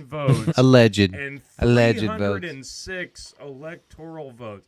And I'm sorry, now that I'm looking at this again for the first time in 4 years. He did. No, the fuck he didn't. Those were alleged votes. What the no? How? I mean, we can't predict the future, but we could have looked at this fucking guy and went, this guy? This guy. You're going to turn out a record number for this fucking guy. Okay. Crop cover says, Omaha called Harry ass. Yes. Yeah. Yeah, so... Holy crap. My Rumble comment showed up. I'm kind of shocked. Sorry. I'm like, what? Yeah, oh, really? You got a comment on Rumble? Well, no, that's my comment. I just kind of like threw it out there because I was curious whether or not it was going to show up. Yeah, no, I didn't know you could do crap, that. That is a first. Yeah. Yeah. I'm shocked. What the hell? Yeah. Sweet.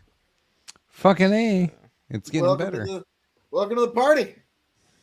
Here's yes. the So, AP. Let's refresh, make sure that's current. Yep, 209 to 230. And there you see 57.5 million for Harris and over 61.5 million for Trump. guys, in 2016, at this point, Hillary was fucking crushing Trump in the popular vote. Yeah. At this point of the night, At 11 o'clock at night in Midwestern time, Central time? No, and it did, but no, by 11 o'clock it didn't matter because she was already losing states by dominoes by 11 o'clock. Like, California is the only reason she's even in most the of conversation. this year, most of the voting laws have changed to where they have to start counting absentee and mail-in ballots at 7 a.m. the day of. In most states. So we don't have to wait all fucking We week. shouldn't see, like, I'm sure there's going to be some overnight shenanigans, but we shouldn't see what we did last election. Shouldn't is the key. Shouldn't. So I'm looking at swing states specifically. So let's see. Georgia. 7 a.m. election day, you start counting those votes. Let's see. Next one, Michigan. 7 a.m. election day, anyone with access, blah, blah, blah. But they start at 7 a.m. Let's see. Guys, if I may for a moment,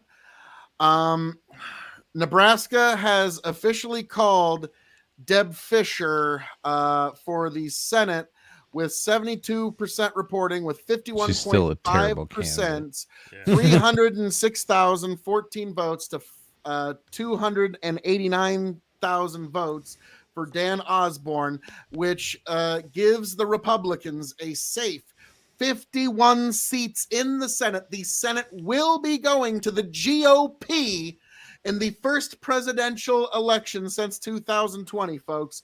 So yes, the GOP has retaken the Senate. So as a native Nebraskan talking to a current Nebraskan, what are you going to do different between now and the next election to make sure you don't fucking have that kind of scare again? Because Deb Fischer's a shit candidate. And she about lost to a fucking no-name independent that had no goddamn grassroots fucking anything. Democrats can't fucking fundraise the way he did. That's because she's a shit candidate. You want to know what we need to do? Nominate Dan Osborne for Senate next year, or next time around. And make him a Republican? Not Dan Osborne, Jesus, Mary and Joseph. No. I meant to say, I'm going to go ahead and mute Phil because he hit it on the fucking head. No, you nailed it on the head. Make him a Republican and run him. What I meant to say was Jim Pillen. Phil has never spoken truer words. Like, wow, What I meant to say was nominate Governor Jim Pillen to the Senate. He hit it. And that's knocked it out. Yeah, of the there you park, go. That's Phil. what I meant to say. You know, folks, sometimes it happens once in a while. Phil was finally honest for a change, and it was the truest thing he said all night. Well, okay, here's the thing. It's looking like we're gonna have 56 Republicans. So Tony, I could have even given you this one as a lemming, but no, we have to have a hard thank God it wasn't majority. Up to you. Well, kind of was. It was my vote. Anyway, Deb Fischer's a terrible candidate, so you have to replace her. Am I wrong? With Jim Pillen. She's not going to finish her term. So Deb Fischer's a bad candidate, and we're gonna get rid of her. We curse a lot, Irene. Sorry, we curse a lot. Yeah, we apologize, kind of. No, we don't. Yeah, sort of. Like not. But folks, no matter what, like at this point, your republic is safe. Okay, the Republicans hold the Senate, so the Supreme Court and your republic is actually safe for another 4 years or 6 years. Yes. Well, 2 years depending on how the midterms go. I feel so much safer knowing that Deb Fischer. Missouri proposition: $20 increase million. minimum wage and earn sick time. 59% yes. Do you want to fire through the ballot initiative sometime in the next 10 minutes here in Nebraska? No, but your House is at 140 to 178. They're creeping back up. Okay. I will try to find the ballot initiatives, but yeah, it's not. They're keeping that tight-lipped. I don't know.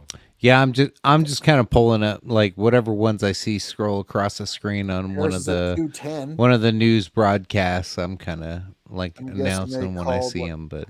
Do we know what happened with the 2nd District of Nebraska? Not yet. It's sitting at 84% counted. It's 129,000 Harris and 109,000 Trump. I'm going to go ahead and call that for Harris now. Yeah, that's 20,000 lead with 16,000 or 16% to go. I'm going to go ahead and just call that for Harris. I'm not happy about it, but I'm just going to call it. 3 is a fucking landslide for Trump. By how much? 137,000 to 40, almost 2,000. Because the first district is actually pretty close. 61% counted. 92,000 for Trump, 87.5 for Kamala. I only ask because in 2020, the 3rd district of Nebraska voted for Trump by a higher margin than any other district in the country, voting for him by a margin of 89%. So for every 100 ballots, only 11 were not cast for Donald Trump in 2020. 141 in the House. The Dems are still creeping. Oh, they're going to get pretty close. I'm wondering how all living former first citizens worry about Trump's winning. And I mean, he's going to be this is looking like, guys, don't get me wrong. There's a lot of undecidedness on this map here. And it can go however it goes. By 9 million votes. It's kind of looking like Wisconsin, Michigan, Pennsylvania are going to go for Trump. I was about to say, if any one of them really goes, that's pretty much... He only needs one of those 3. Yeah, because let's be frank here, guys. If they're calling North Carolina and they're calling Virginia, they should probably be calling Georgia. Georgia should be called by now. Pretty close. 90%. Yeah. It's a 9. I'm seeing 93. No, it's at 95% right now. Shit. AP it says 93. Yeah. So on the one I'm looking at it says 95%, and he's got over a 2% lead at 95%. What's the current odds sitting at for Trump? Did it? Let me check. Let me check. Hold on one sec. We are sitting at 91. Holy shit. 91.9% chance for Trump to win, according to Decision Desk HQ. Whoo, boy. Okay, this is sounding awful. 2016. Don't get too excited yet. No, it's not 4 a.m. If he can hold this past 4 a.m., I'll believe it. But that's... Well, here's the 2 big initiatives in Nebraska. 439 that creates it's going to come down to right to abortion. This is proposed amendment to Nebraska Constitution would create a right to abortion until fetal viability or when needed to protect the life or health of the pregnant woman. 439, the popular idea was to vote against 439, and it is currently 66% reporting, 48.2% against, 51.8% for. Now, 434 is limits abortion after the first trimester. Yeah, let's see what the numbers are there. Because whichever initiative has the most raw popular votes for it, that will be the one that passes if they both go for. Yeah, this proposed amendment to the Nebraska Constitution would limit abortion after the first trimester of pregnancy, except when medically necessary or in cases of sexual assault or incest. 67% reporting. It is 52.5% for and 47.5% against. Wow! So it's also beating the other ballot measure by 15,000 votes. So, but I think what's important to note here is people don't understand what the fuck they're voting for. 52.5% for. Correct. 439, 51.5% for. This is a case very, very clearly. There were 3 initiatives between these 2 initiatives on the ballot.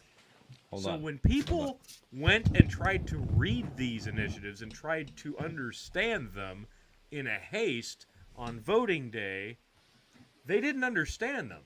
And they probably marked them both the same, whether it was for or against. That's key to note here. I know we're talking election stuff. I just looked at Brendan and he looked as tired as my puppy dog did. You all right, bro? Oh, I'm like 5 seconds away telling you I'm going to bed. No, that's fair. I was just checking on you, dude. You going for it, motherfucker. I will be here till the sun rises if I have to, okay? Thank you, Brandon. We love Brendan, Godspeed. All right, folks. Good night. Thanks for coming, buddy. Thanks for the vote. Anytime. you. Yeah. Well, I'll probably do it in 4 years. Yes. Of course. You better vote for me. No, don't. Yeah. I won't accept. I won't accept a nomination. I'll just not do it. Where are we at? Boy, it's... New York, any initiative that sounds logical, I voted against. They know they're trying to trick me. Yeah, and that's the thing. What really pissed me off about the ballot initiatives in Nebraska was if you're pro-life, you had to vote for 434 and against 439. And then sandwiched in between those were personal time off, private school funding, and something else obscure that had the weed initiative. You had like 3 or 4 initiatives in between these two, and they were not spelled out well at all. And this is a major problem because when I tell people, hey, even if you're not going to vote for the president because you don't follow politics, go out and vote locally. That's more important. Place, yeah. And this is how it's set up, and you don't know what you're voting for, and you can't understand it, and then there's a bunch of shit in between, and then there's another initiative that cancels the other one. It's intentionally disruptive and misleading, and this is a major problem with voting. Side note. So this was my first time voting in my new town, my new little itty bitty town in the middle of nowhere. Proud of you. And so like I drove up and I'm like, ooh, icky voting, ew. I get cooties right away because you knew. Well, like like I always talk about like how voting is like I'm not sure if I believe in it. I'm not 100% convinced that I can't like go forward with that. So someday maybe I will be full anarchist and not vote. But right now I'm not 100% convinced that I can't persuade some shit. So I show up to vote today. I get there and I'm like, like I don't remember in 2020 when I was voting, like I don't remember what the stipulations were. I don't remember signs. Like it was COVID. Nobody gave a shit. You just showed up and you fucking got a ballot. You didn't really like nobody cared. They just handed you a ballot. Like that's what I remember. You walked in, they're like, "Here you go." Like they didn't want to touch you. Like everybody was scared.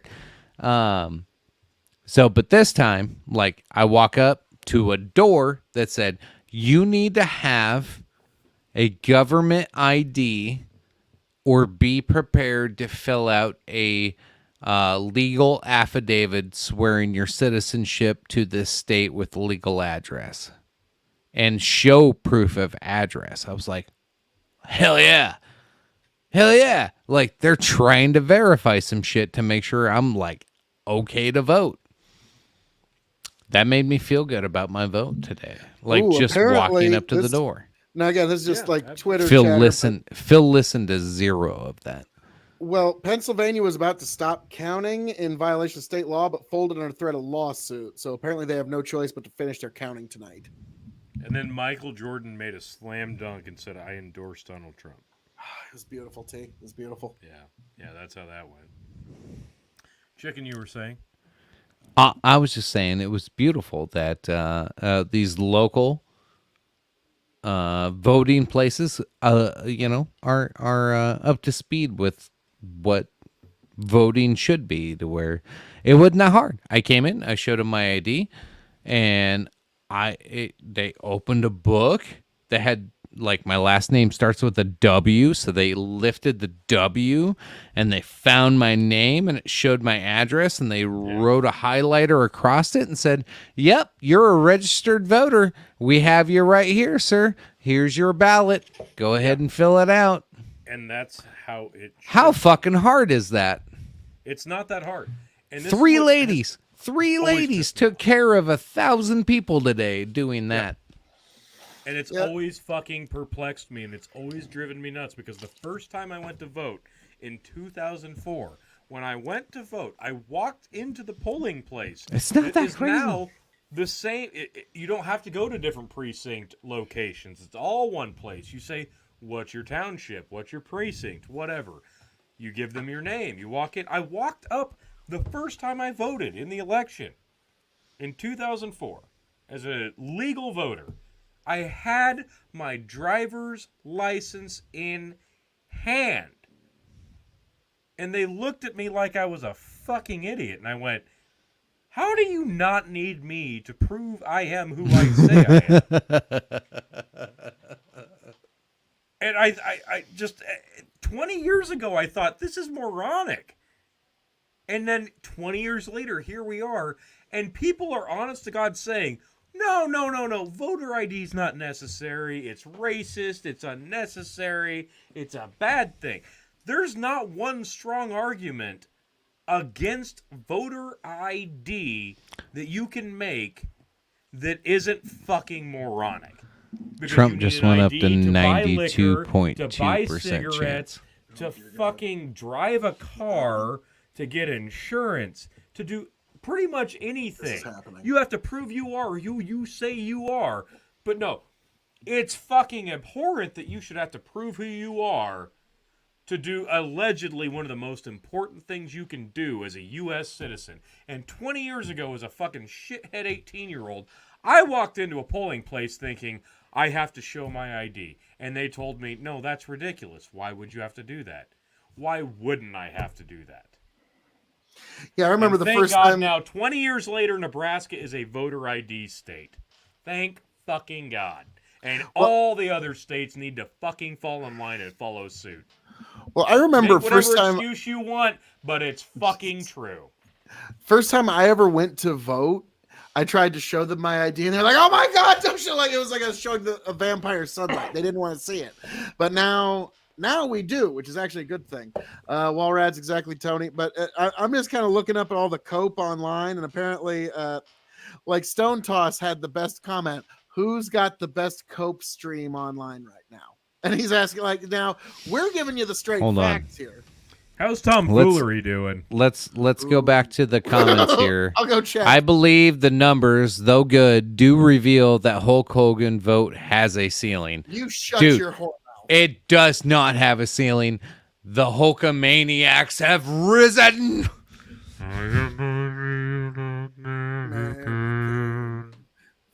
Yeah, like I'm sorry. Hold like, Bradley, on. See it, right there. The Hulk Hogan vote. Is Oh like, yeah, you know, I still got Hulkamania running wild, brother. Fight for what's right. Fight for your life. Dun, dun, dun, dun, dun, dun, dun, dun. No, just me. All right. No, that was fun, dude. All right, cool. It was a little depressing to start, but Jesus, I thought Hulk Hogan died there for a minute. So the House is still not decided, but the GOP did pick up a little bit. 179 to 148. Dems lost a seat. GOP gained one. There you go. How are we looking in Georgia? Because it's still not solid red. It's at 93% still. We're looking at 2.483. Mine shows. Yeah, let's call it 2.484. Mine shows Trump up 2.3% with 95% reporting. So almost 2.5 million for Kamala. A little over 2,600,000 for Trump. We got 7% to go. I feel like if we're trying to pretend that Georgia is going to be a long, drawn-out thing, no, that's not possible at this point. Or it shouldn't be.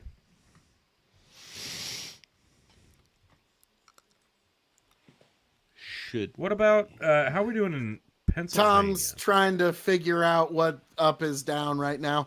Bandit, has anyone checked on Bette Midler? She says she was going to drink something. And also, Walrads is correct. Hulkamania and Real American Beer, along with Phil KOE, have swayed this election. How many people are moving out of the U.S.? Ooh, there's the same amount that said they would in 2016. Actually, the exact same people. Dan Osborne wants a refund.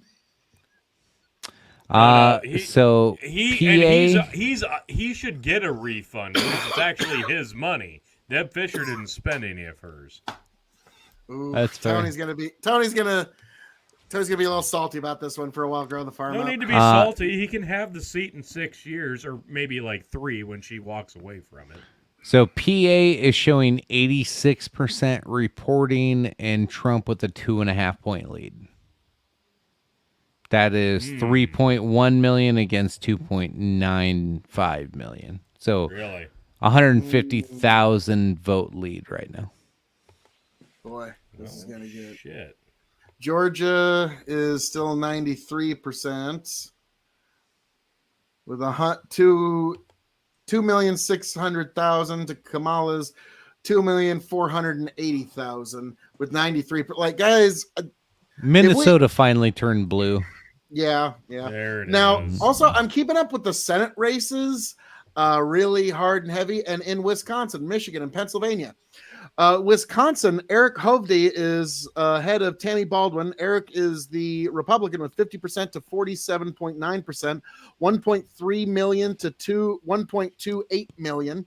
In Michigan, we have Mike Rogers, the Republican, against Elisa Slotkin. I'm not quite sure. 50% with the Republicans have 1,565,000 votes to Elisa Slotkin's 1,438 votes, 50.6% to 46.5%. In Pennsylvania, bottle kill, fellas. What are you bottle killing? I'll get to that in a second.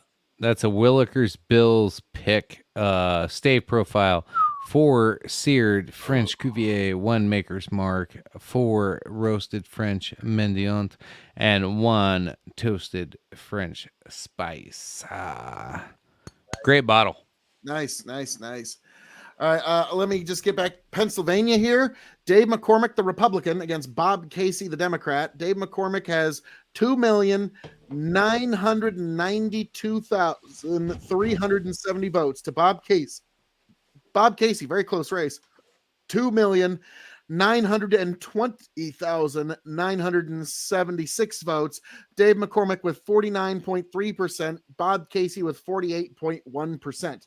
So even in the Senate race right now, the Republicans are still leading in Wisconsin, Michigan, and Pennsylvania, which is telling as to how this is going to go. Let's see. We got a couple. Grow the farm up. This is why 2 parties are necessary for national elections. Imagine doing this with 10 candidates. You would only need 72 electoral votes to rule the entire country. DDHQ projects 219, 217 Dem for the House. Okay, well, we'll see what happens. Now, I am the only one here because I'm the only one you need, folks. Yes.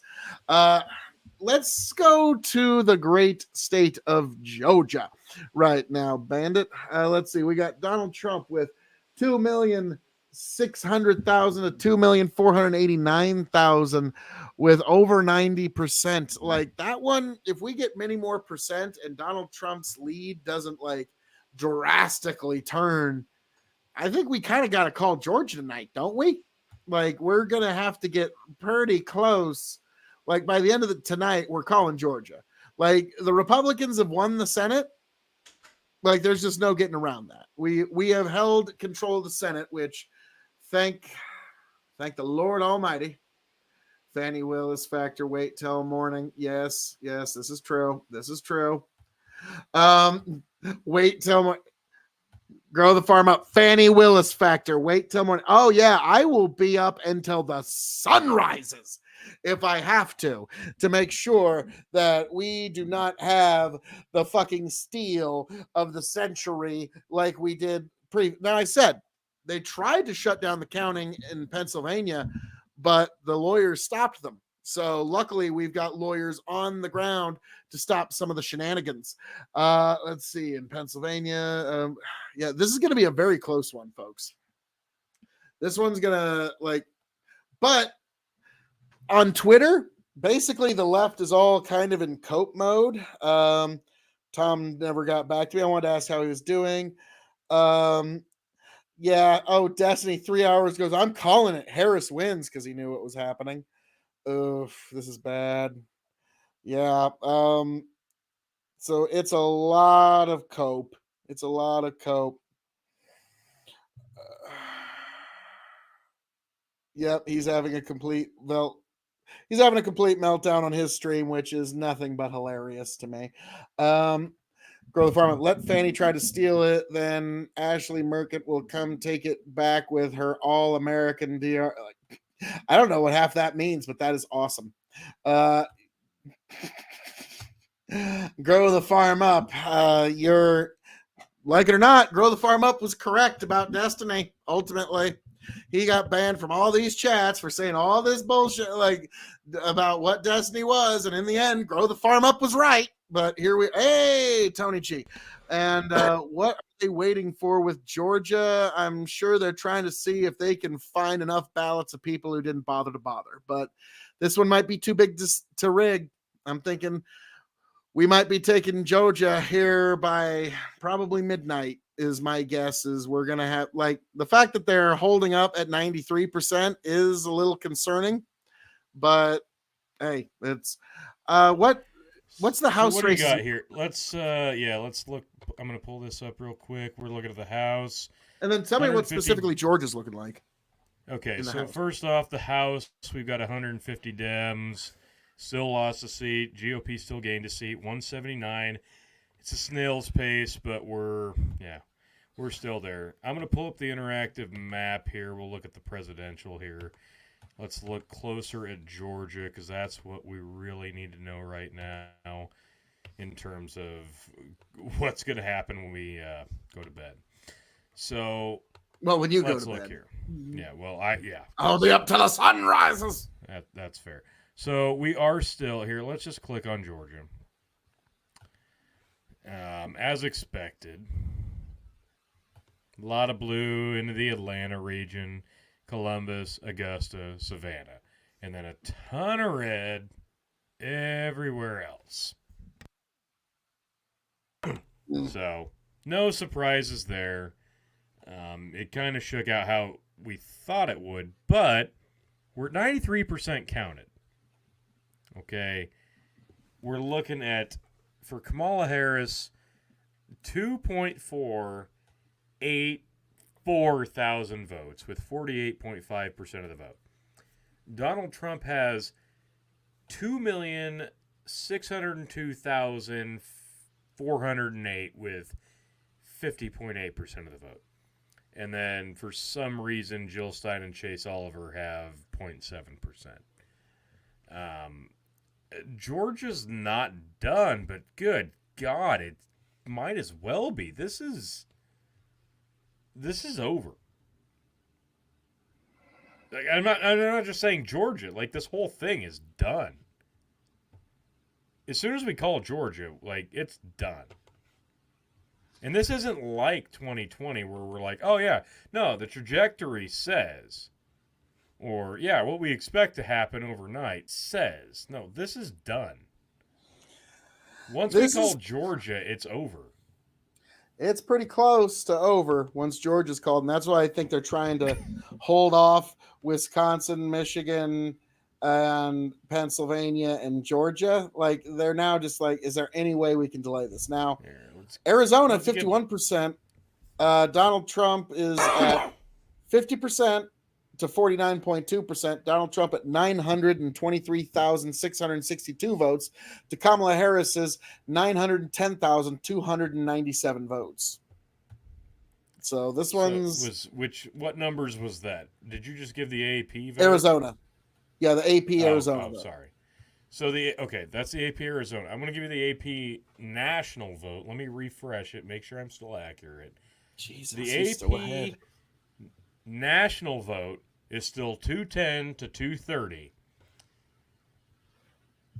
Kamala Harris's popular vote is 59,210,928, 47.5%. Donald Trump, 63,735,047, with 51.1%. So as it sits right now, with some things to still be decided, like I said at the beginning of this, we're not going to see record totals this go-around. Nobody expected that, I hope. We weren't going to break any records this time. But as it sits right now, Donald Trump could win the popular vote. In the popular vote, and I think he's going to hold on, the way this sits, by almost 4 million votes? 3.5 million votes? That's not nothing. Because we've called New York, we've called California, Texas didn't go blue, Iowa didn't go blue, North Carolina, red. Georgia looks to go red. And we're literally looking at this map going, Wisconsin and Michigan and Pennsylvania, pretty red. So, I'm sorry, but at this point, if he gets close to 300 electoral votes, well, if the map stays this way, he'll be well over 300 electoral votes. But if he gets over 300 and he wins the popular vote, what's the fallout? What's the response from the Democrats? Because at what point can you stop making excuses and go, if we were going to replace Joe, we should have done it a year ago. If we were going to go with somebody besides Joe, it shouldn't have been her. If we were going to go with her, why the fuck did we pick Waltz? Like, so many stupid things, so many bad choices by the Democrats. I don't understand it. And I'll tell you again, I said this on podcasts. I didn't feel good about where Donald Trump was 3 weeks ago. I was like, I'm seeing some town halls and some interaction with core voting bases that I don't know. I don't like his responses. And the fact that she's coming out of some of these interviews and these podcasts not looking like a complete fucking moron, that's a win for her. So I'm like, I feel like the trajectory has changed a little bit. And then they announced he's doing Rogan. And I said, well, any fucking questions you have about his cognitive abilities will be put to the test, because that's going to be a long-form interview. And it was. It was 3 hours, and he was cognitive, he was sharp, he did exactly what he's always done. He weaved around the questions. He answered them the way he would always answer them. His cognitive thing, not a problem. He's mentally just as sharp as he was 4 or 8 years ago. He's fine. That's not the problem. So that answered a lot of questions for me. And in that time, she somehow managed to spurn a lot of the other core voting base that she could have potentially picked up in a lot of bad ways by doing almost nothing and doing counterproductive things. So almost simultaneously, when I'm like, I might almost be worried about this, the Democrats went ahead and squashed any problems I had going, Donald Trump should win this thing. And here we are now, and I'm looking at a map that has Arizona red, Wisconsin red, Michigan red, Pennsylvania red, Georgia red. There you go. And just... Trump is outperforming 2020. To your point, Tony, I just heard a crazy stat. I stepped out to have a smoke, and then I got paused. Yeah. As I heard some shit playing on the TV, and this is fascinating when you think of the Rogan bump. You think of like the podcast bump, because I brought that up earlier. Like, if that doesn't work, like, will it be it worked. It worked for tool? me. It worked on me. Now, did it work, or did just Joe see what was coming? It worked on me. Check this out. In 2020, 18 to 34-year-olds males, Biden won by 34, or no, it was 25%. Trump reduced that. Kamala only has 8% compared to 25. Yeah. So young males, which younger males tend to be more liberal, it was a 25% net for Biden, 18 to 34 in 2020. It's only 8% for Kamala this time around. Really? The young male vote turned out, which young males are historically not voters. They don't show up. They just don't show up to vote. They talk a lot of shit. They act like they're going to do something.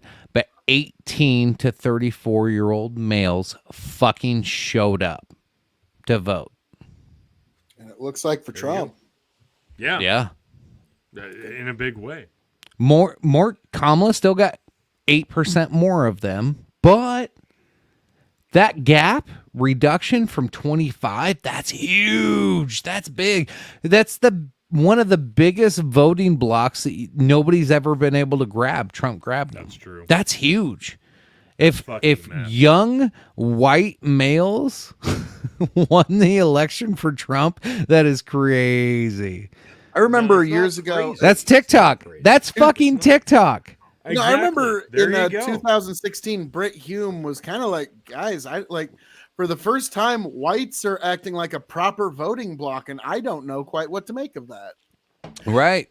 And because the voting bloc's always been like your 35 to 45-year-old conservative male, like that's got a family. That's if you can win the white male like middle-aged vote, you pretty much got it in the bag. That's what it's always been. And now all of a sudden they're like, we got to go after women, and now it's young white males. Like, what the fuck? The Senate is currently 42 Dems to 51 GOP. So that's I hate that. So map, the House is sitting at 182 GOP, 151 Dems. They haven't gone away yet, but the GOP does inch closer. Now, I got to give Walrad some credit here. If Kamala wins, that's like handing the world title over to Seth Rollins without Seth Rollins beating somebody. Fuck Seth Rollins, but at least win the belt. That's what no primaries looks like. Yes, Walrads. Yeah. Yes, you philosopher king. You. Hey, we've talked about this before. When was the last time the Democrats actually primaried properly a candidate and got them in? Do you guys want to hear Trump's chance of winning right now? 95? Almost. 93.8% chance of Trump winning. Holy shit. That's well, guys, according when I go to on Twitter, Decision Desk. The Cope is pretty delicious. It's. Should we? I'm gonna jump on my Twitter real quick. Let's see. It's like just a few short hours ago, I was on the Cope and it was glorious and it was delicious. So now we ain't won yet, folks. It ain't over yet. So don't fucking count your chickens before they hatch. Yeah, don't do that. We know how that goes. Yeah, but it's been so long since I've signed in on my computer. Use I don't Phil's. even know. He said Michael Jordan. I don't even know what my endorsed fucking login is anymore. Can you still log in, or did Alyssa Milano fuck you on that? Okay, here we go. All right, I think I'm logged in. Pisco 2 hours ago now. I want more recent.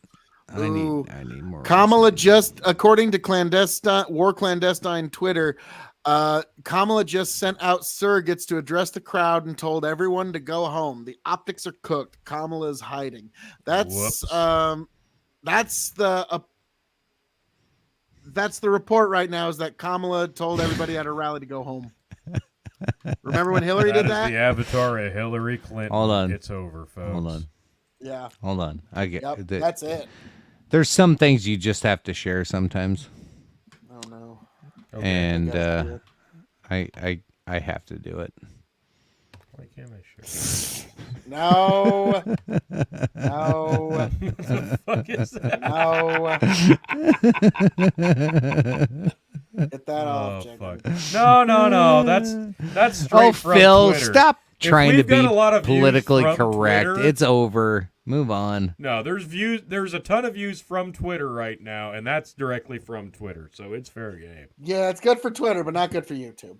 But like, Walrats, go home, motherfuckers, because Hulk Hogan, Robert F. Kennedy Jr., Tulsi Gabbard, Elon Musk, Dana White, Vince McMahon, Lyndon McMahon are going to dance.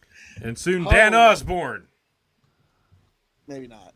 But T, all right, Tony, here's the thing. I gotta say this, T. I love you dearly, but your politics infuriate me. Okay, like it just I think your politics suck ass, Phil, because you just vote a straight red ticket and you don't think anything outside your ass. So I really don't give a shit. Yes. So I love you dearly. Your politics. Phil, I voted for a Democrat today. There you go. Ew, gross. My politics piss you off. He voted for a Democrat. At least he's honest about it. The only one I voted for was an independent. Taylor K. Did Trump win Georgia? I don't think so. Yeah, it's like yes, he did.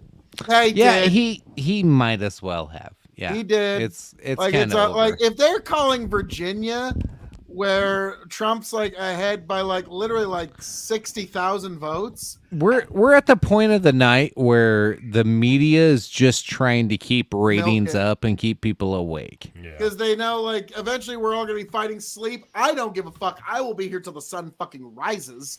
Okay? Because they're not fucking stealing this one again. Walrads, Phil's politics are beautiful. They are the color of passion, love. They are the color of our tribal chief. Yes, Walrads, you fucking beautiful. Hey, Walrads, could you do me a favor and suck his dick a little harder, please? On camera, because you're going to make him jerk off on camera. No, that's such a beautiful post. That needs to be read again. Philip's politics are beautiful. They are the color of passion. Red. That's just love. So Walrads earlier was telling me how great of a radio voice I had. Like I was enjoying that, but I'm not enjoying this anymore. Like I'm just. All right. I need to go check on some stuff upstairs. Pull the map up real quick. Let's look. Look at Nevada. I just want to see real quick. Nevada still is 0. What the fuck? So Nevada's not even it's the state that never sleeps. Okay. Okay. So it's not even a factor at this point. It can go blue. It doesn't matter. And it won't matter. So Kerry Lake Alaska is expected to go red. It's got 4 electoral votes. So I think it's 6. 6. 4. Oh, wow. I think it's 4. This says 3. Oh yeah, 3. Okay. So 3 electoral votes. So we can give 33 to Trump, I think. I think Alaska will go Trump, and let's just say Kamala gets Nevada. And okay, so we're looking at Arizona. Where are we at? We're at 51%. He's got a narrow lead. Let's pretend he loses that. Okay? Let's pretend he loses that. Won't matter. Okay? So Minnesota's going to go blue. That's fine. It's expected to. Is he going to hold on to Wisconsin? Where are we at? He only needs one of those 3. Okay. Well, he's got a decent enough lead with 16% to go. And fine, give that one to Kamala. Give that one to Kamala. What about Michigan? He's got a pretty good lead in Michigan. Out of those 3, he only needs 1. So this is why everybody's kind of giving in to Trump's going to win. So it's kind of over. Give him Alaska. Unless there's a shock in Georgia at the last minute, all he needs is 4 ballots. One of those 3: Pennsylvania, Wisconsin, Michigan. He only needs one of those 3. That's a fucking pretty goddamn good chance. All right, keep that up. I'm just gonna punch this. I'll be right back. So we've got Washington, Oregon, California. Let's just give Kamala Nevada. We're going to give Trump Alaska. Okay. And then Montana, Idaho, Wyoming, Utah, all Trump. Colorado, obviously Kamala. Let's give her New Mexico. Whatever you're clicking on, we don't see. No, I know. Minnesota, we're expecting to stay blue. Everything below that red. Let's even give her Wisconsin, right? Okay, so we'll give her Wisconsin. I don't know, dude. Illinois. She's down 4 points. That's fine. Let her have it. Give her Wisconsin. I don't think she's going to get it at this point. So, Indiana, Ohio, Kentucky, Tennessee, Alabama. That's all red. We're going to say right now that Georgia's going to go Trump. I think so, yeah. I think North Carolina's pretty much a lock at this point. Red. Yep, that's over. Virginia, that Can I share blue. a little something? Apparently, on CNN about 22 minutes ago, they just admitted Trump has a larger margin in Georgia than there are outstanding votes, but are still refusing to call Georgia. Trump mathematically cannot refuse Georgia, but for some reason the networks aren't calling it. All right, so what I've got here, let's just pull it up. As it sits. Fox News is calling Georgia for Trump. Wow. They just called it for Trump. All right. That's a big one. A big one. Let's pull that off. Let's put mine on. Nice.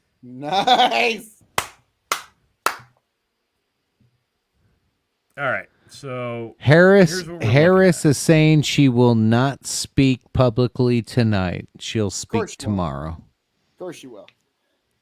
I might still be streaming by then. Shock. She ain't going to speak tomorrow either. That's fine. So what we're looking at on the map, here's what we're looking at, what they're reporting. Okay? BBC just called Georgia for Trump. Come on, AP, catch up. Okay. So on the 270 to win, as it sits right now, everything I've got filled out, we're going to give Alaska to Trump. We're going to give Nevada. We're going to give Minnesota, Wisconsin to Harris. Only thing not filled in, Michigan and Pennsylvania. 242 to 262 on this map. And as it sits right now, because Georgia's done, it's over, it's Trump. If he gets Michigan, it's over.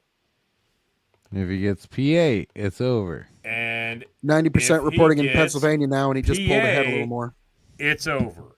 So if everything falls exactly how we expect it to, because things are predictable, without Michigan and without Pennsylvania, it's close until you start giving them to him, and then he's going to get it. So if you give him both, told you, it's all about Pennsylvania.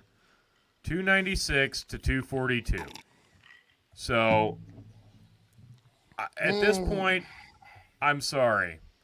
This thing's over. It's this over. Is Donald Trump's to lose. It's done. This is how it's going to unfold. Like I will say, Pennsylvania just updated with 90% reporting, 51.2% for Donald Trump with 3,295,000. Kamala Harris is 47.8%, 3,074,000. Michigan has 59% reporting. Donald Trump with 52.2%, 1.8 million. To Kamala Harris is 46, which is 1.5 million. Wisconsin, 84%. Donald Trump, 51.4, 1.462 million. To Kamala Harris is 47.2%, 1.344 million. Oh my God, guys. Yeah. MSNBC just projected New Mexico for Kamala Harris. Well, thank God. Thank God we needed them. I needed to make sure you guys caught that live. It's interesting that AP I want still you guys to won't look at do this it. map real quick, though. I want you guys to look at this map. All right? This is what I've been saying all night. No, commit this to memory. Commit this map to memory, okay? Are you looking at it? He might still get Wisconsin, too. Commit that to memory. Was that your prediction, Matt? Doesn't matter. Does not matter. Commit. No, this is the 270 to win. This is what we're looking at right now. If we give her Nevada, What's on the table right now? Minnesota, we give her Wisconsin, and we give him Michigan. This is what it would look like. Right now, he's ahead in Nevada. Now I'm going to show you what I showed you guys earlier on at the beginning of the show. This was my map. Where'd it go? Damn it. Are you fucking kidding me? God damn it. You lose your map. Everything. I did. I lost it. It's tremendous. Hang on. It's in the group chat. I know. What are you looking for? Close that fucking window. So now. Okay. AP just updated Georgia for Donald Trump. 246 electoral votes for Donald J. Trump to Kamala Harris's 210. Donald Trump sitting at 246 electoral votes, according to the AP and Google. God, that's gotta hurt for them having to admit that. Go. This is what I pulled up at the beginning of the night. So you had 282. And you gave the Great Lakes to Kamala, which I kind of did too. But I gave Trump Georgia. I gave him North Carolina. I gave her Virginia. This is but exactly you gave how him it's gonna PA. fall. And this is how the If Vegas he picks up betting odds either heavily went. Yeah, if he picks up Wisconsin or Michigan, it's just icing on the cake. So take this in conjuncture to the one I just had up. This says 282. The other one has 296. So he's still not going to hit 300, but it might as fucking well be. Yeah, might as well be. And the only reason this one's higher, I think, well, actually, no, this one's, no, the other one would be higher because he outperformed in a couple areas. So even losing that district in Nebraska. ABC's got a projection coming in. Yeah. Alaska, too early to call. Well, no shit. For fuck's sake. Oh, my God. These guys they're fucking hilarious. No, this is, yeah. So Kamala, yeah, that's the other news report. They're all showing Kamala told her supporters to go home. Yeah, go home and fucking cry because it's over. It's done. Like this is Kamala headquarters, they're not hanging out tonight. They're not talking tonight. They're not addressing them tonight. Over.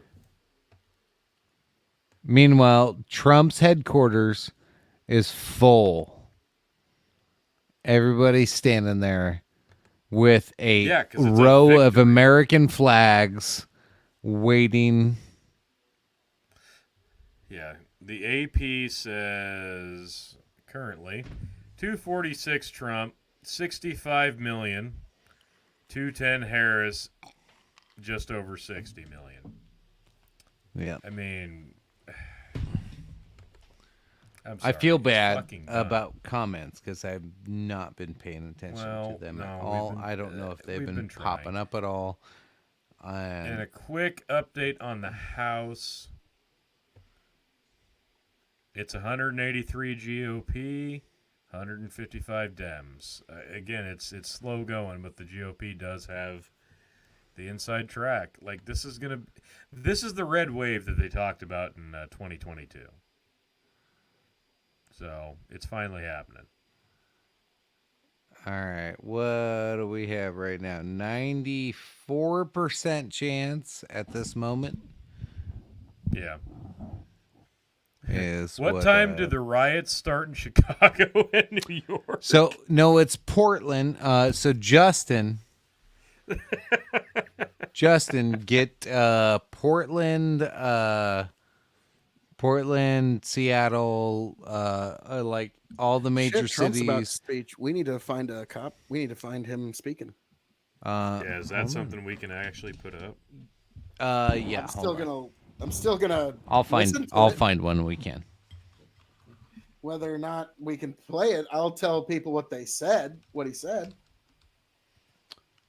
I'm sure CNBC is going to cover it to where we can do it legal and legit. Shut up, Walreds.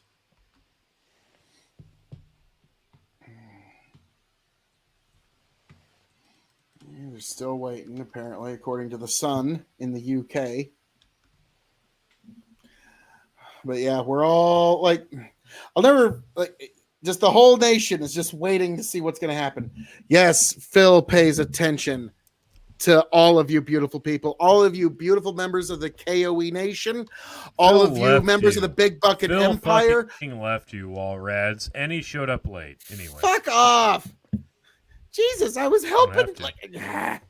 Jesus. Walrads, I gave you titties. That's all I got. That's right. So, yeah, no, this is done. It's fucking Trump done. is about to give the victory speech. Yes, we've won. It's over. It's so great. Yeah, we've heard it before, though. Oh, my God. But this one's different. This is different. Yeah, this one. Yeah, this one would be a real fucking Carmen Sandiego to overturn right now. Like, at this point, let's be frank. Kamala has to take Pennsylvania, Michigan, Wisconsin, Arizona, and Nevada. Like, I'm curious, like, how many votes would that be to make up those differences? Because, like, in Nevada, that's about give or take 30,000 votes. In Arizona, that's about 15,000 votes. In Wisconsin, that's about 140,000 give or take votes. Michigan, almost a little over 200,000 votes.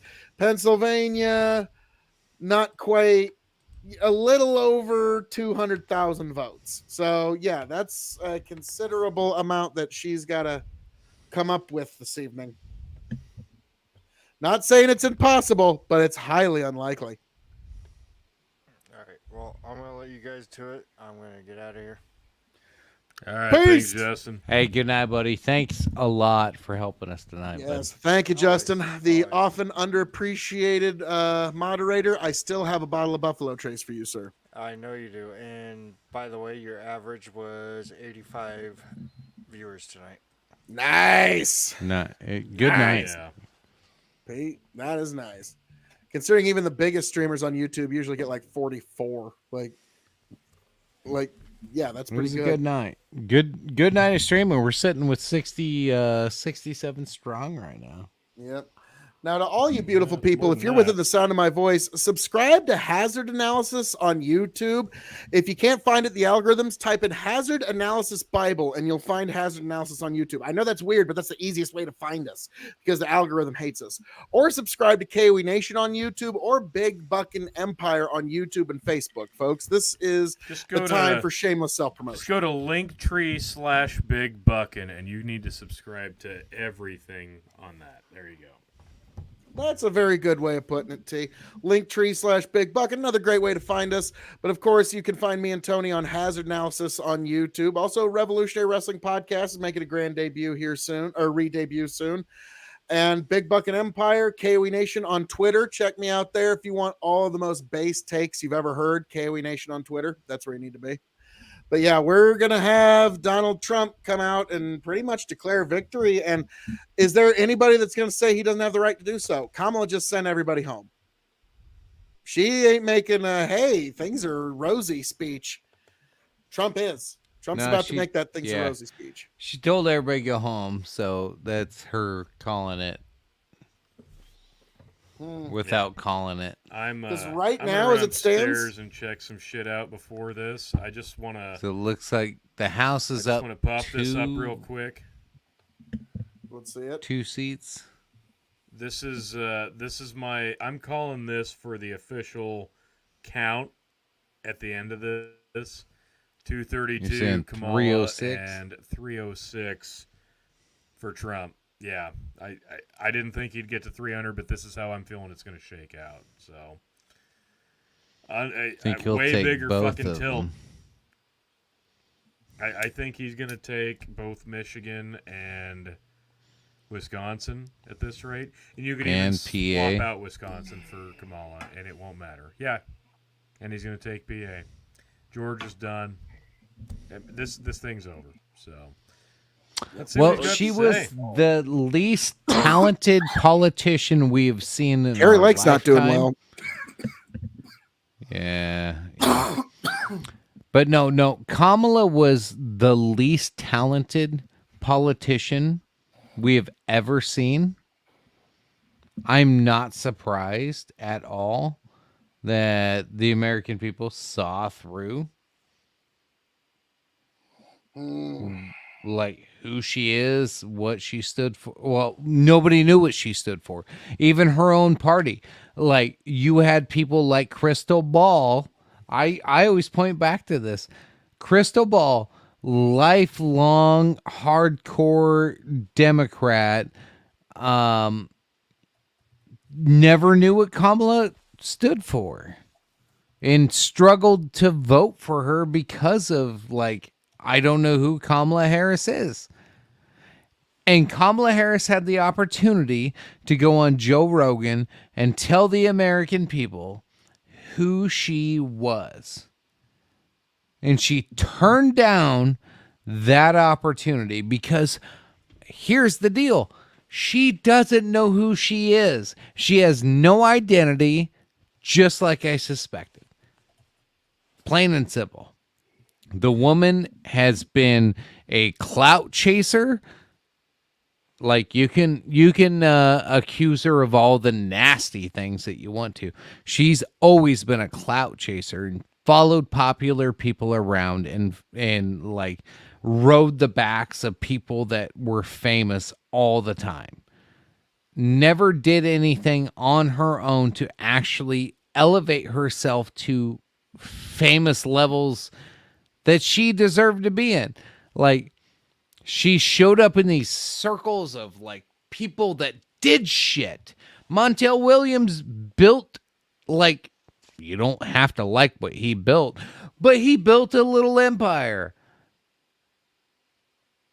All these people that she like cling to built things. She never built anything. She never grew anything. She never actually, I don't know.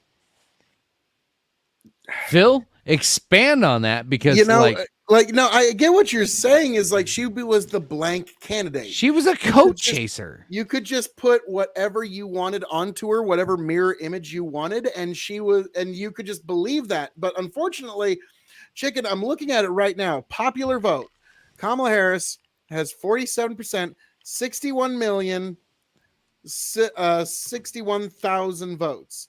Donald Trump has 65,862 votes with 51.2. He's still at midnight Central Time ahead by 4.7 million votes. Like, dude, like, you know how people are always saying, like, what are Republicans gonna do? They just can't win the popular vote. This one might realign. She's not a popular person. No, but like, all right, Chicken. What's great for like me, a MAGA guy, is that Trump and Vance made the agreement that no matter what happens on election night, on November 6th, Vance 2028 begins.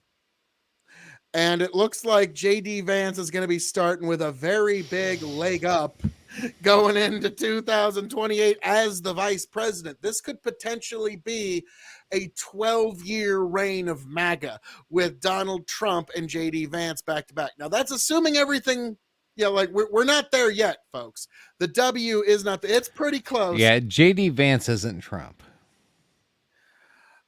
I get what you're saying with that, but also understand, like, JD Vance does have an appeal. Like, first of all, he's our age. Okay, like he's the only guy in the race that's like literally our age. He's 39 years old. He just turned 40. Yeah. So like it or not, he's going to be a great candidate for an 8-year run for the Republicans, and he's going to want to play ball a lot more. The military-industrial complex is going to love him, so they're going to put him in. So you're literally looking at 4 years of Trump and then 8 years of a potential J.D. Vance. Now, I'm not telling you what a lot could happen. You better hope old man Trump 5-6 years from now can praise JD Vance. Jesus. Well, that's a different world. Seeing Trump go, you need to vote JD, you need to JD's the greatest. No, Walreds. JD Vance is not, but it would be more, he wants Tulsi Gabbard, RFK Jr., but no, Walreds. JD Vance, RFK Jr. Ooh, that's pretty tasty. Heard on Twitter that Minnesota stopped counting votes. Of course they did. Somebody was gonna. They won't matter. Yeah, he's our age. We're all the same age. Yep. JD Vance. So let's see on Twitter what the chatter is there. But yeah, that's the. There's a lot of anger from folks I know on the left right now on Twitter. Elon Musk just posted a picture of him carrying a sink into the Oval Office. Ah, that one. Great. Yeah. Oh, no. Harry Sissons. Okay. I have Republicans have officially won control of the Senate. Yep. Now, Harry Sissons just posted this. America failed women tonight. Trump bullied, assaulted, and stripped reproductive rights away from women. Holocaust, and instead of standing against it, many voted for it. We have failed our daughters, mothers, and sisters. So, yeah, Harry Sissons is basically giving up. Doghouse, which guy I've been just giving a hard time to. He's kind of coming to terms of Cat Turd goes, I fell asleep. What happened? Oh no. Chicken. Van Jones is on the verge of a mental breakdown. Van Jones. Oh, come on. Which I like Van Jones. I don't. He's a fucking coward. He's a he tries to play this I'm like a cool Democrat that kind of agrees with Republicans. No, fuck him. No, he doesn't. He doesn't agree with Republicans. He just says shit once in a while that's obvious to make Republicans feel like, oh my God, a black guy on CNN agreed with me. No. That's what he is. That's what he is. I like that he lets you look behind the curtain once in a while. Like when in 2020 he said, let's be frank, guys. We're going to have to say that Joe Biden gave the best speech that there's ever been, no matter what, and then proceeds to say how Joe Biden just gave the best speech no matter what. Well, no, he plays that card to make sure he doesn't get fired. So he toes that line, but his entire job is to make white people feel comfortable about disagreeing with a black guy. That's it. I wouldn't go that far, but I get it. Walrads goes, JD Vance, RFK Jr. I'm in. Let's see. Walrads. Good share their anger. You see, tomorrow's Christmas for me. I get to walk around New York City and watch all the women with their vagina hats cry. Wow. Oh, I'm looking forward to that. But no, I like Chicken. I just disagree on the JD Vance thing. JD Vance. No. The Van Jones. Man, I'm getting all my political people mixed up at this hour. Dude, Van Jones bothers me so much. He's so fake. Oh, that Dan Osborne fumble of mine earlier. That one was epic, where I accidentally said, I want to nominate Dan Osborne instead of Jim Pillen. That one I don't know if that. Van Jones is so fake. That dude is bullshit. Van Jones should be worshiping Trump for what he did to criminal justice reform. What a loud mouth. Oh God. Now, I get what you're saying. But yeah, this is going to be interesting for the next 4 years. Now, the problem is, Chicken. We have the 6th of January and January 20th coming up. that we have. What are the Democrats going to do? I mean, like, literally, to them, it's 3 months until, like, basically apocalypse. Like, this is the worst possible scenario for them. And we're watching it live. Has Trump come out yet? Yeah, I'm watching. It's not a thing yet. Okay, because that's going to be a big one. But now, Chicken, I was wondering if you'd be okay. There's something I want to show to the audience. Yeah, and it was something that you helped with. Okay, like it was a glorious piece of art that you helped with, but like also it's pertinent to this campaign. Absolutely. Okay, and it was one of the campaign ads that you helped put together for my presidential campaign. Okay, it says Donald Trump's to speak to supporters soon, so I'll cut it off if Trump comes out. I got it pulled up and ready. Well, okay. Is there somebody on stage speaking? No. Trump is famously late all the time, so go ahead, sir. Ooh, okay. All right. So, folks, this was my first campaign ad for president. But yeah, God bless America. God bless this glorious land. And because this land is so glorious, it needs a new president to match that glory. And that person is Phil K.O.E. Yes, Phil K.O.E. in 2024. A man who truly loves America. A man who loves this nation and the people in it. Phil K.O.E., the true alternative in 2024. The man you all need. A man of the nation. A man of the country. A man of the people. A man of nature. A man who is going to point us to a brighter tomorrow. Yes, Phil K.O.E. He is a man of decisive action. Phil K.O.E. And that, ladies and gentlemen, is for America. I'm going to do that for you in Washington, D.C. Whatever that is, you're going to get a lot of that. Yes, folks, Phil K.O.E., a man who will make sure to dot the I's and cross the T's of American government. Phil K.O.E., he will make sure to preserve your freedoms to work on go-karts on the weekend or whatever you call fun in this glorious nation. That's why you need to consider Phil K.O.E. And that, folks, is why I am asking for your vote in 2024, folks, because I, your king of extreme, Phil K.O.E., have officially announced my candidacy for the presidency of the United States of America. Beautiful, beautiful flag. Old Glory is coming with me, folks, and we're going all the way to Washington, D.C. If you're tired of business as usual in D.C., do the right thing. In 2024, vote extreme. Phil K.O.E., the choice for you, the choice for me, the choice for everyone within all sundry. Folks, God bless every last one of you, and we're taking this all the way to Washington, D.C.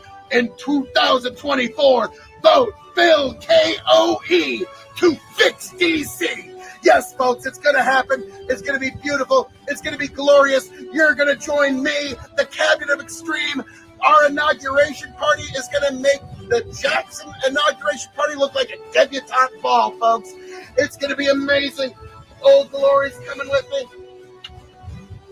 What else do we need? God bless all of you beautiful people. Travel well, and in 2024, vote Phil K.O.E.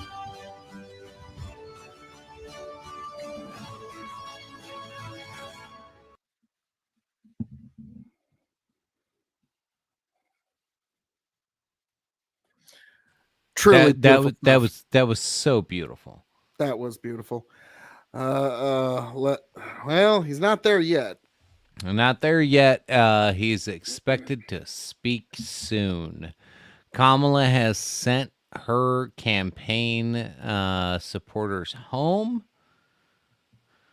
said she will speak to them tomorrow. Meanwhile, Trump is Babylon B just dropped a good holding one. a rally at West Palm Beach, Florida. Of course, the votes aren't in yet. We're seeing anywhere from 267 to 216 to 246 to 187. All kinds of different numbers being thrown around right now, but all indications are showing Donald Trump just short of officially being called for president of the United States, with Fox News at 267. Of course, you only need 270 to win. Fox is at 267. Yes. What other state have they given to Trump? I don't know. I was watching that awesome campaign video, so I didn't get to see what they were calling. Fuck me running. I was a little involved with the It was beautiful. The awesomeness. But I'm pretty sure between Georgia, North Carolina, let's see, Florida, of course. I gotta look at Fox's website here. I'll look it up and see what they exactly have. This is Fox News presidential election map. Let's see what they're calling. Because obviously they're confident.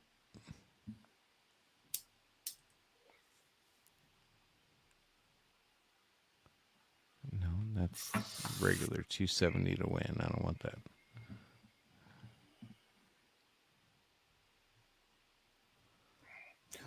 I was about to say, what's the odds right now? I can find that real fast. We will keep you up to date on that.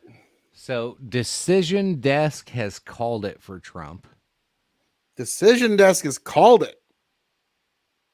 They're saying 270 electoral votes. They're saying he has won Pennsylvania.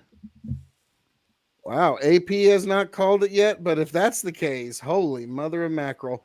And at this point, like, I don't, like, that's too much to overcome. And even then, there's Michigan, Wisconsin, Nevada, which is handily for Trump right now.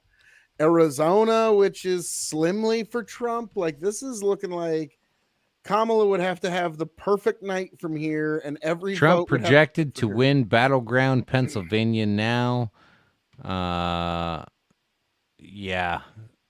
that's what it is. That's Fox News says Fox. Pennsylvania. They called Pennsylvania. That's if Fox is that's calling pretty ballsy. Senate sitting at 51 Republicans to 41 Democrats at this moment. Oh, what a glorious day. House of Representatives sitting at 184 Republicans and 157 Democrats.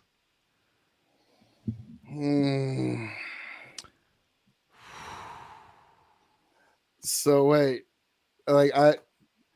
We are AP still hasn't called Pennsylvania, but so here's the difference between tonight and 4 years ago.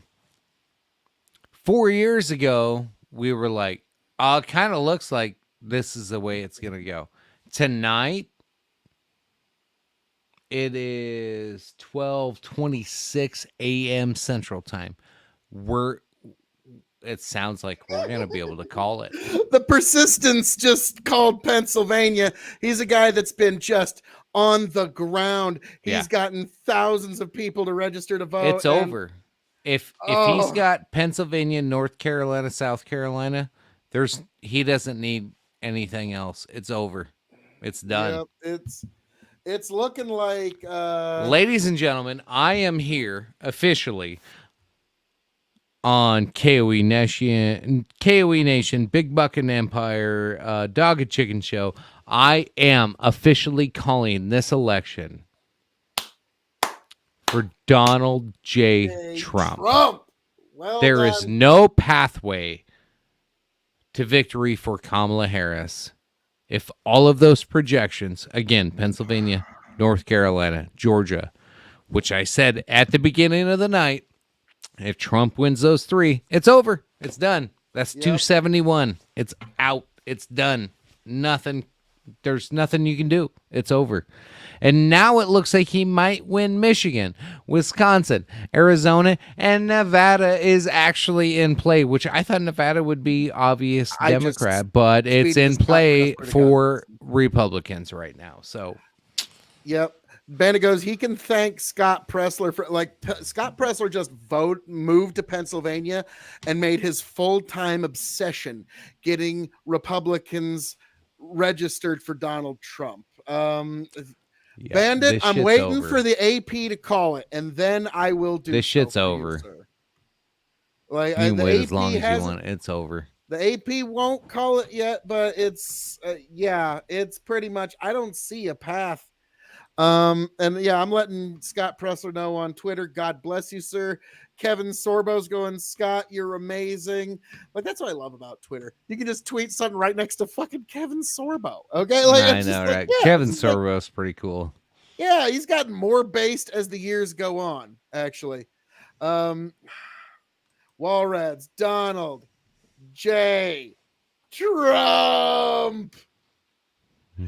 It's all over but the crying, and I can't help but the crying over you. Yes, and I changed the words around a little bit. But yes, this is looking increasingly like, AP is just not wanting to call this. It's a little funny. Nobody wants to call this. Well, because they know. Oh, no. Oh, no. All right, I'm looking up. CNN still got 246 for Trump to 187 Harris. MSNBC is not showing anything. Yeah, they're trying to. Oh man. BBC's got 246, 187 as well, so they're matching CNN right now. There we go. I see 246, 194 for MSNBC, and it's in this itty bitty little corner, like hiding. And Rachel Maddow will not shut up. Like, she is literally trying to carry this thing right now. And the bags on her face are worse than mine right now. Holy shit. That poor lady.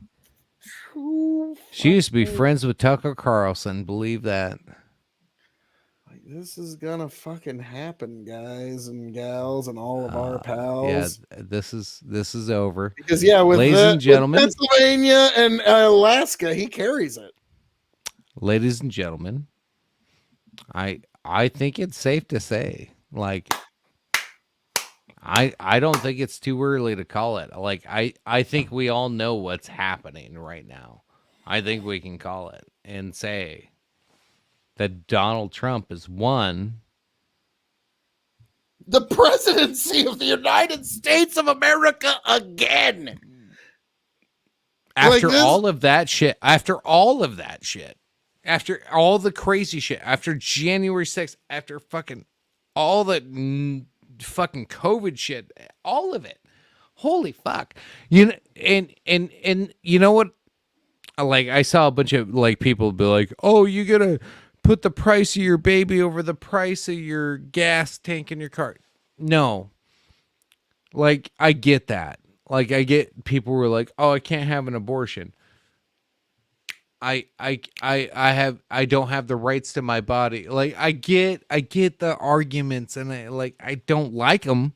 Some of them are cringy, but at the end of the day, it's like, no, 12-pack of eggs is fucking $6 right now. You want a fucking carton of eggs at $6. Now, here's the thing. It's $6. No, hold on. It's $6 for a carton of eggs. You know how much it costs to buy a baby chick? 50 cents. It's 50 cents to buy a fucking chick and raise it yourself. And you don't have to worry about the cost of eggs.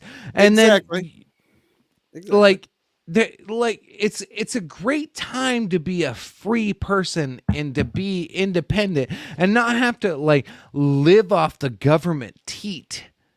And I just hope more and more people fucking realize that, because like we got shoved the government teat down your throat in 2020 so goddamn fucking hard, to the point where you're like, this teat tastes like shit because it had shit on it. It was a shit tit, and you had to suck on a shit tit, and you all went, no, I don't like this shit tit. But goddamn it, Orange Man's so bad, so you didn't want Orange Man, and then you were like, but god damn it, I don't like this shit tit anymore. I want Orange Man back. Guess what, ladies and gentlemen? You have Orange Man bad. It's back. You don't have to suck on that nasty shit tit anymore, and you can be an individual. Your taxes are going to go down a little bit. There'll be marginal changes, itty-bitty little changes across your life that you're not going to notice. Gas is going to go down. Egg prices are going to go down. Car prices are going to go down. Wages, probably will be stagnant, honestly. Don't expect those to go up a whole lot. But, like, overall, life's going to be pretty goddamn good. And you know what? Interest rates are going to go down. Oh, yeah. So, yeah. That's going to be huge. That's going to be huge for you. I got to say this. Grow the Farm Up has officially called Donald J. Trump the president-elect. So I agree. Grow the Farm Up has made that call. And he also says nobody gets reelected at $6 eggs. And, That's true. Bill, this is the greatest comeback story ever. And yes, it is. It's fucking It is. Dude, Donald Trump after is January going 6th? Yeah. No, Trump is going to be a metaphor for a comeback story going forward for the next 20 years. Like, dude, this motherfucker will Donald Trump on you. You know, this security at this fucking place right now is like next level right now. Like, Walrats, how does Pennsylvania not vote for him? He was almost like, yeah, that helped. That helped more than a little bit. Let's just be frank. Like, yeah, him surviving the assassination attempt probably helped get him here. Bandit, I hope over Rob Noir for a hot second. I don't know if he was on the call or just watching, but Destiny and Pisco are coping. Well, of course they are. That's all they're going to be doing for the next 4 years. Like, it's going to be like Destiny. And it's going to be fucking fantastic to Destiny watch and to be a reply sociopath to. for nothing. Just have fun with it. Just have fun with it. Pisco especially. Pisco has been so crazy. Yeah, he's been insufferable. But Grow the Farm Up. I'm watching MSNBC. It's so delicious.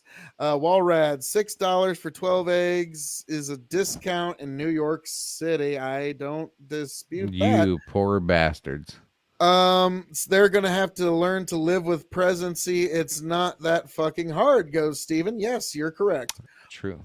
Walrads, you can have a lot more female eggs now that there's no abortions. Now that Vince McMahon revealed himself as being the one who took them away. It was me, Austin. It was me all along. Thank you, Walrads. We needed that. They fucking demonized us. Do you understand that? Robert F. Kennedy lost his family. Walrad says, and here we are now together forever. Oh my God. He just did the WWE forever. thing. No, fuck you, chicken. Tonight's a night for doing that. We are together then. Now together. Forever. All right, look at I'm that hot in. girl giving a I'm thumbs in. up. I like it. Ooh, yeah. Like, yeah, guys, this is something. This is something. We have. I think it's over. Yeah. I'm gonna refresh AP, see if they finally accepted. They have not. They will not accept. 93% reporting with 3,364,552 votes at 51%. Yeah, they can't Kamala Harris lose at views. 48%, 3,168,157 votes currently at 93% reporting. Arizona, Trump he's ahead, but not by much. Nevada, he's got a pretty comfy lead. Like, so chicken, even your map that says I'm going to give her Nevada. Nope. Doesn't look like that. Walrads goes, Phil, we love you. Thank you, Walrads. We all love you. They're trying. They're trying really hard not to give it up, but it's over. Yeah, it's looking like it. It's looking like it.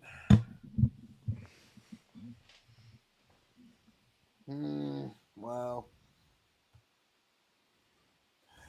Oh, even BBC just switched to the same feed. What has BBC called Pennsylvania? No, but BBC has the same feed. It's just the same feed I have up right now. All right, so there's been no movement on the Senate really, but as it stands currently, 93% reporting. Dave McCormick, the Republican, is still ahead at 49.4%. Michigan, Mike Rogers, the Republican, is ahead at 50.7%, and Elisa Slotkin is at 46.5%. So I'm guessing there's a strong independent candidate in there. Wisconsin has Eric Hovde at 50.2% and Tammy Baldwin at 47.7%. 88% reporting, and Eric Hovde is ahead at 50.2%. So, but that one's pretty close. That one's within 60,000 votes. So, because we have Eric Hovde at 1.478 million, and we have Tammy Baldwin at 1.404 million. So Fox is the only one that has Trump at 267. All three of the other MSNBC, BBC, and CNN have Trump at 246.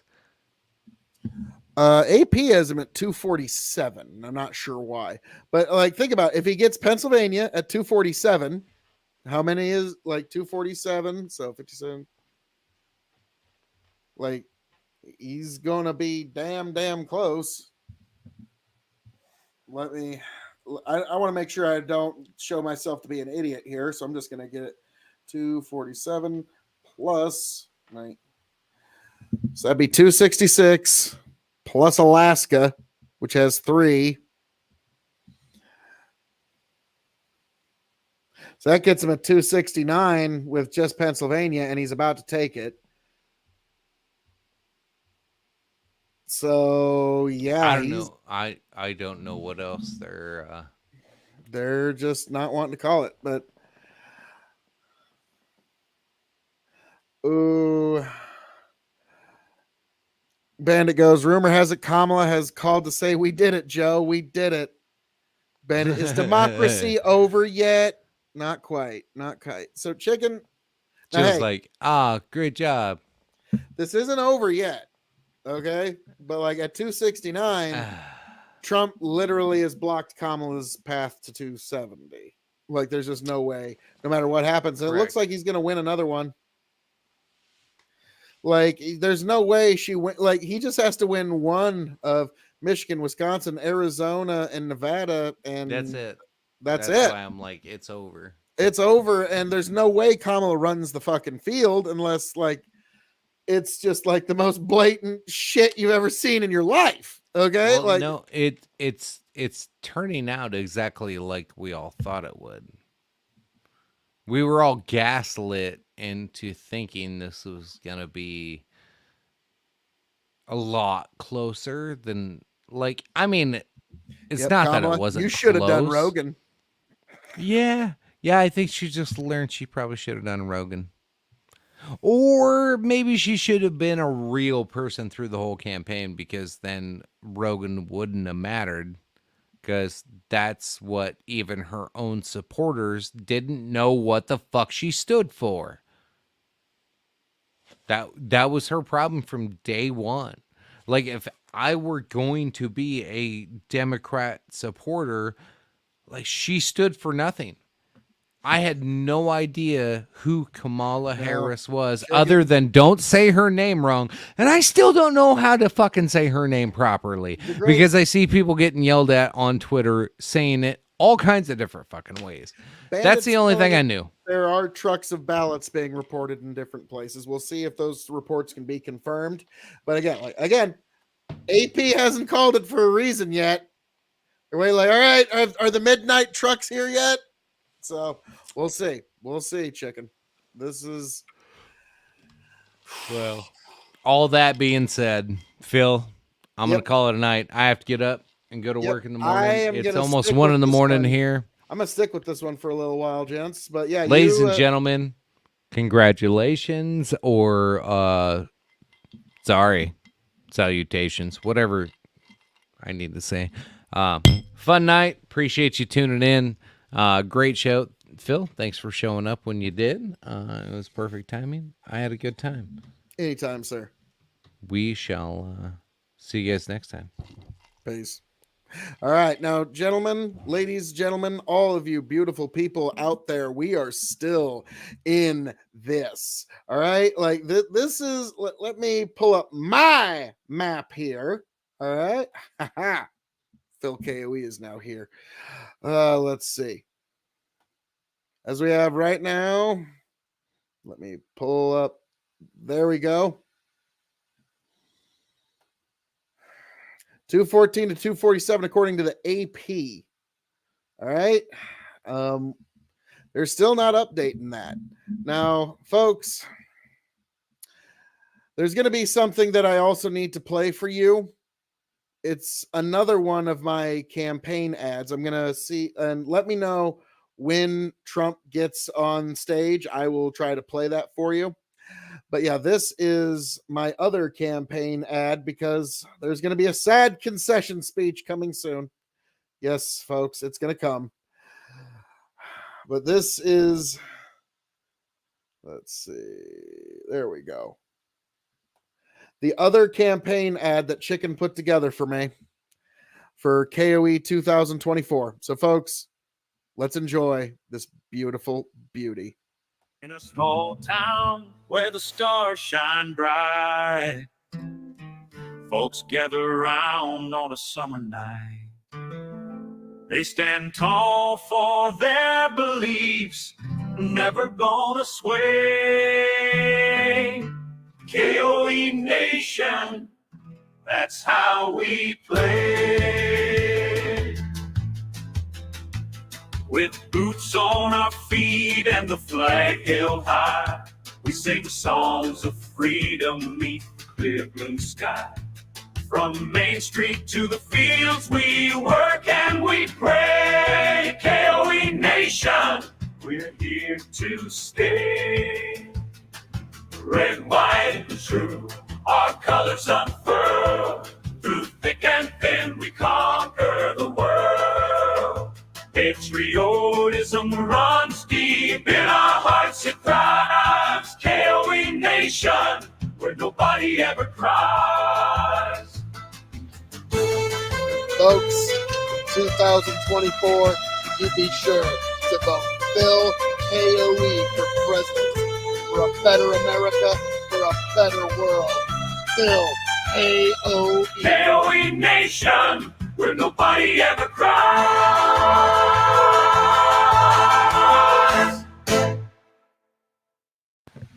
Truly beautiful stuff. Truly beautiful stuff. And, you know, because we are waiting for Trump to address us and we are waiting for the AP to kind of get up to speed here, we're going to do one final playing of the other campaign ad here before the campaign of KOE makes my grand concession speech. So yes, I will give my concession speech for my run for presidency, and we will go to Trump just as soon as he hits that stage, folks. Okay? So worry not. We will find a way to make it work. And I'm going to try to pull up the C-SPAN. Because that would be preferable. But we'll go with whatever we can, folks, to get you the surest coverage. But yes, without further ado, this was the glorious ad that Chicken made. God bless America. God bless this glorious land. And because this land is so glorious, it needs a new president to match that glory. And that person is Phil KOE. Yes, Phil KOE in 2024, a man who truly loves America, a man who loves this nation and the people in it. Phil KOE, the true alternative in 2024, the man you all need, a man of the nation, a man of the country, a man of the people, a man of nature, a man who is going to point us to a brighter tomorrow. Yes, Phil KOE. He is a man of decisive action. Phil KOE. And that, ladies and gentlemen, is for America. I'm going to do that for you in Washington, D.C. Whatever that is, you're going to get a lot of that. Yes, folks, Phil KOE, a man who will make sure to dot the I's and cross the T's of American government. Phil KOE, he will make sure to preserve your freedoms to work on go-karts on the weekend or whatever you call fun in this glorious nation. That's why you need to consider Phil KOE. And that, folks, is why I am asking for your vote in 2024, folks, because I, your King of Extreme, Phil KOE, have officially announced my candidacy for the presidency of the United States of America. Beautiful, beautiful flag. Old Glory is coming with me, folks, and we're going all the way to Washington, D.C. If you're tired of business as usual in D.C., do the right thing. In 2024, vote extreme.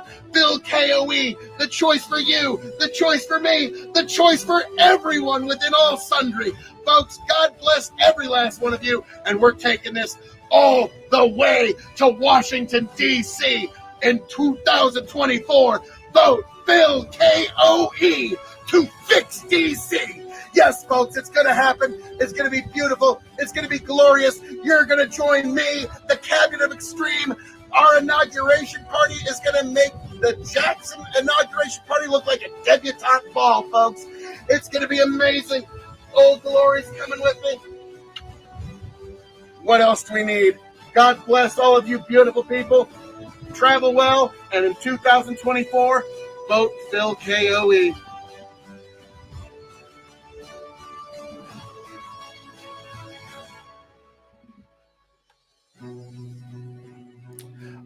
Big news, guys. At Trump headquarters, according to Fox News, they're calling Wisconsin for Trump. If that's the case, I mean, that's it. That's that. If Pennsylvania, Wisconsin go, that's it. Trump is the next president of these United States. Now, AP has not called either one of them. I'm going to wait on them because that's the map I've been going with all night. It's only fair that I stick with the map that I started with, but that's huge. If Wisconsin has gone to Trump and Pennsylvania has gone to Trump, that's it. I mean, goodness gracious. Now, this is just according to what I'm seeing at Trump headquarters. Now, we will see. We will see. I'm going to check a couple of things here real quick.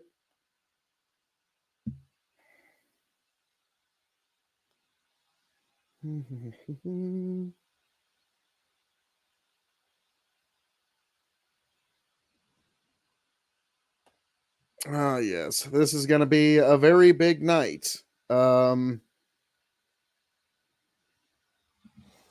Lord Almighty. So, folks, I'm going to, there's something I do want to get into, actually, just because it was fun. And Tony was here a little earlier, and we actually got to meet Joe Biden one more time. So while I find an open source, copyright-free stream for when the president talks, we're going to get into when Joseph R. Biden made a quick stop.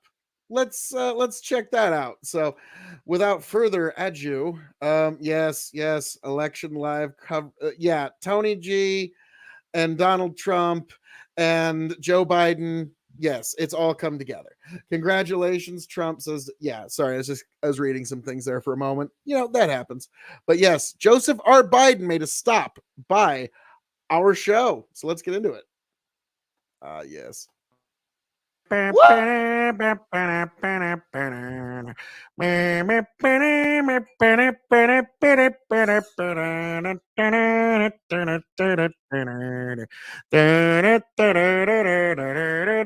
a fucking joke.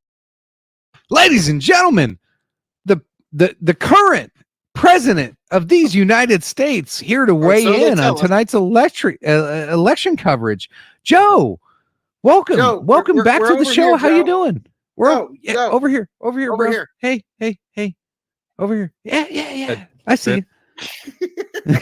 Bang, bang. Here, I'm gonna move you so this will be easier. There. I'm back, baby. How's it going, fellas?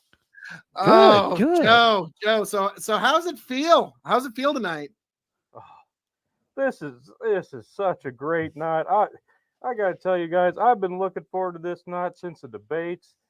Oh man, it's been a wild ride, but we're finally here. We're building back better, and it's just coming through tenfold. So Joe, what do you think the chances Kamala's going to win tonight? Well, I mean, it's 100% because she's my VP. She's stunning brave. She's second most vice presidential, popular and stuff and all that. And she's going to ride my coattails back to a second term. What? Why did you drop out, Joe?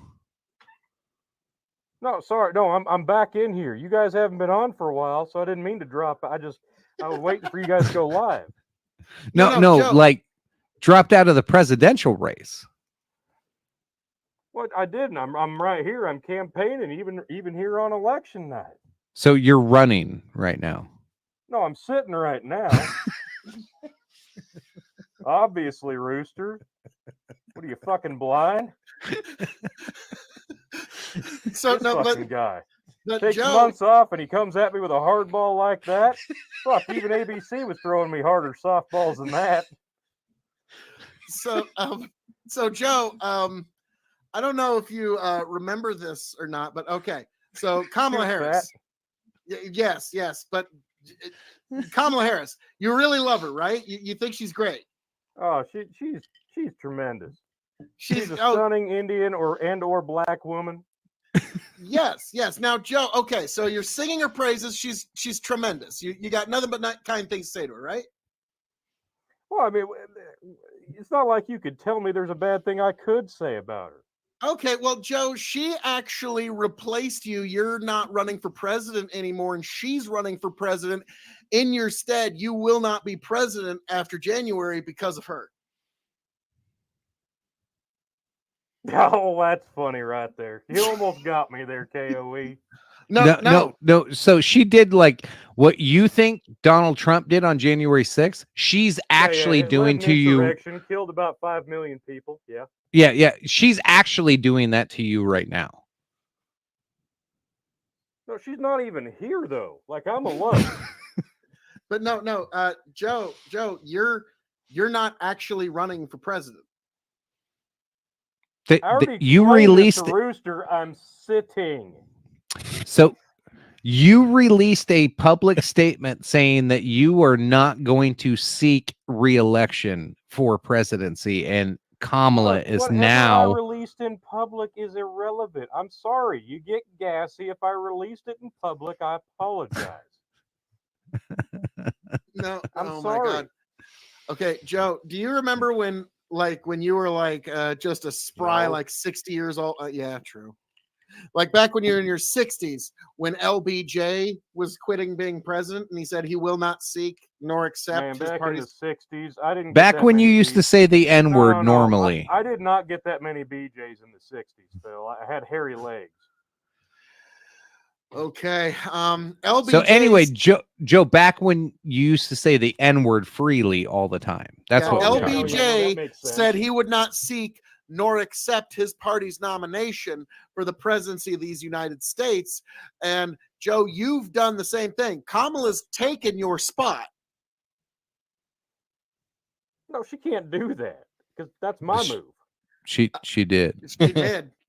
Yeah. No, it's fine. It's fine. No, she just look. I get tired. Okay, I get tired, and I was supposed to go to another debate. with old Orange 45, but I got tired. You ever get tired? I get tired. You get tired. So she went over to debate. Here she won. Did amazing. She's even doing cameos on the radio, the AM, I think, and Saturday night, Tuesday live. She's doing great. She's gonna win it back. She's building it back better for a second term Joe Biden. It's gonna be amazing. No, Joe.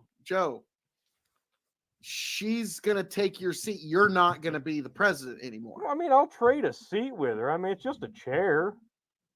I mean, it's the reason she's asking you to the White House and not go campaign for her. But Joe, instead of talking about Kamala, let's jump over to other elections. How confident? How confident? Blue Chew, but still, so far nothing. It's not. I'm not getting home. Not erections, no. not erections, Mr. President.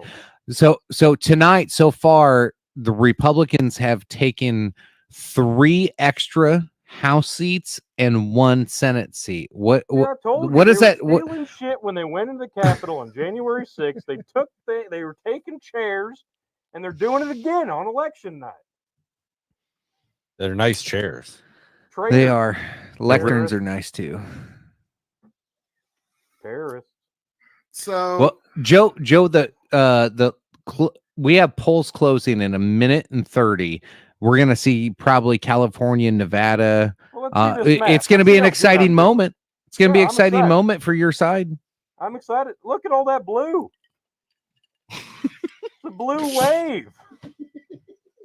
I feel the blue cascading over me right now. Look at that. My God. My God. All the colors of the rainbow. I'm blue, da-ba-dee, da-ba-do, da-ba-dee, da-ba-do. What? Wait a minute. Did you forget to put your contacts in, Joe? Yeah, hang on now. No, because that ain't. No, it's not blue. This doesn't look right, fellers. Why is that, Joe? What's going on here? Well, first of all, can we just show just any old state on the map? Let's show him Georgia, for example. Let's show him Georgia. Yeah. Show me Georgia. What the hell is that? Okay, now can you show him the candidates? Justin, our master producer here. There's Donald Trump. Scroll down. There's Chase Oliver, the Libertarian. There's Jill Stein. Yep. And then there's Kamala Harris. Mr. Kamala, what the fuck does that even say? Mr. Kamala Harris. What is that? That's what we're trying to tell you, Joe. Why would they list the VP? Because you dropped out. Excuse me, fellas. This just in California went to Kamala Harris. Whoa. I know. Okay, Idaho just went for Donald Mr. Trump. Brandon over there in the West Coast. No, it went Joe Biden. Sorry, sir. It says Kamala Harris. So Fox News Something's just not gave right here. Washington This ain't right. and Oregon to Kamala, and everybody else is holding. Oh no! Is this Joe finding out in real time that his if own they're administration holding, killed him? no, my vice president will put them in prison and probably execute them if they're holding.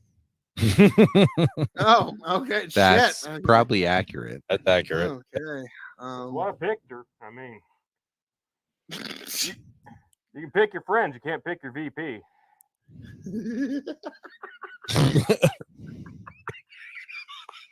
At least that's what they tell me.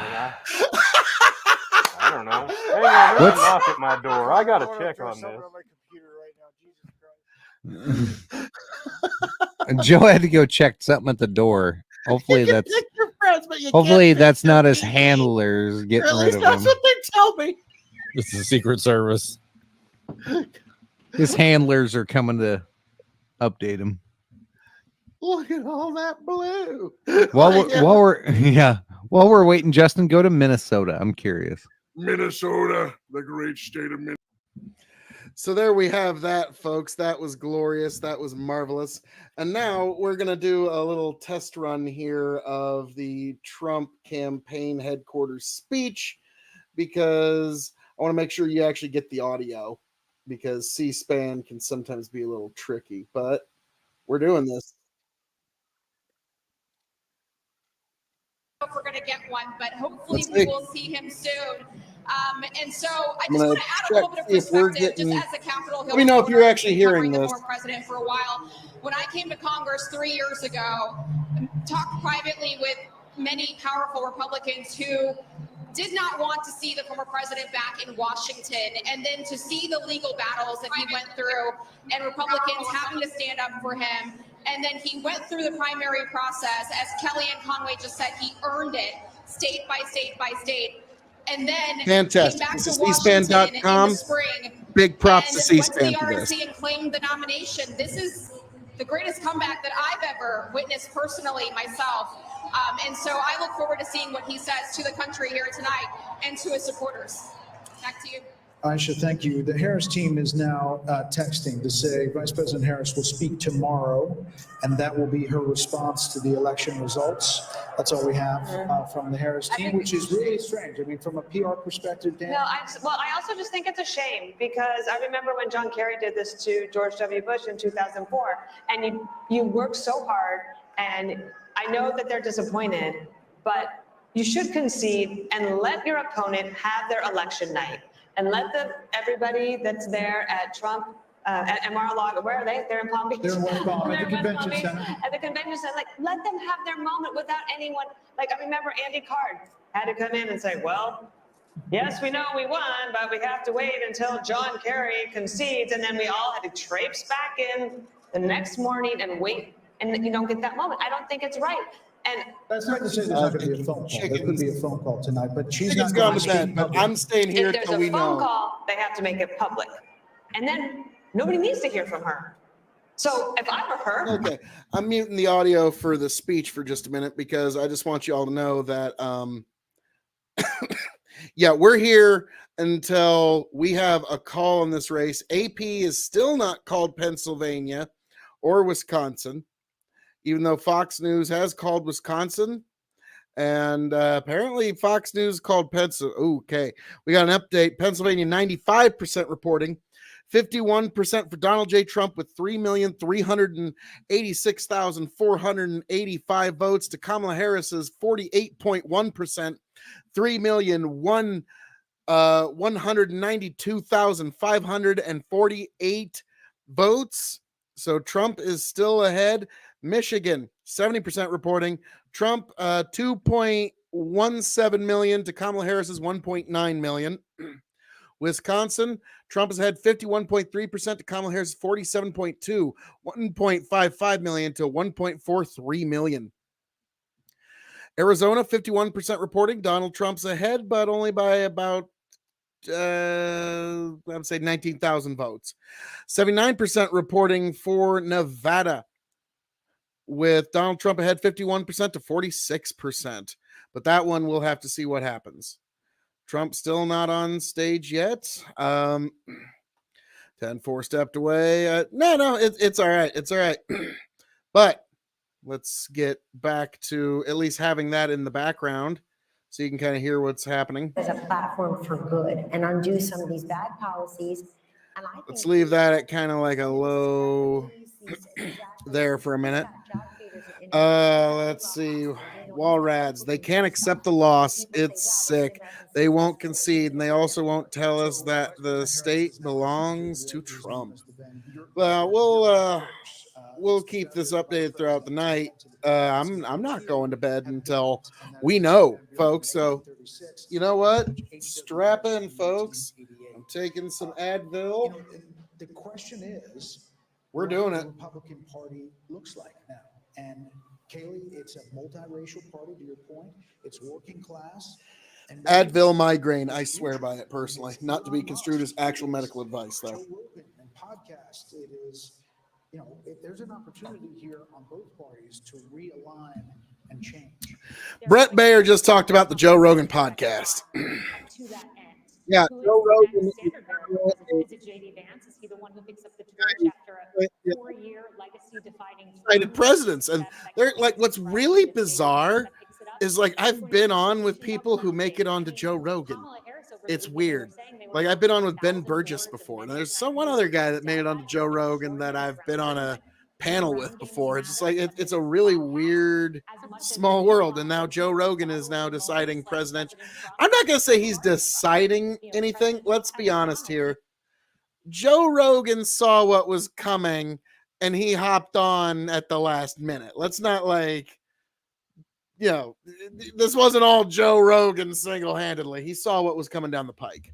So this has been quite the evening, folks. And you know what? Now we're gonna just leave that everything as is on this stream until we see President Trump, or I have something to show you on. I'm gonna look up some other Fox News 2024 map.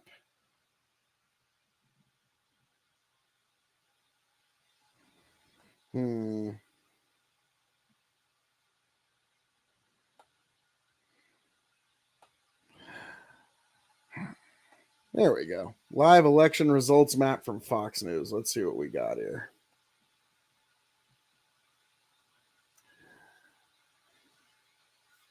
Fox News still has 248, 214, so at least on their website.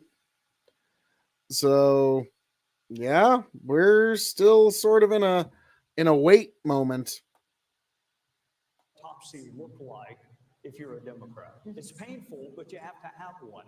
How did you lose this sound? The easiest way to do it for them would be to simply say, if Joe Biden hadn't clung to the job.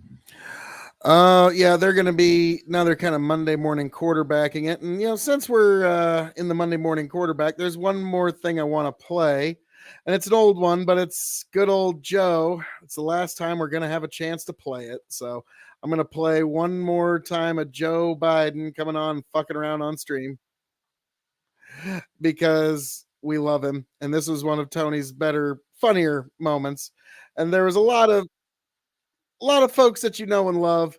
But yeah, this is just a short little Tony being Joe, and I will break from this the minute Trump hits the stage. Worry not, folks. But yeah, without further ado. Coming back again, folks. Won the midterms, landslide victory, unopposed, and I'll be doing it again this year in 2023. Running unopposed yet again. Most popular president in history. Can't wait to be your president again in 2024. Joe Biden showed up. Oh my God. Folks, we have had a surprise run-in by the current occupant of 1600 Pennsylvania Avenue, the steward of the White House himself, the bumbling fool that is going to bring us right into World War VI, skip right over 3, 4, and 5. And yes, the one, the only, Joseph R. Big Guy Biden. How we doing, Joe? How we doing? Joe. Yes, there is. Joe, can you hear us, Joe? Oh, sorry. It's good to be here again, Phil QAnon OE. God damn it. So, Joe, you've had a pretty poor week. I know that's I know you're not used to actually hearing real news, but yeah, it's been less than great week. World War III is launching under your administration. We're gonna be going to World War VI pretty soon. You want to do push-ups right now? I'll do more push-ups than you. Sweet, thanks, Bandit. Joe, don't fall off the bicycle. So, Joe, you've graced us with your presence. Is there anything that you wanted to touch on this evening before I grill you relentlessly? Let me take a question from the audience real quick here. Tyler has a question. What was that, Tyler? Tyler Williams in the what's that say? Fuck you, Joe. Oh. Okay. Anyway, it was great to be here. Banner week. banner week for the U.S. government and the Democratic Party. We've set out, we've done things. It's good to know. Anyway, look. The thing. So, we've got to do what we've got to do. And with Russia and Ukraine and them having their lovers quarrel, I think it's time for the focus to be back here on America. And that's why I am committing, and I'm dead set on this. We're going to make sure that everybody knows the stronghold of the world is red, white, and blue, folks. That's why I've taken the liberty of invading Syria. And you know what? This guy over here, he knows what he's talking about. Mexico, you're next. We're coming for you. We're going to take you all down. We're going to flex that muscle. We're going to do push-ups in your face. America. Joe, so you're saying we're invading Syria. Yes. We're invading Mexico. Fucking right. And we're sending tanks to Ukraine. Okay, no, that doesn't count. Why? Well, look, because once it leaves our hands, we wash our hands of it. We have nothing to do with it. So I don't know why you keep bringing up World War III, Phil. Look, it's very simple. It's very simple. A money transaction does not equal military involvement. And the sooner that you'll understand this, the better off we'll all be. Oof. So, Joe, Mr. Wartime World War III president, enjoy your only term, I do have to say. By the way, Called Joe, that. It was just showed in open court with the Project Veritas case. Ashley said that the diary is real. Anything you want to say about that, Joe? Anne Frank, great read. Her diary, amazing stuff. Inspirational, even. Got me through some hard times. Just like Hungry Went Hungry up, he's like, Caterpillar out. and Nope, I'm Brown out. Bear, Brown Bear. Oh, Good reads. Good reads. Where'd you go, QAnon? Even that one was a little bit much for me, Joe. Why are you in the center, Joe? You're not even close to the center. You're a fucking lefty, no good rapscallion there. I got my pulse on America. Yeah, no, sir. That would be me on the left. Because if you think he's on the left, you're out of your fucking mind, Phil. Raging. Now we're not going to get into it tonight, but a little preview for next week, and I want Buchanan on this specifically for this one. To most right wingers, and I'm going to give you a minute to think on this, but to most right wingers, commies, socialists, and Marxists are all kind of the same as the Goths, the vampires, and the kids. It's not a big deal. Now I know, Joe, these are your primary voters. I get it. You need them, but so that's going to be the big difference next week. Joe, we're going to be talking about one of your favorite things, the thing that's the fire that ignites your loins, communism and Marxism. So can we count on you next week for that, Joe? Oh, it just reminds me of a time, my dad, he was taking me out somewhere, just dropping me off, and I looked over and I saw a couple of guys, and they were necking. You know what that means, Phil? They were kissing. And I was like, what in the world? No, Joe. My dad, he says, it's simple, little Joey. Simple. They love each other. And that happened in the 60s. The 60s. It was That totally happened. very accepting time of people and their sexuality. Very, very accepting. And, ever since then, I've always been I've been an ally. Joe, that story is as real as your overall legitimacy. It happened. Phil. It happened. Project Sad I'll Face in the tell that Republican story every year on the news, and I'll even tell it to Kumar like I did this year. Harold Kumar, White Castle. Now, okay, we've had Republicans talk about vampires and werewolves, according to Project Sad Face. President Joe, what is your official policy on vampires and werewolves? Werewolves, furries. Some people, they like to put on an outfit, whatever you got to do, make yourself feel better in the romantic sense. Werewolves or you know. furries? You heard Donkey it here first. shows. Man, we are getting into furries and otherkins here. We could just go on now. I think all of us have just exited our realm of expertise, including the president. Have a good night, Joe. Go to sleep. Joe, Oh. Joe, Look, I if do you have wanna to talk say, expertise, if you want to talk expertise, yeah, sending money over to China, and I don't know. Anyway, Joe, enjoy your only term. thank you. Coming back again, folks. Won the midterms, landslide victory, unopposed, and I'll be doing it again this year in 2023. Running unopposed yet again. Most popular president in history. Can't wait to be your president again for 2024. Let's go, Joe. Joe, enjoy your only term. Goodbye. I was correct. It was his only term. I don't make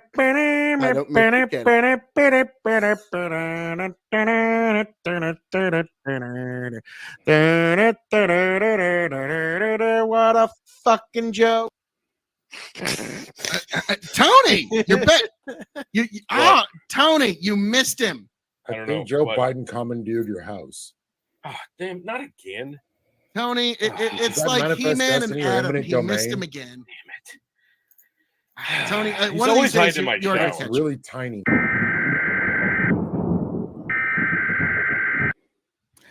Yeah, I'm not gonna play the audio, but according to Fox News, anyways, this is correct. Fox News has projected. Let me get the closed caption off there. There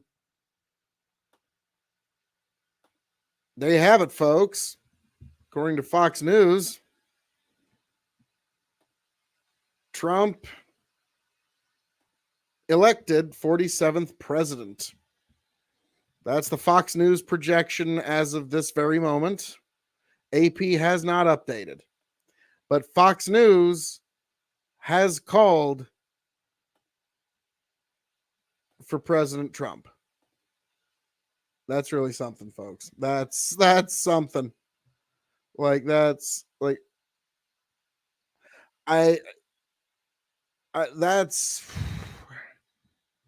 yeah, folks.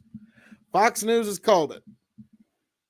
I don't know about anybody else, but I know Fox has called it, which that's something. That ain't nothing. That ain't nothing. AP and CNN might be coping a little longer, but they can only cope for so long. Pennsylvania's 95% reported, and he's still ahead. Wisconsin's 90% reported, and he's ahead by 120,000. Virginia, they called on less of a margin than that. North Carolina, they called on less of a margin than that. And now in the end, it's considerable. But yeah, folks, Donald Trump is on his way to being the next president of these United States. Now, the Senate, the Republicans have taken it. I'm going to look up the U.S. House of Representatives.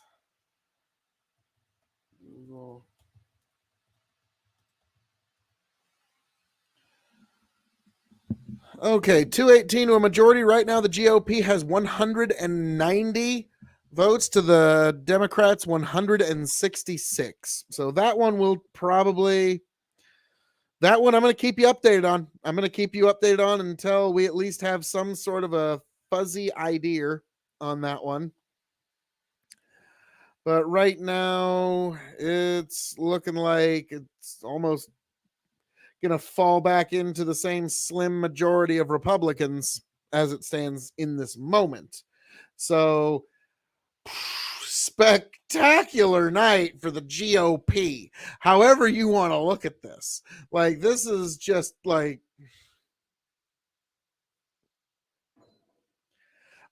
you think of anything better for if you're a Republican voter than now again, AP hasn't called.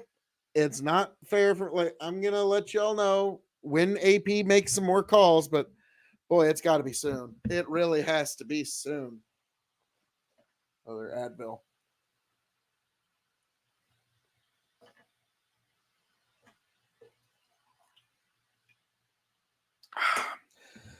Oh my goodness. So they're basically watching Fox News and all kind of shaking each other's hands at the Republican National Convention.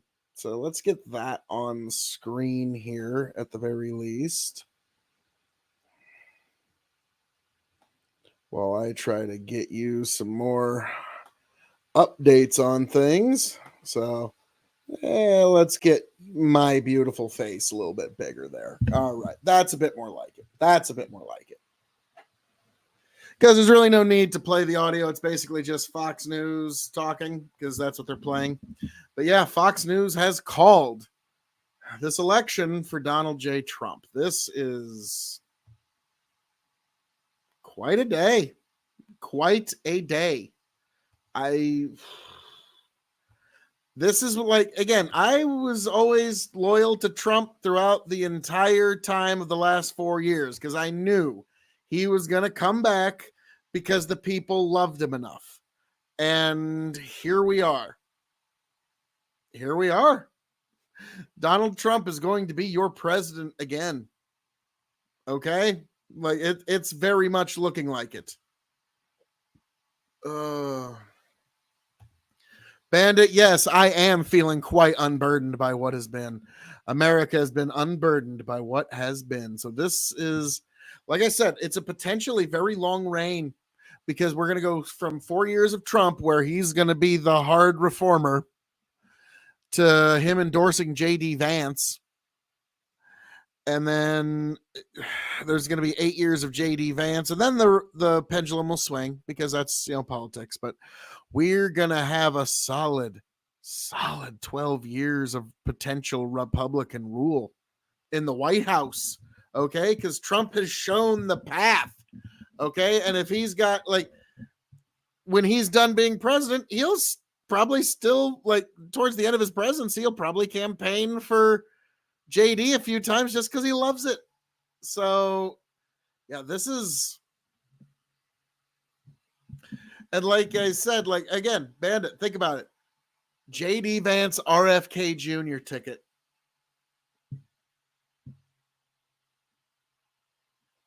There you go. The Democrats are eventually going to try to run AOC. And I think if she waits until Vance is out of office, she might win. So that'll be the pendulum swing that I see coming for the years to come. Maybe I'll be wrong. But I don't think I will be. But, you never know. You never know. Now, oh, snap. Okay, we're going to the campaign. Goodness gracious, great balls of fire. Wait till they're done playing that song because it's probably copyrighted. But it's Proud to Be an American, which, oh, that's beautiful. That is beautiful.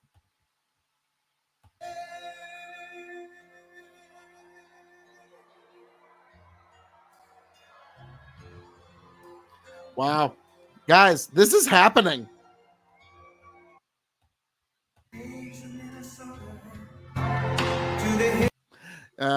And there's Dana White's up there. The whole Trump family. His 12-foot tall son. I'm just going to wait till the song's done playing. But folks, this is tremendous. This is, wow. So yeah, Trump won this shit. Let's see.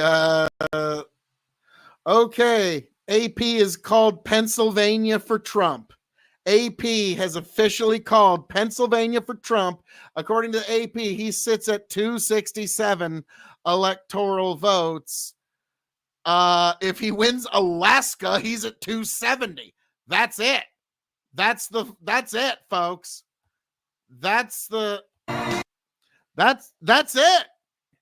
Trump has won. AP has called Pennsylvania for Donald J. Trump. That's it. If he wins Alaska, he has 3 more electoral votes, which is 270. That's it. Donald Trump has won. Crop cover, God bless you. You were loyal from the minute he came down off that escalator in 2015. And guess what? You were right. You were right. You take a bow, crop cover. You were right. You were correct. Now here he is. Thank you very much. Wow. Wow. USA. USA. USA. Well, I want to thank you USA. all very much. Yeah. This is great. These are our friends. We have thousands of friends on this incredible movement. This was a movement like nobody's ever seen before. And frankly, this was, I believe, the greatest political movement of all time. There's never been anything like this in this country and maybe beyond. And now it's going to reach a new level of importance because we're going to help our country heal. We're going to help our country heal. We have a country that needs help, and it needs help very badly. We're going to fix our borders. We're going to fix everything about our country. And we made history for a reason tonight, and the reason is going to be just that. We overcame obstacles that nobody thought possible, and it is now clear that we've achieved the most incredible political thing. Look what happened. Is this crazy?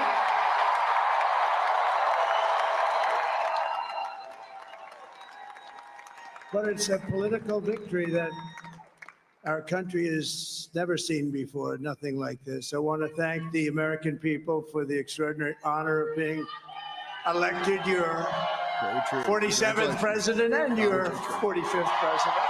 Yeah, 45th. This guy won 3 elections in a row. Every citizen, I will fight for you, for your family, and your future. Every single day, I will be fighting for you, and with every breath in my body, I will not rest until we have delivered the strong, safe, and prosperous America that our children deserve and that you deserve. This will truly be the golden age of America. That's what we have to have.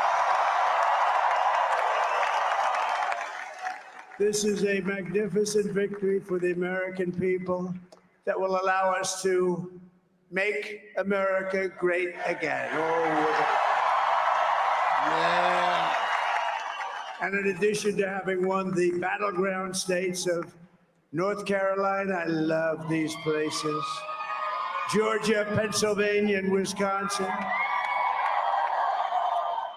we are now winning in Michigan, Arizona, Nevada, and Alaska, which would result in us carrying at least 315 electoral votes.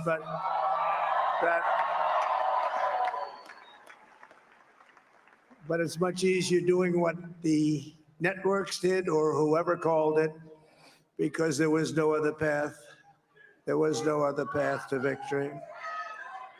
We also have won the popular vote. That was great. Very proud of it. Potentially 315. We're not there yet, but yeah, you were right, Bandit. 300. We're probably looking at 300 electoral votes at least. Thank you.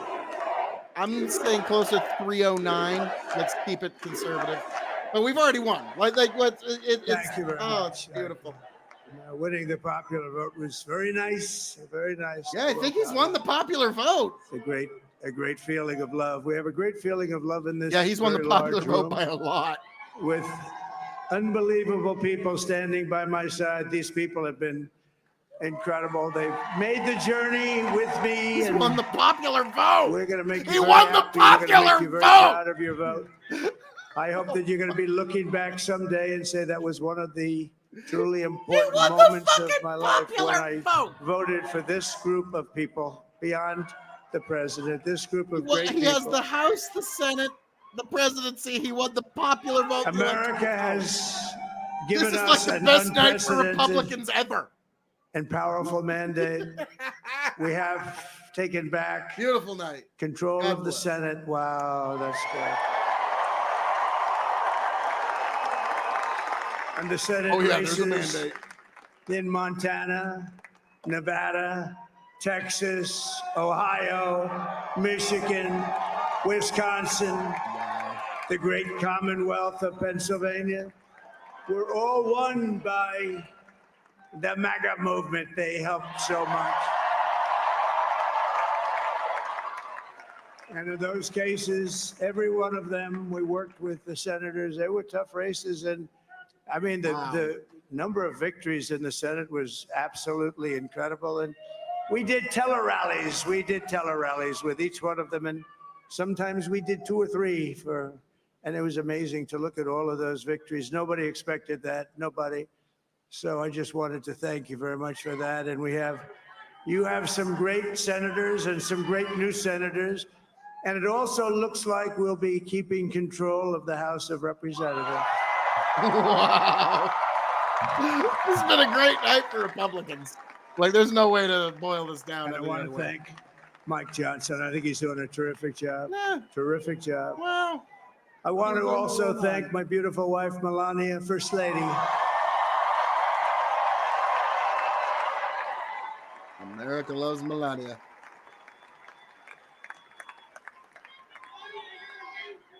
This Who has the #1 best-selling book in the country. Can you believe that? Okay, Trump, now you're just rubbing their face in it. Oh, this is happening. No, she's done a great job. Works very hard to help people. So I just want to thank her. But I want to thank my whole family, my amazing children, and they are amazing children. Now, we all Tremendous. think our children are amazing. Everybody here thinks their children are amazing, but that's a good thing when you think they are. But Don, Eric, Ivanka, Tiffany, Barron, Laura, Jared, Kimberly, Michael, thank you all. What a help. What a great. Uh-oh. What's he looking off stage at? My father-in-law, Victor, is tremendous. And we miss very much Melania's mother, Amalia. We miss Amalia, don't we, huh? She would be very happy right now, standing on this stage. She'd be so proud. Trump won this. She was a great woman, that one. I cannot Beautiful believe inside and out. This is like... She was a great woman. Am I the only one that's having like... I want to be... Is this the real? first to congratulate... Is this fucking real? Great, now I can say Vice President-elect of the United States, JD. Wow.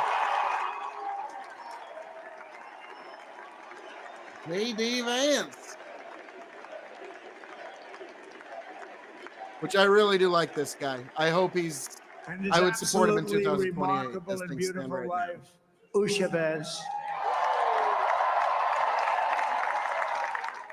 And he is a feisty guy, isn't he? You know, I've said, go into the enemy camp.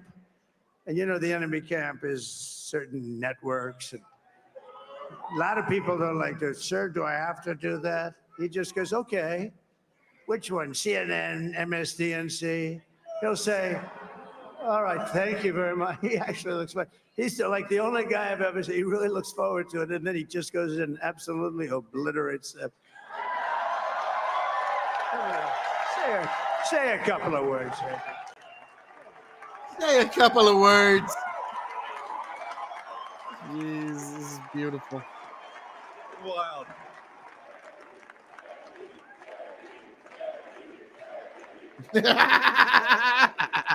They're chanting JD. Well, Mr. Yeah, this guy's gonna President, be I president for appreciate you allowing me to join you on this incredible journey. I thank you for the trust that you placed in me. And I think that we just witnessed the greatest political comeback in the history of the United States of America. That's not exaggeration. And under President Trump's leadership, we're never going to stop fighting for you, for your dreams, for the future of your children. And after the greatest political comeback in American history, we're going to lead the greatest economic comeback in American history under Donald Trump's leadership. Oh, beautiful. Oh, beautiful. And yeah, Bandit was preparing himself for a 2020 repeat, but no, it was too big. Thank you very much. AP still hasn't called it yet. I took a little heat at the beginning, but he was. I knew the brain was a good one, about as good as it gets. And we love the family, and we're going to have Carville says the economy great 4 years, and we're going to turn our country the only around, comeback make it that something comes very close is special. over Cleveland. It lost that little thing called special. We have to make it so. We're going to make this so great. It's the greatest country and potentially the greatest country in the world by far. And right now, we're going to just work very hard to get all of that back. We're going to make it the best it's ever been. We can do that. If we had to wait longer, I don't know. It was going bad, and it was going bad fast. We're going to have to seal up those borders, and we're going to have to let people come into our country. We want people to come back in, but we have to let them come back in, but they have to come in legally. They have to come in legally. Let me also express my tremendous appreciation for Susie and Chris, the job you did. Susie, come here. Come here, Susie. Chris, come here, Chris. Susie likes to stay sort of in the back, let me tell you. The Ice Maiden, we call her the Ice Maiden. Come here, Chris, come here, Chris. Susie likes to stay in the background. She's not in the background. Come here, Susie. This wasn't expected, but I just want to thank, obviously, President Trump for this journey. It was a great one, and he's a hell of a candidate. He's going to be a hell of a great 47th president. And this team that we had, the best team, and of course, even my boss, Susie Wiles, the best. Thank you. Thank you, and thank you, Susie. Look at this. She's shot. Never seen her be shot before. Can you believe this? Susie. They're great. Everybody up here is great. Everybody up here is very Trump's special. having a victory lap. But she can't believe she was on Trump. Yeah, who did you say? Oh, let me tell you, we have a new star. A star is born. Elon.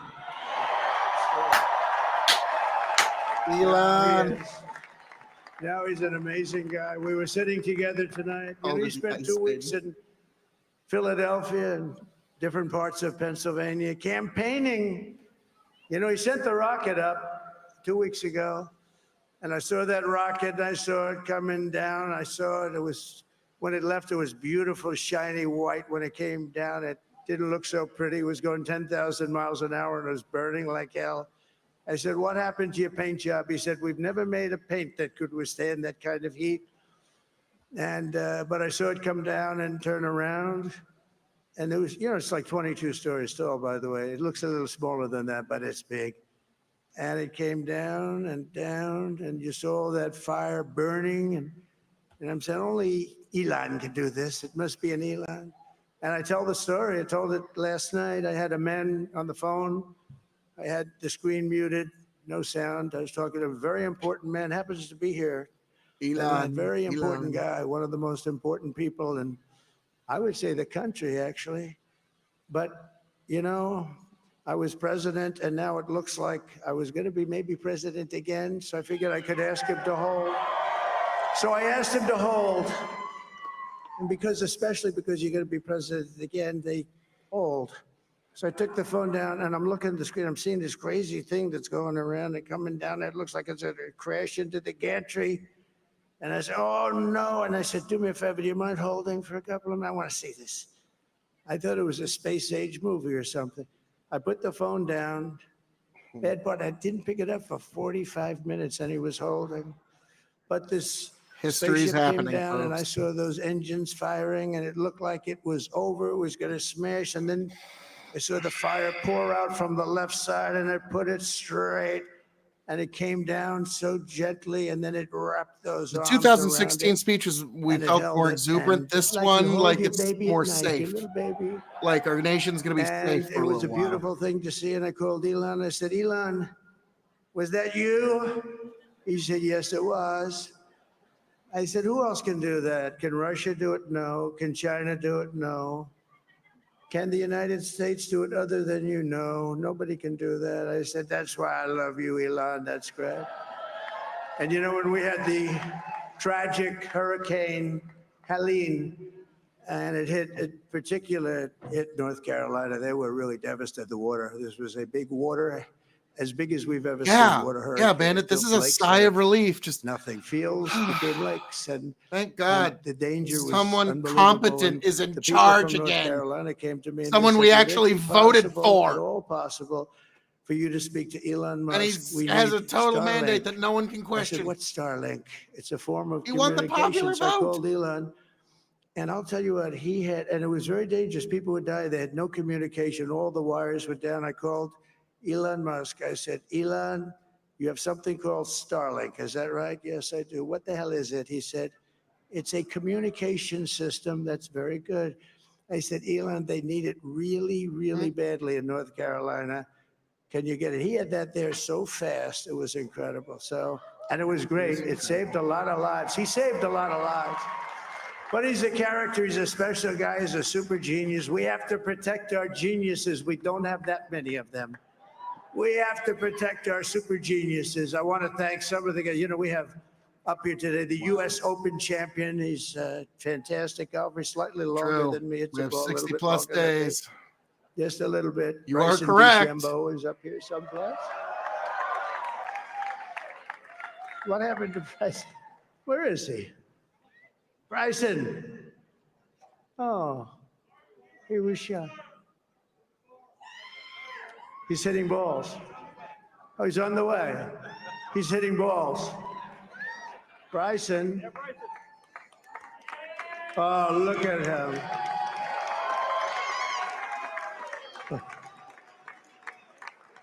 He's got a great career going.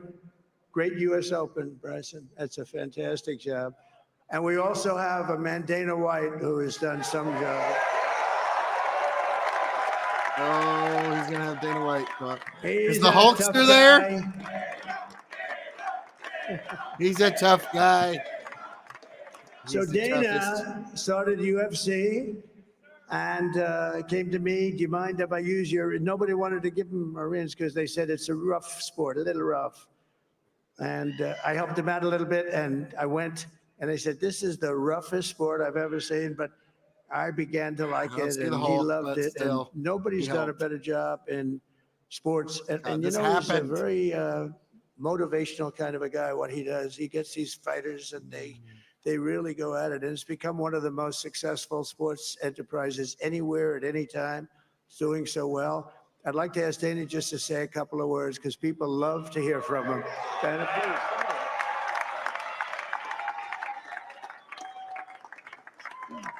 please. Wow. This is happening. Nobody deserves this more than him, and nobody deserves this more than his family does. This is what happens when the machine comes after you. What you've seen over the last several years, this is what it looks like.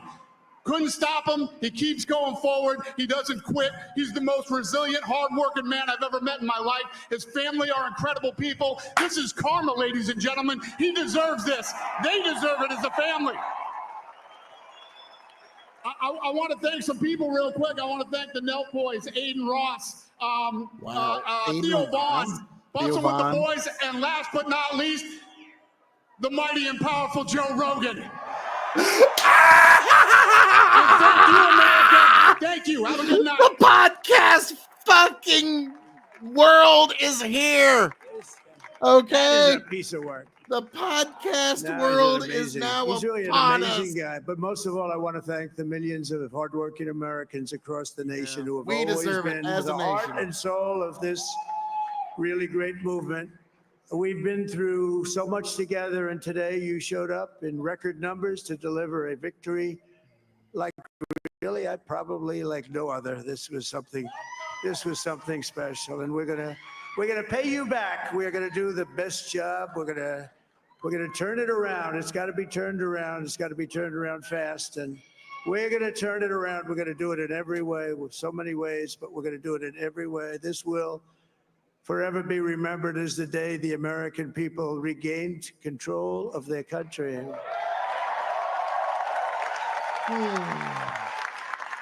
So I just want to Bandit, say that you and I on were behalf of this true the great whole group of time. I people, know these it. are hard-working This got to feel people. good. These are fantastic people, and we can add a few names like Robert F. Kennedy Jr. He came in. He might be. I don't know. That's And another he's going podcast. to help make America healthy again.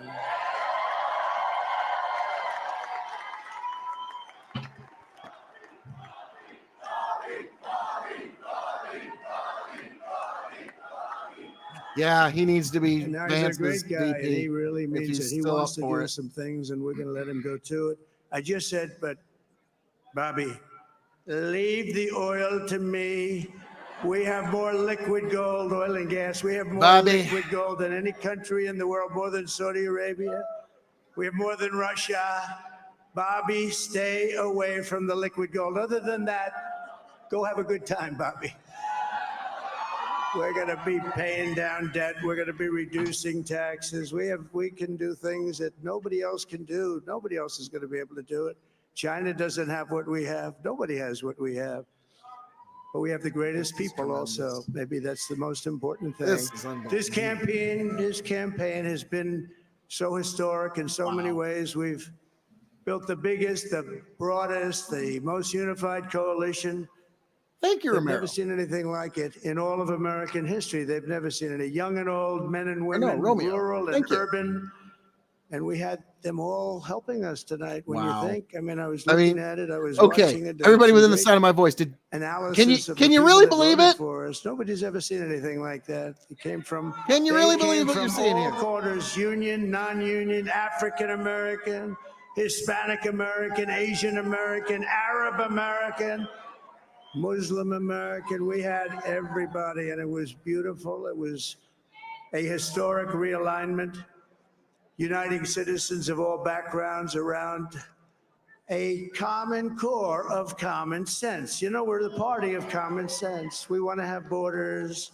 We want to have security. We want to have things be good, safe. We want great education. We want a strong They've and called powerful Minnesota for Kamala Harris. military, and ideally we don't have to use it. You know, we had no wars. 4 years we had no wars. But this except is we still defeated potential of an ISIS. electoral We blowout. defeated ISIS in record time.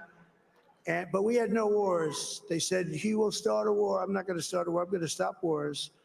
Thank But this God. is also a massive Thank victory God. for democracy and for freedom. Stop these Together fucking we're wars. going to unlock America's glorious destiny. We're going to achieve the most incredible future for our people. Yesterday, as I stood at my last stop on the campaign trail, I'll never be doing a rally again. Can you believe it? I think we've done 900 rallies approximately from them. Can you imagine? Wow. 900. I got a feeling he'll do a couple of rallies for Vance just A because he lot of loves rallies. it. Or But it maybe was it's, sad. he's Everybody tired of was getting sad. shot at. Many He's people, just I not said, going this is to. our last rally. But now we're going on to something that's far more important, because the rallies were used for us to be put in this position where we can really help our country. That's what we're going to do. We're going to make our country better than it ever has been. And I said that many people have told me that God spared my life for a reason.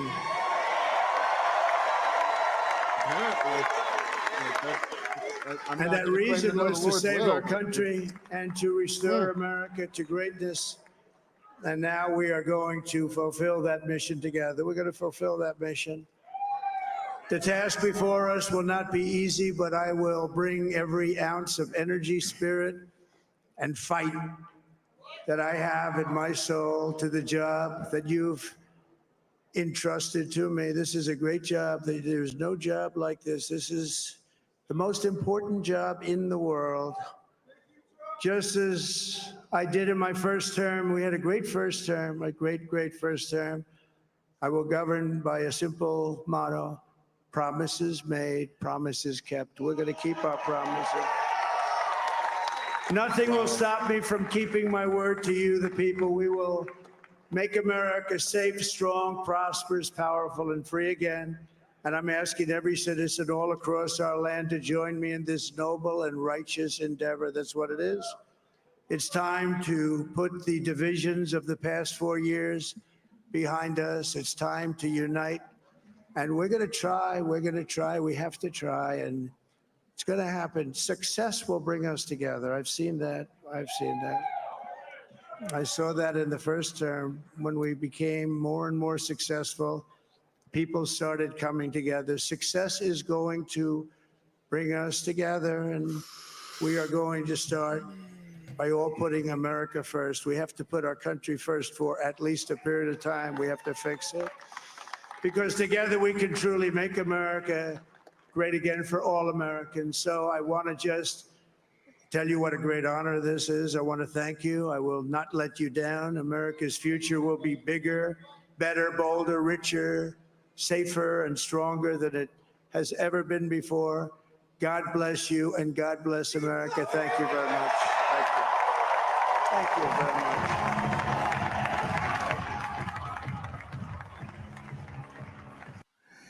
There you have it, folks. There you have it. Donald J. Trump has been elected the 47th president of these United States.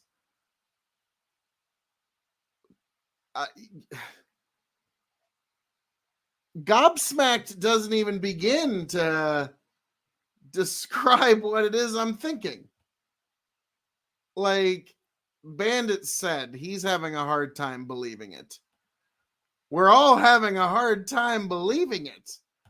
But that's perfectly fair, folks. Don't beat yourself up for not like what the fuck is happening? Are you kidding me?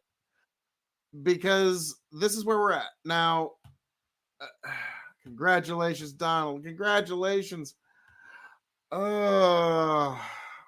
Congratulations, President Trump. Yeah, like that's where we're at. We have Donald J. Trump as our president again.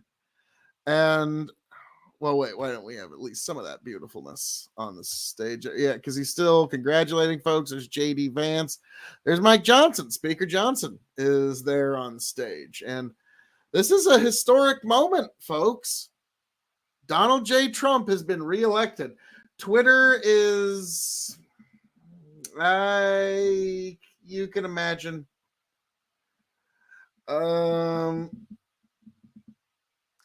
Yeah, this is Andrew Wilson on Twitter just said, "Fuck you, progressives." It's like, yeah, there's a little bit of that fuck your progress. Like because I've often said progress is the last thing you need if you're heading in the wrong direction. Think about that. And so this is a pushback on that. So yeah.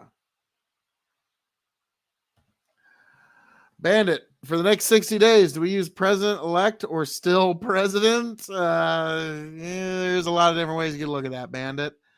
I know some of the more on the meme right, they're going to be saying, congratulations, President Trump, on winning your third term, winning your third election anyways. So, yeah, he's won a third election according to the meme right. So this is like, now it's kind of interesting, like the Connors of the world, the counterpoints, and the Tiberiuses of the world, they thought they were so sure that them withholding their vote from Trump was going to be the difference maker of him not getting the W. And here we are. Trump got the win, and we ended up not needing them. Like, what do they do now? Do they just go become full-time Democrats? Yep, Bandit. 45th, 46th, and 47th president. Ooh. So yeah, this is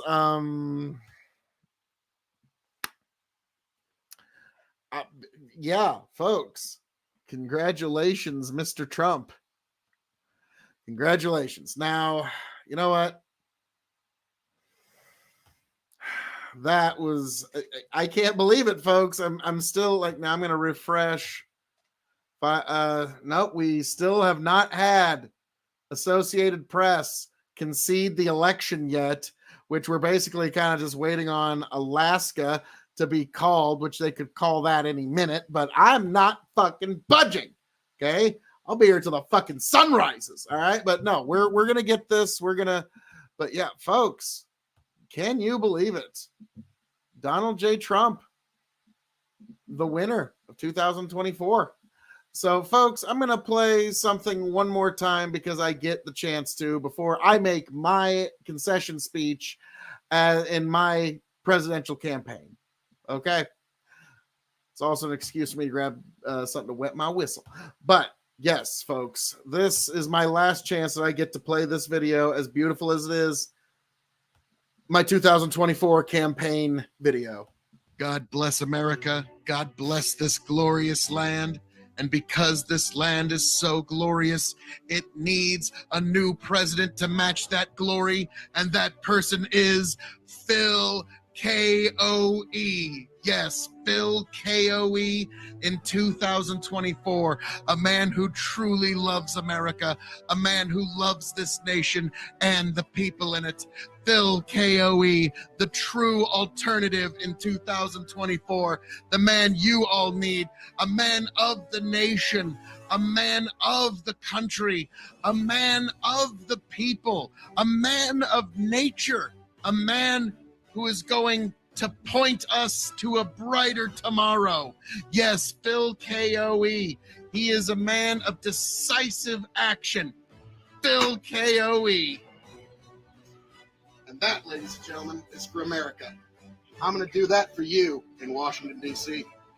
Whatever that is, you're going to get a lot of that. Yes, folks, Phil K-O-E, a man who will make sure to dot the I's and cross the T's of American government. Phil K-O-E, he will make sure to preserve your freedoms to work on go-karts on the weekend or whatever you call fun in this glorious nation. That's why you need to consider Phil K-O-E.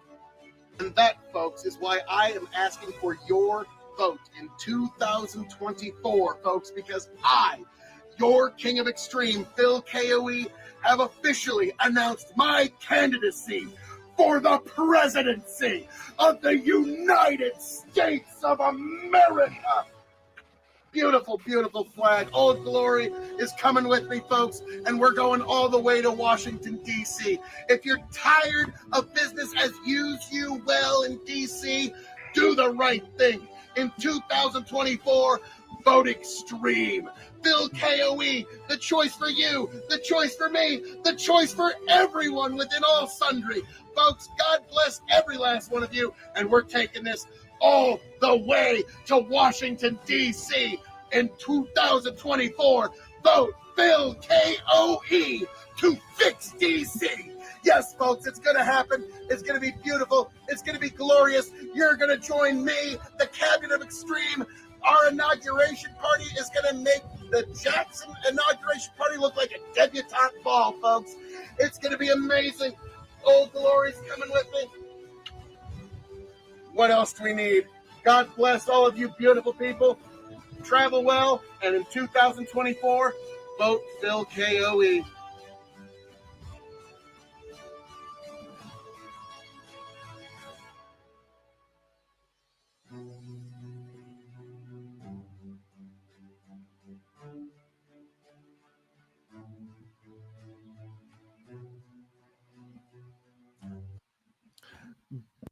Beautiful stuff. Beautiful stuff. Truly a monumental achievement. And then we're going to have one more video that I'm going to play before my concession speech. What did I decide to grab to wet my whistle? Oh, better than anything, better than Rip Van Winkle or William LaRue Weller, my wife's homemade sweet tea. Oh, yes, I'm a lucky man. Yeah, this is marvelous. But yes, this is another amazing ad that Chicken made for the campaign of Extreme that I want to share with you beautiful, beautiful people. Let's get into it. Oh, and before we do, I do need to comment about what you say, that I can't wait to see Ty squirm when Trump ends the Ukraine war. This is true. It's going to happen too. And Bandit says, I'm giving my concession speech before Harris. This is true because, I'm just awesome like that. But without further ado, let's get into this beautiful ad. In a small town where the stars shine bright, folks gather around on a summer night. They stand tall for their beliefs, never gonna sway. KOE Nation, that's how we play.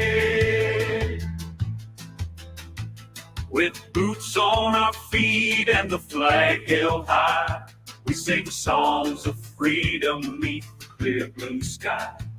From Main Street to the fields, we work and we pray. KOE Nation, we're here to stay. Red, white, and true, our colors unfurl. Through thick and thin, we conquer the world. Patriotism runs deep in our hearts, it thrives. KOE Nation, where nobody ever cries. Folks, 2024, you be sure to vote Phil KOE for president. For a better America, for a better world. Phil KOE. KOE Nation, where nobody ever cries.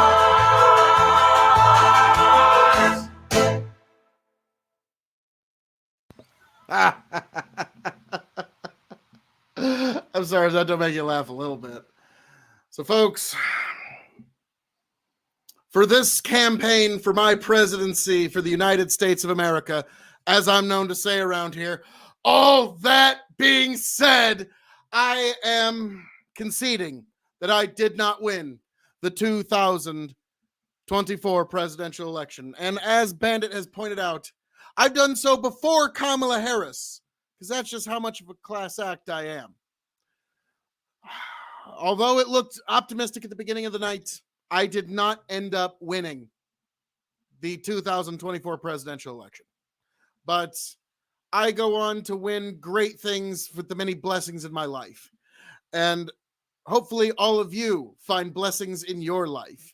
And this has been a very unfortunate loss, but it was one that it at least ended on a good note. So I'm going to end my concession speech with the good book, the Word. And we're going to be reading a reading from the book of Romans, chapter 12, verses 1 and 2. I appeal to you, therefore, brothers, by the mercies of God, to present your bodies as a living sacrifice, holy and acceptable to God, which is your spiritual worship. Do not be conformed to this world, but be transformed by the renewal of your mind, that by testing you may discern what is the will of God, what is good and acceptable and perfect. Thus ends the reading of God's holy word. Now, folks, we're going to get into just something that's a little fun. It's a series of presidential birthday toasts that start with Donald J. Trump. This is one of the most popular videos I ever did, and I was almost thought about not doing it. I was like, no one's going to care. But there's a lot of history about the presidency and all this, because you will see. But without further ado, let's get into happy birthday, President Trump. Yeah, folks. And I did kind of sneak in 3 cheers for President Trump on this, so let's enjoy. And I will break the minute we have an actual call from AP.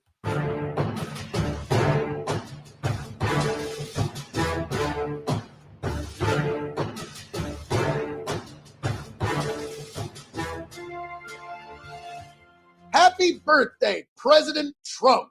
Welcome one and all to the KOE Nation for the continuation of the Presidential Birthday Toast Series. Today, we raise our glass of Trump wine to President Donald J. Trump, the 45th president of these United States.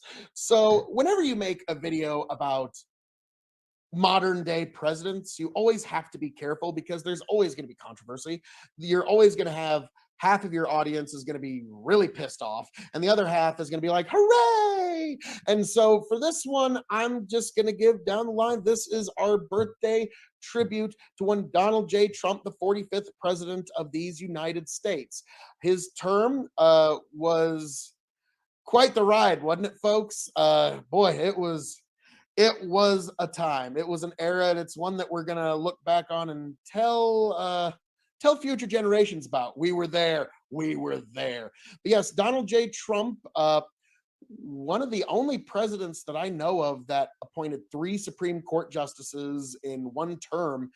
And his other big accomplishments, he had a tax cut that was able to pass through the House and Senate, and he got signed. And also, to his credit, love him or hate him, the first president since Harding to not get us into any new wars. So that alone.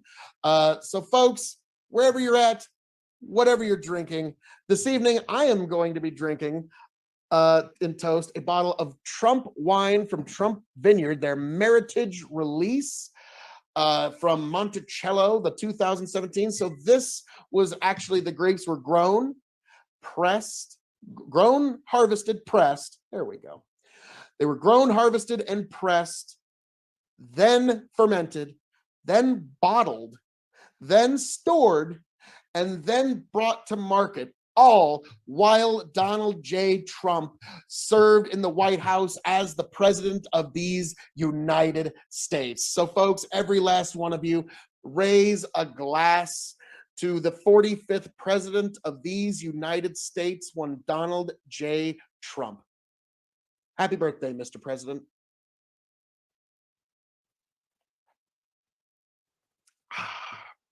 So folks, there's a lot more coming down the pike from the Presidential Birthday Toast series. Be sure to stay right here at KOE Nation, YouTube and Twitch to find it all. But we will get to those on their day. Today is President Trump's Day. Raise your glass one more time, folks, to Donald J. Trump, 45th President of the United States of America. Happy birthday, Mr. President.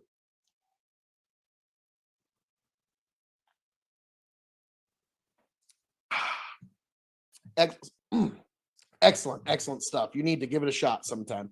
Their Meritage release from Trump Vineyards. But folks, thank you for being here. Thank you for joining us. And what the hey, it's my show. Raise your glass one more time to President Donald J. Trump. Happy birthday, Mr. President. Catch you around, folks.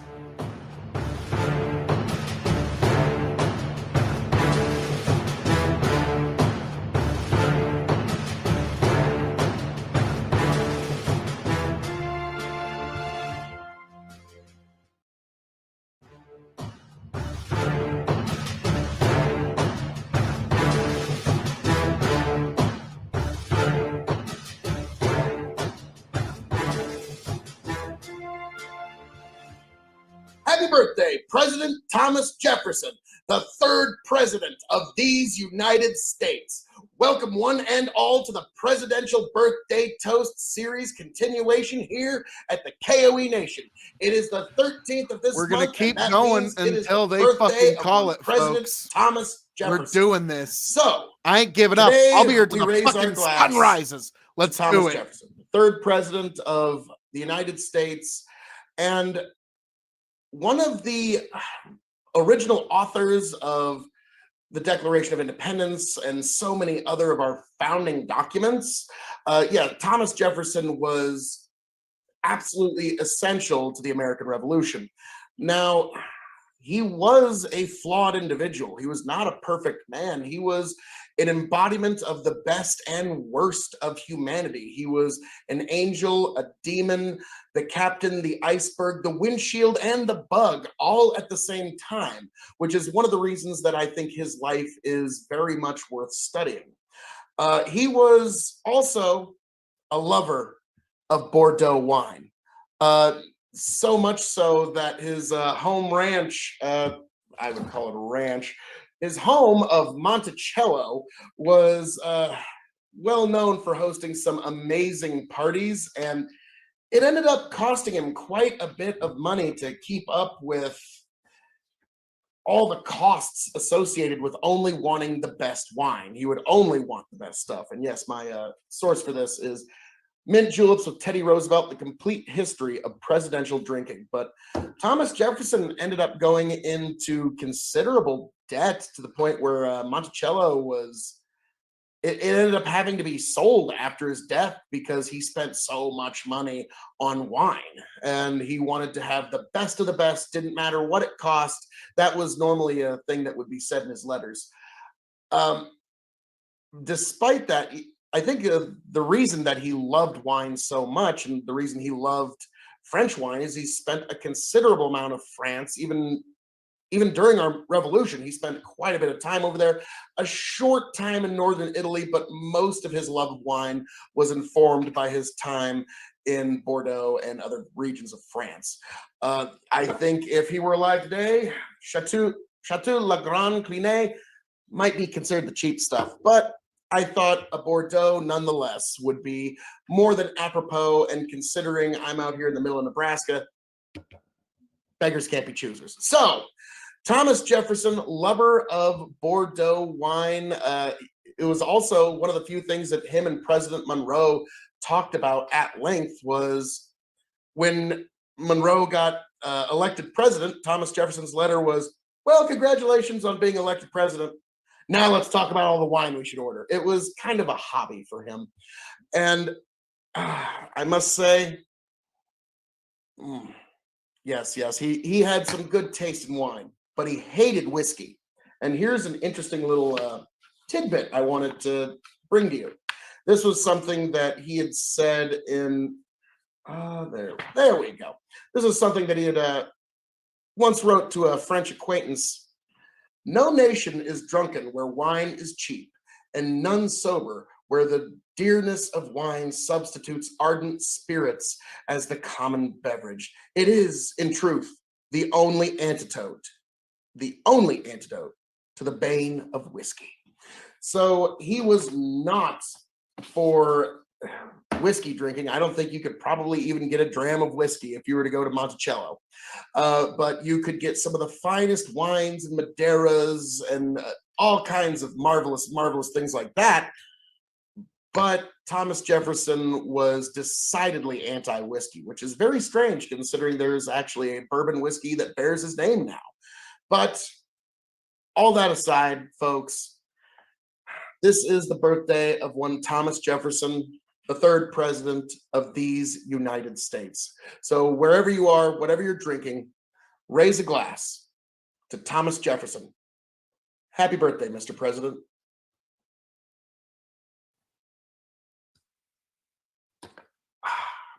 Well, folks, we've got many, many more presidents to go. Such good tannins, it just sticks to your mouth. Definitely good stuff to recommend. We have many more presidents to go, but definitely be sure to like, share, subscribe, because we're not even close to done yet. But folks, before we get there, this is Thomas Jefferson's day. So take up your glass one more time. All of you, raise it once more to the third president of these United States, one of our founding fathers, and a person that the nation that we know today would not exist without. Happy birthday, Mr. President.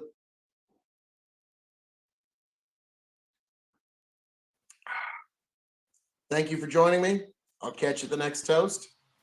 See you later, folks.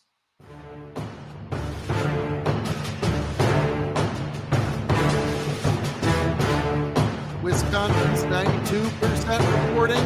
Trump ahead 1.3% with 1.6 million. Harris 1.4 million at 47.3%. Michigan 52.5% with 2.4 million votes. Happy birthday, Calvin Coolidge. It is July 4th. Also, the birthday of one former president, Calvin Coolidge. Here at the KOE Nation, we try to do toasts to every president and the drinks that they enjoyed. The problem is Calvin Coolidge was, for the most part, a teetotaler. He really didn't drink hardly at all, and considering he served pretty much from the beginning and end of Prohibition, that makes sense. However, Calvin Coolidge did on occasion, very, very few occasions, enjoy a beer. So, hope anybody at home with a beer, join me as we raise our bottles to one Calvin Coolidge, President of the United States of America.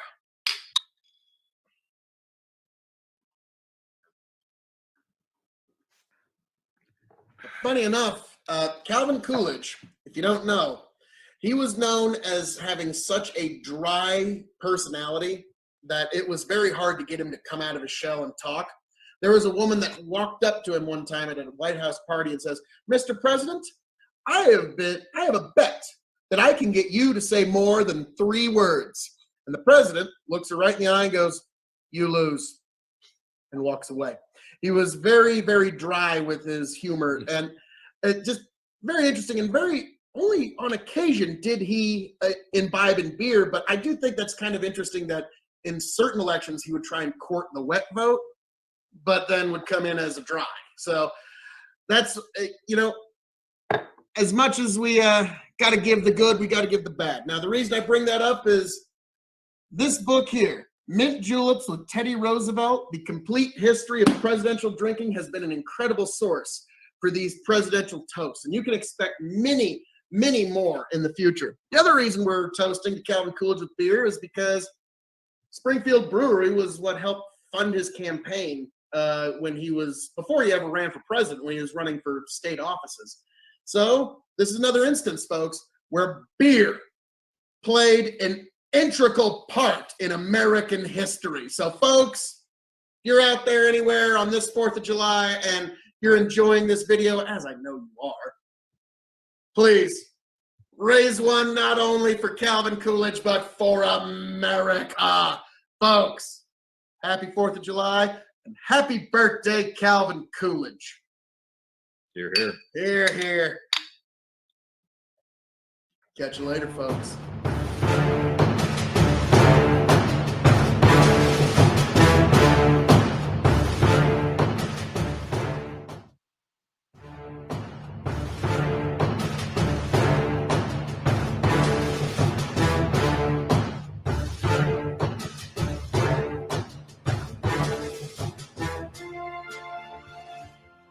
Happy birthday, President James Buchanan. Welcome, one and all, to a continuation of the Presidential Birthday Toast series. Today is the birthday of President James Buchanan. He was the 15th president of these United States, and he goes down as one of the worst presidents. Yeah, so we can pause at Buchanan because, yeah, he is one of the worst. But a quick update, folks, for you. Wisconsin is 92% reporting, with Donald Trump at 51.3% with 1.6 million. Kamala Harris is sitting at 47.3% with 1.49 million. We've got Michigan, 78% reporting. Donald Trump sitting at 2.436 million with 52.5%. Kamala Harris sitting at 45.8% with 2.122 million. And Nevada, 81% reporting. Donald Trump sitting at 51% with 568,870 votes. Kamala Harris sitting at 46.7% with 514,469 votes. Arizona, 52% reporting. Donald Trump sitting at 50.4% with 968,793 votes. Kamala Harris sitting at 48.8% with 937,000. There we go. Third time's a charm. 937,634 votes. So 48.8% with 52% reporting. Alaska, 59% reporting. Donald Trump sitting at 56.1% with 128,000 to Kamala Harris's 40.1% with 91,000. So that's where we're sitting right now. Donald Trump at 267. The Senate right now is sitting at 51 GOP senators. Montana's only got 47 reporting, but Tim Shelley is still ahead of John Tester by a nice little percentage. Nevada, Sam Brown is beating out Jackie Rosen. Sam Brown is the Republican candidate. He's ahead by 20,000, so that's a good sign for Trump. The only one that's kind of an anomaly, Carrie Lake's behind by 100,000 votes with 52% reporting. She'd better hope that rural vote really breaks for her, because she's the only person that's really kind of underperforming MAGA, if you will. Pennsylvania, 96% of the Senate reporting. Dave McCormick, the Republican, has 49.3% to Bob Casey's 48.2%. So the Republican Senate candidate has 3.26 million votes to the Democrats' 3.19 million. So it's pretty close, but they're going to be close to calling that one. So Pennsylvania's already done, though. We don't need to talk about that. Michigan, Mike Rogers. Oh, wow. 77% reporting. Mike Rogers, the Republican, has 51%. So, he has 2.32, basically 2,300,000 votes. Elisa Sorkin has 2,009,000 votes, or 95,000 votes. So the Republican has 51%. The Democrat has 46.1%. With 77% reporting. They should probably call that one soon. Wisconsin. The Republican candidate for Senate has 101,560,000 votes to Tammy Baldwin having 1,494,000 votes. So it's 50% to 47.9%. That's significant. Let's see. In the end, Deb Fisher did make 53.5%. So she did have a reasonable showing, but it shouldn't have been that close. Now, granted, the Nebraska's reporting just made it seem like it was going to be close for a little while, but really no. So looking at the Senate map, yeah, it's looking like this has been just red. This has been one of the best elections for Republicans pretty much ever in the 21st century. Are you kidding me? Like, other than like Bush's re-election, because he was riding high on wow, this happened. But we're going to get deeper into these birthday, because they all got interesting presidential facts. But no, folks, we're going to be here till the very end. We're not stopping. We're going to be here until we have the fucking and when I try to stay from these fucks. Positive when I do these, but I'm going to just be very honest. Full disclosure, he's my second least favorite president, right behind Tyler. I just find everything about that particular person not all that tasteful. But yes, Buchanan, he was, to be frank, feckless in the face of danger, and when he needed to be stern, he had stern justice when the path of mercy would have been much preferable. There was whenever he should have zigged, he ended up zagging. There was just, you could almost say every decision he made was the wrong one leading up to the Civil War. So he was, though, despite all that, the president of these United States. And when the country was falling apart, when Lincoln was elected, he even said to friends, I may very well be the last president of these United States. So considering the Union started falling apart under his watch, you gotta look at it honestly. But despite all of that, I'm sure he was a very capable attorney, would have been a great philosopher. President just was not his calling. So despite all that, folks, still, he enjoyed sherry. So I've got sherry here. So we will do just one. Raise your glass to the president of these United States, the 15th president, occupant of the White House, the occupant of the office of the presidency, James Buchanan. Happy birthday, Mr. President.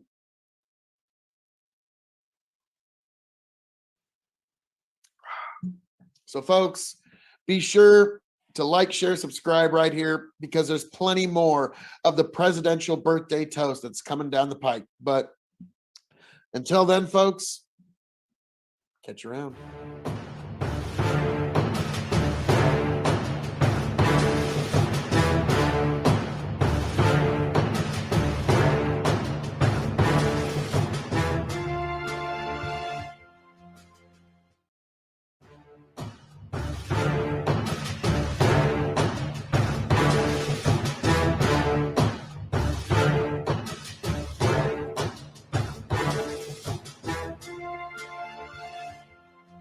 Happy birthday, President James Madison, the fourth president of these United States. Welcome one and all to another presidential birthday toast. I am your King of Extreme, Phil KOE, here at the KOE Nation. Be sure to like, share, and subscribe. You know it's the right thing to do. But today we raise our glass to the father of the Constitution, James Madison. He was a very interesting individual and also one that imbibed quite a bit in champagne. He was probably our shortest president at 5'4", and now who knows, there might be some variance in his height, but we have no way of knowing that now. But despite all that, and the fact that he wasn't a very charismatic person, he was very cerebral, he still was able to rise to the office of the presidency. And a lot of that credit is given to his wife, who was an amazing entertainer at parties, and James would also show up at these parties. He was pretty much, for about 16 years, the Madisons were entertaining parties in the Virginia, D.C. area. And I think that probably has more to do with him rising to the level of prominence he did, probably more than anything else. During his presidency, he was actually the president of the United States during one of our great crises, the War of 1812. And despite all that, again, Mrs. Madison is credited with really getting some very key pieces of art out of the White House and preserving them. Otherwise, they would have just been lost to the fires and lost to history. You know, Library of Alexandria all over again. So we do credit Mrs. Madison with saving some very key parts of American history. He was also the president that oversaw the Louisiana Purchase and basically finalized it. So quite an interesting president, quite an interesting man. And on this, his birthday, we raise a glass to the fourth president of these United States, President Madison. Happy birthday, Mr. President.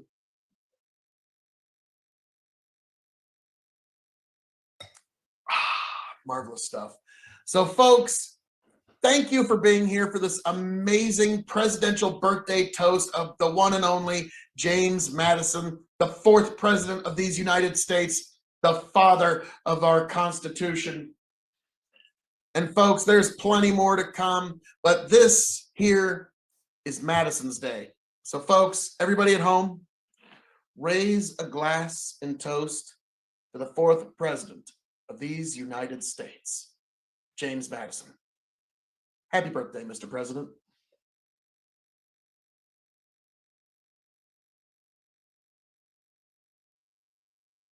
Catch you around, folks.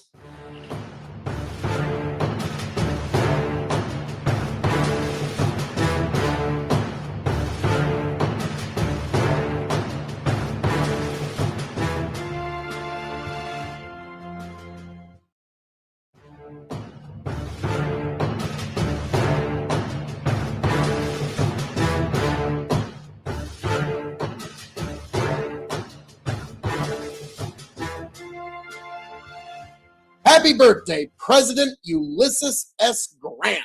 Welcome one and all to the continuation of the Presidential Birthday Series. Today we raise our glass in toast to one of the most underrated presidents in all U.S. history, one Ulysses S. Grant. Now, the man also had a very unenviable reputation and an unfair reputation as a drunkard. There was no documentation of him ever using alcohol in battle or during any campaign, yet this was a reputation that those who didn't like him used throughout his career against him. But there's really no actual evidence of this. The only evidence that there is that Grant was a lightweight when it came to alcohol. Many of his underlings would write to others that any alcohol, whether it be champagne, just 1 dram of whiskey, you would immediately see flushing in his cheeks. So he was undisputedly one of the lightweights of presidential drinking. But the idea that he was a drunkard, the facts don't really bear that out.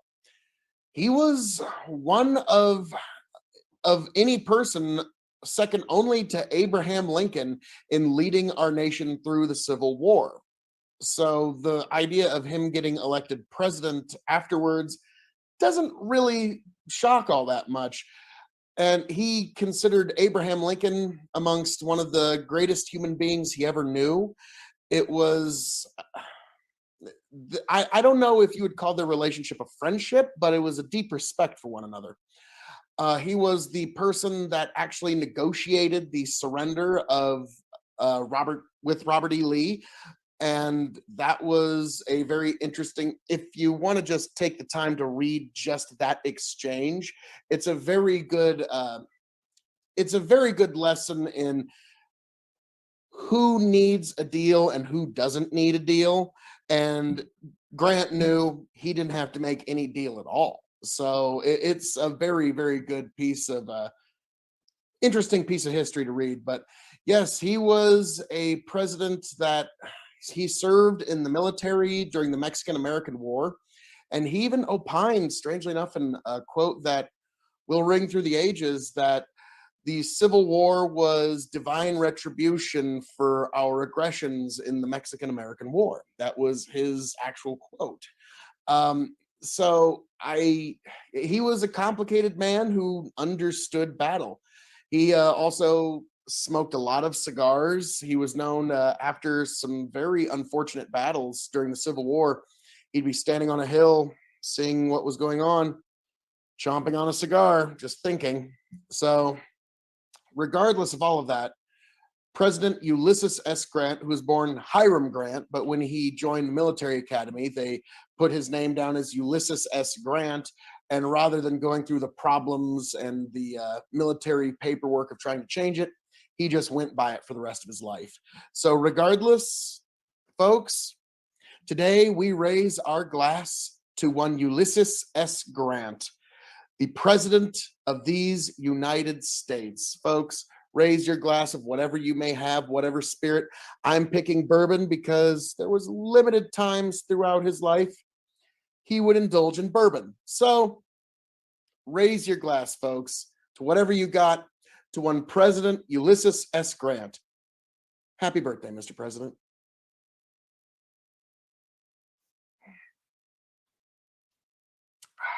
Good stuff. I decided to go with Colonel E.H. Taylor because, I mean, he did make it to general, so clearly he was a colonel at one point. So all that being said, folks, regardless, today is his day. Raise your glass one more time to President Hiram Ulysses S. Grant. Happy birthday, Mr. President.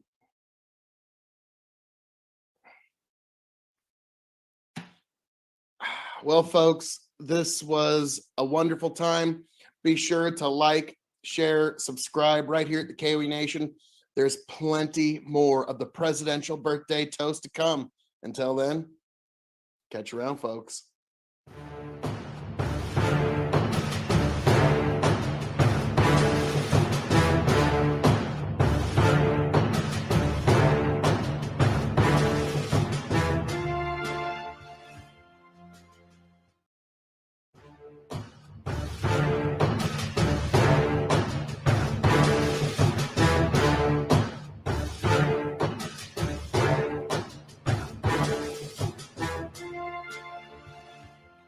Happy birthday, President Benjamin Harrison.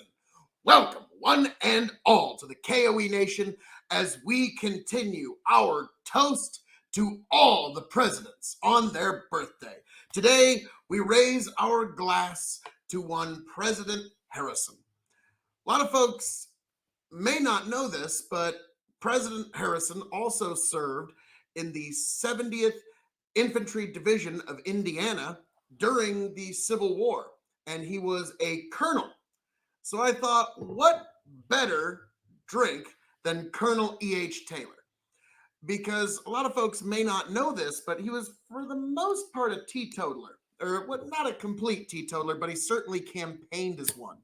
One of his most famous campaign speeches was right after a temperance speaker came up who made a very impassioned speech about temperance. And he knew what the crowd was. So he comes out and he says, well, I must say, I am as inexperienced in making temperance speeches as I am in drinking whiskey. And the crowd, he had won them over. What can I say? Although he himself even admitted in letters to his wife during the war, he did lightly touch a bit of bourbon.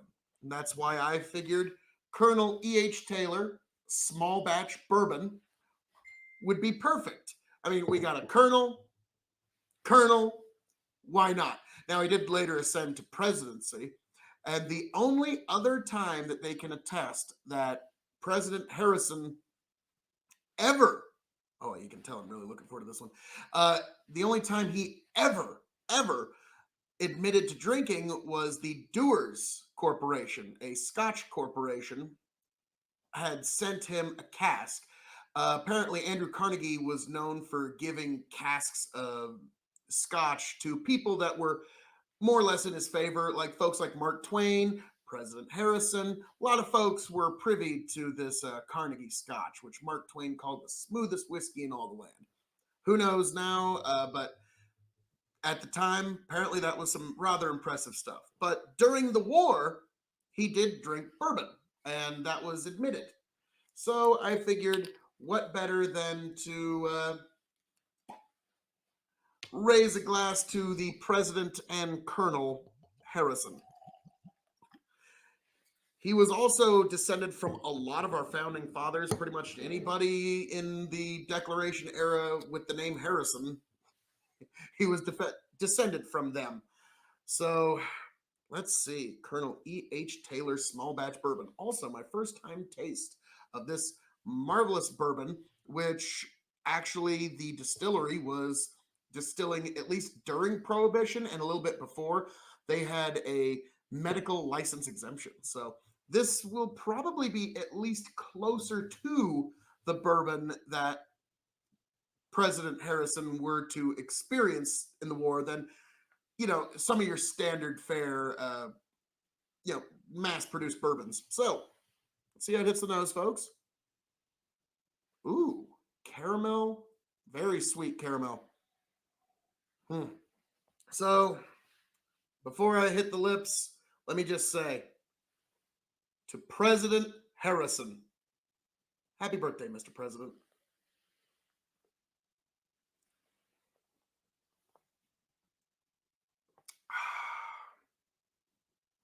That is lovely. That is absolutely lovely. As a bourbon, I will rate that quite highly, but we'll get into that a later time. So, folks, whatever you have, if you have any old bourbon, raise your glass, your cup, whatever you might have, whatever container of liquid you have, with whatever spirit or libation you enjoy, and raise it to President Harrison. Happy birthday, Mr. President.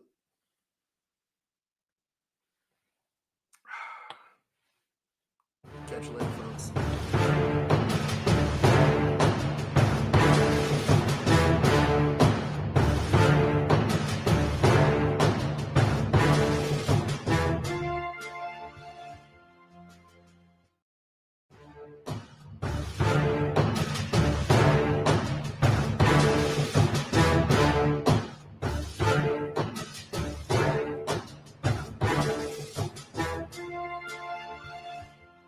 Happy birthday, President James Buchanan.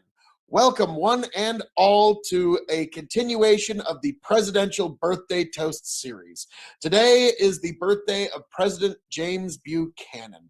He was the 15th president of these United States, and he goes down as one of the worst presidents in our history by almost every historical measure. And when I try to stay positive when I do these, but I'm going to just be very honest, full disclosure. He's my second least favorite president, right behind Tyler. I just find everything about that particular person not all that tasteful. But yes, Buchanan, he was, to be frank, feckless in the face of danger, and when he needed to be stern, he had stern justice when the path of mercy would have been much preferable. There was whenever he should have zigged, he ended up zagging. Like, there was just, you could almost say every decision he made was the wrong one leading up to the Civil War. So, you know, he was, though, despite all that, the president of these United States. And when the country was falling apart, when Lincoln was elected, he even said to friends, I may very well be the last president of these United States. So, considering the Union started falling apart under his watch, you gotta look at it honestly. But despite all of that, you know, I'm sure he was a very capable attorney, would have been a great philosopher. President just was not his calling. So despite all that, folks, still, he enjoyed sherry. So I've got sherry here. So we will do just one. Raise your glass to the president of these United States, the 15th president, occupant of the White House, the occupant of the office of the presidency, James Buchanan. Happy birthday, Mr. President.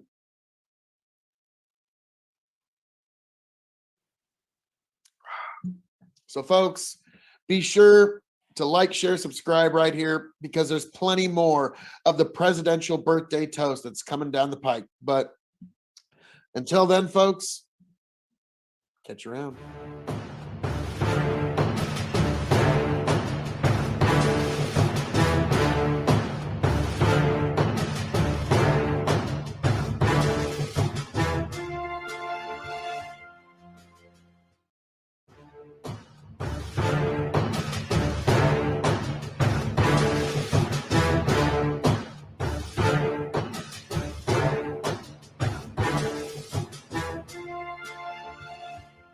Happy birthday, President Obama. Welcome, one and all, to the KOE Nation for our birthday presidential toast, where we go through the favorite drinks of all of the U.S. presidents. And today, the 4th of August, is Obama's birthday. So, we're going to get into one of his favorite drinks. But Obama was actually a fairly eclectic drinker. He was known for enjoying beer. He liked fine wines. And one of the other things that he enjoyed was a martini, which we're going to make this evening. And while I'm preparing this martini, wait a minute. Whoops. Obama's birthdays. Shit, did I accidentally skip over that one? Oopsie daisies. I'm sorry. We'll just get right into President Trump's next one. Yeah. Welcome, one and all, as we continue our presidential birthday toast series. I am your King of Extreme, Phil KOE, as we toast the current sitting president, Donald J. Trump, born in Queens, New York. He is the current and 45th president of the United States. This is the first time I've ever gotten to do such a thing. We've done it for past presidents over at the Revolutionary Wrestling Podcast. We're now carrying that over here. And normally it's a toast of a president's favorite alcohol. Donald Trump does not drink. President Trump is very non-alcoholic in his life due to experiences in his own personal life. His son, Eric Trump, has a vineyard in Virginia. I was considering trying to get a bottle of that, but it is June and you do not order wine over the mail. Otherwise, during summer months, the heat will ruin your wine. So that's my recommendation. If you're wanting to get one, get it in the fall if you're wanting to get some Trump wine. But it's well known that the president is a fan of Diet Coke. So I figured what would be more appropriate on the current sitting president's birthday than a Diet Coke. I'm at least trying to, add a little flavor. An ice ball with one cherry in it, because why not? There we are. So his legacy, it's not really fair to speak on it because his legacy isn't fully written yet. He is our current sitting president, and we will have the benefit of hindsight to look back upon it when that time is done. But in the meantime, boy, howdy, sir, you're the current sitting president, and I enjoy peace and I enjoy prosperity, and I hope that you lead us all to both. We'll see. But folks, join me with this small little toast to 45. To you, Mr. President.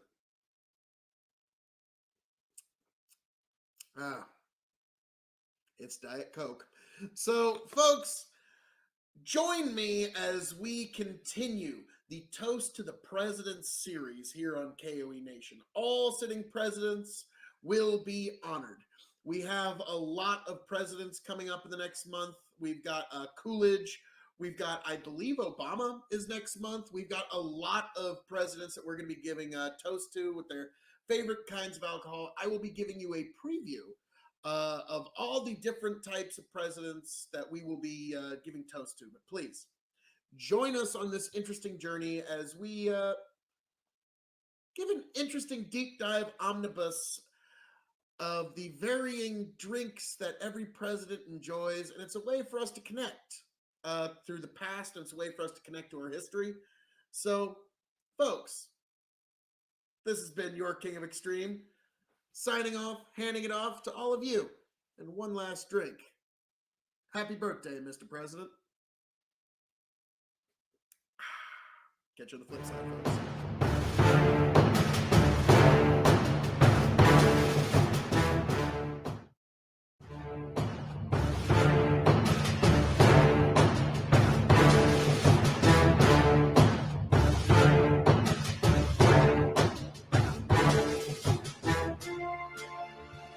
A very happy birthday to the Reverend Dr. Martin Luther King Jr. Welcome, one and all, as we raise a glass in toast to the good doctor on his birthday. Welcome, one and all. Now, folks, here on Martin Luther King Jr.'s birthday, I figured it would be appropriate to raise a glass and toast him in one of his favorite drinks. And it took a lot of research to find what was the drink that he really enjoyed. And to as much as my research could find, he really enjoyed a basic screwdriver. Screwdriver, I'm sure most of you know, very basic, 1 part vodka, 1 part orange juice. Now, to me, that's very on brand. It's very on point to who he was. He was a man of the people. He was often going to be having late night discussions at kitchen tables at random people's houses throughout his life. And so just a very simple part vodka, part orange juice. Now I'm also sure, being from the South, he had access to marvelous fresh oranges and fresh squeezed orange juice, which probably made it quite a bit better. But this was what I could find that he enjoyed in his life, was the vodka screwdriver, which I don't think it would have been quite as on point if his favorite drink would have been like some $900 scotch or something. That this is very much a drink that could be found pretty much anywhere he would have found himself. Now, the reason we drink to this spectacular man is because he was a rare individual that he saw the world for what it was, wanted to change it, set about to change it, and left the world better than he found it. That's the big one. A lot of people get to those first 3 and then they leave the world worse off than they even started. This happens a lot. Martin Luther King Jr. left the world better than he found it, no matter how you want to measure it. So all of us, let's come together and raise our glass in toast to one Martin Luther King Jr., Dr. Reverend, one of the titans of the 20th century. Happy birthday, Reverend. Whew. I might have gone a little strong on the vodka, but at least for my palate, still refreshing. and will help you relax on a gentle Sunday afternoon, or in this case, a Monday afternoon. So for all of us, raise our glass one more time to this amazing man, this titan of the 20th century, one of the best speakers, certainly of the 20th century. His I Have a Dream speech will echo into the eons. In my personal opinion, his speech, Why I Oppose the War in Vietnam, was his best crafted, his best delivered, most timely, and most persuasive speech. So I do encourage you to look that up. And for any young people out there, definitely look up his Blueprint for Life speech. That was also well worth examining. But folks, we raise our glass to the good doctor on his birthday. Happy birthday, Reverend Dr. Martin Luther King Jr.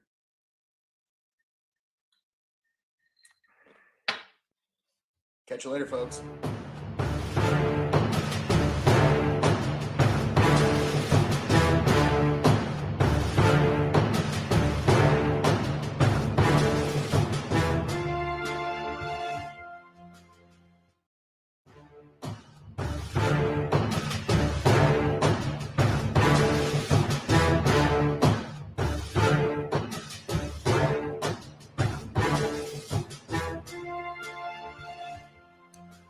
I do not seek, nor do I accept Cuddy Sark Scotch whiskey in a styrofoam glass.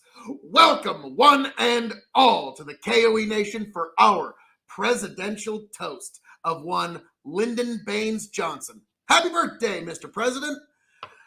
We are here to enjoy one of LBJ's favorite drinks, Cuddy Sark Scotch. It was well known that that was something he thoroughly enjoyed. He would normally have it in a styrofoam cup, and I'm sorry, I do not seek nor do I accept any such setup of Cuddy Sark. I've never had this particular Scotch whiskey before. LBJ was known to really, really enjoy it.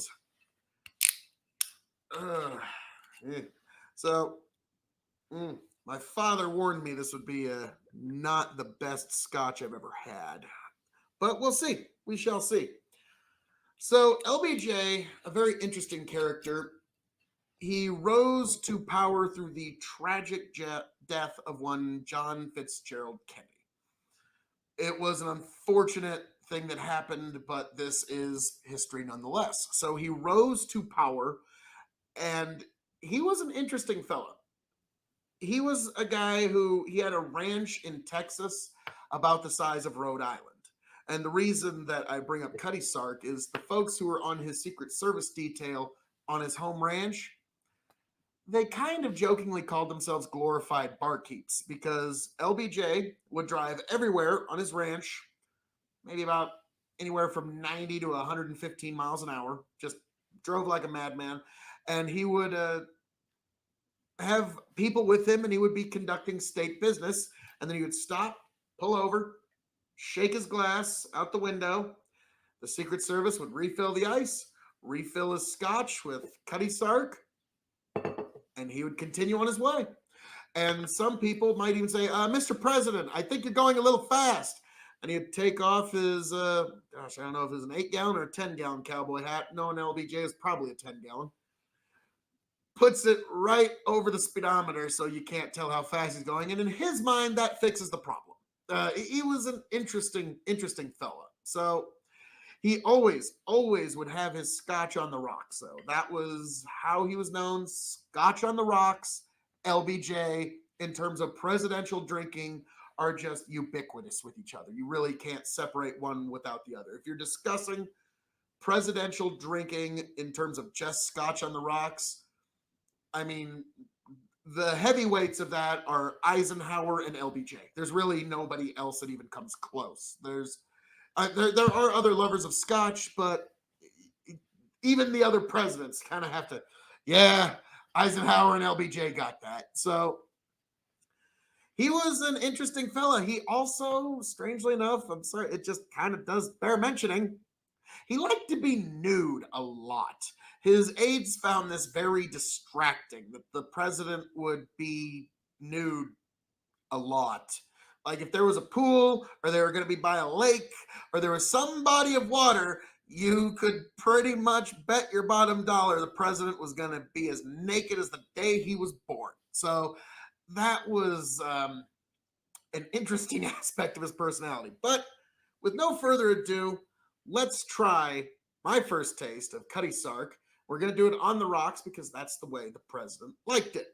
So, to one Lyndon Baines Johnson, the former president of these United States. Happy birthday, Mr. President.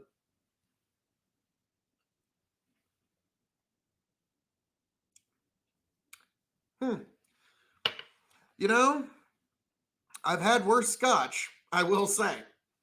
I can see why this is a good beginner, good interim scotch. If you put it on enough rocks, it just goes down easy. So, okay, I will get into a full review of this scotch at a later time. But for everybody at home, if you're following me with a dram of whiskey, your favorite spirit or libation, whatever it may be, raise it one more time in a toast to one Lyndon Baines Johnson, the former president of these great United States.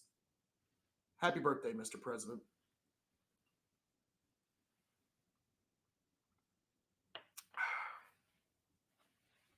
Catch you later, folks.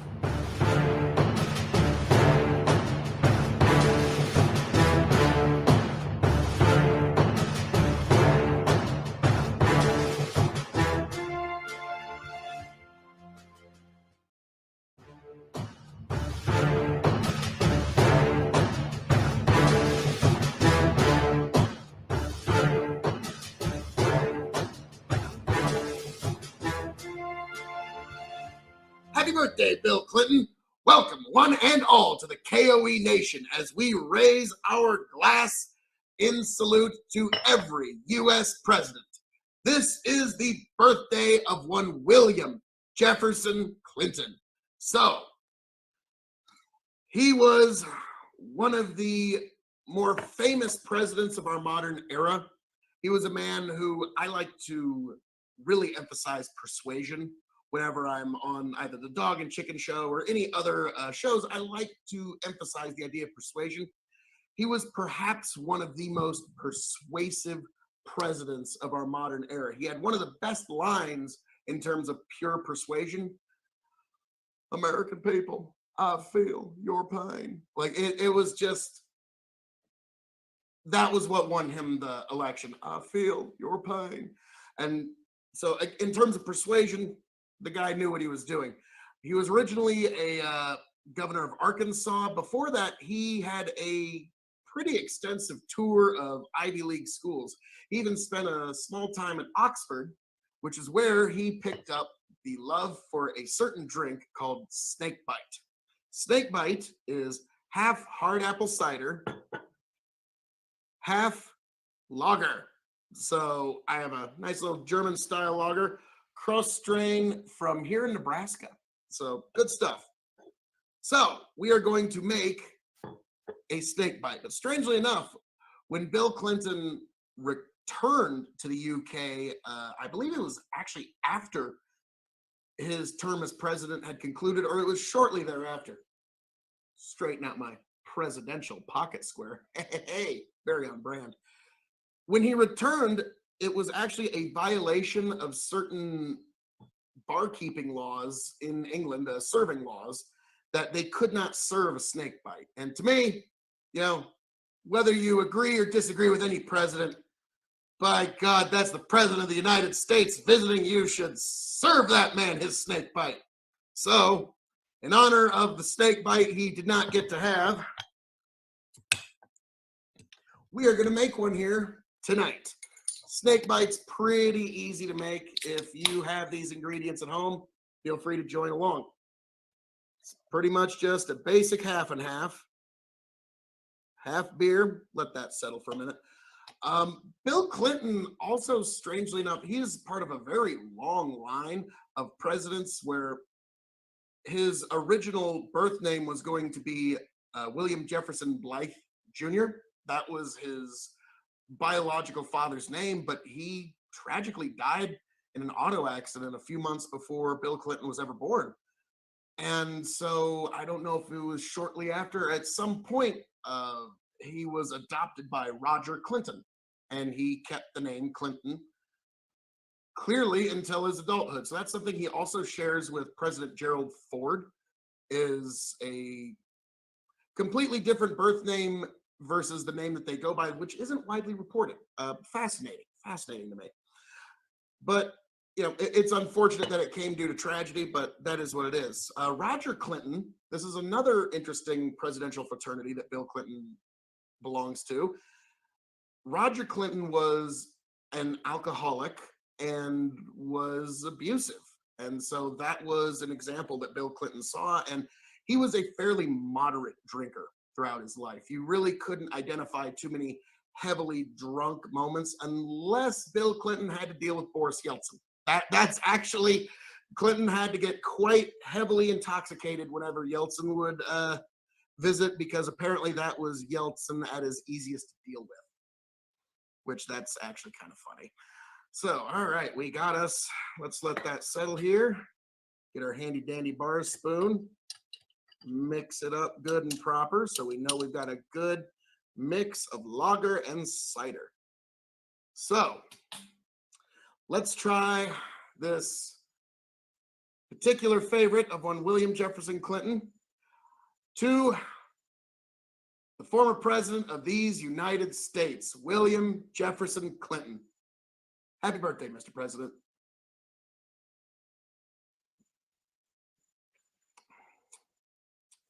Okay, that's delightful. That is good.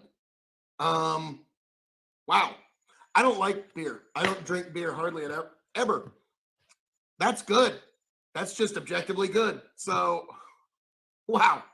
Well, I can see why you like that one, Mr. President.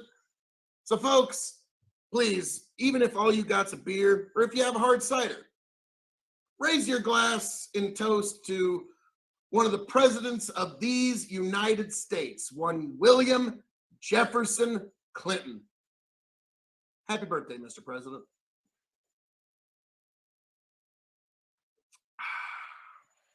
Catch you later, folks.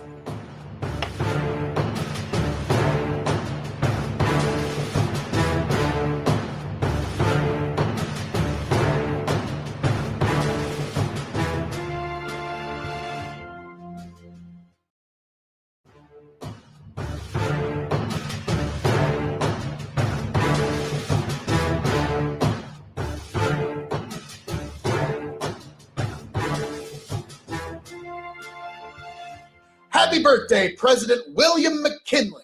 Welcome, one and all, folks. Today, we are going to raise our glass here at the KOE Nation to one President William McKinley, the 25th president of these United States, here on his birthday.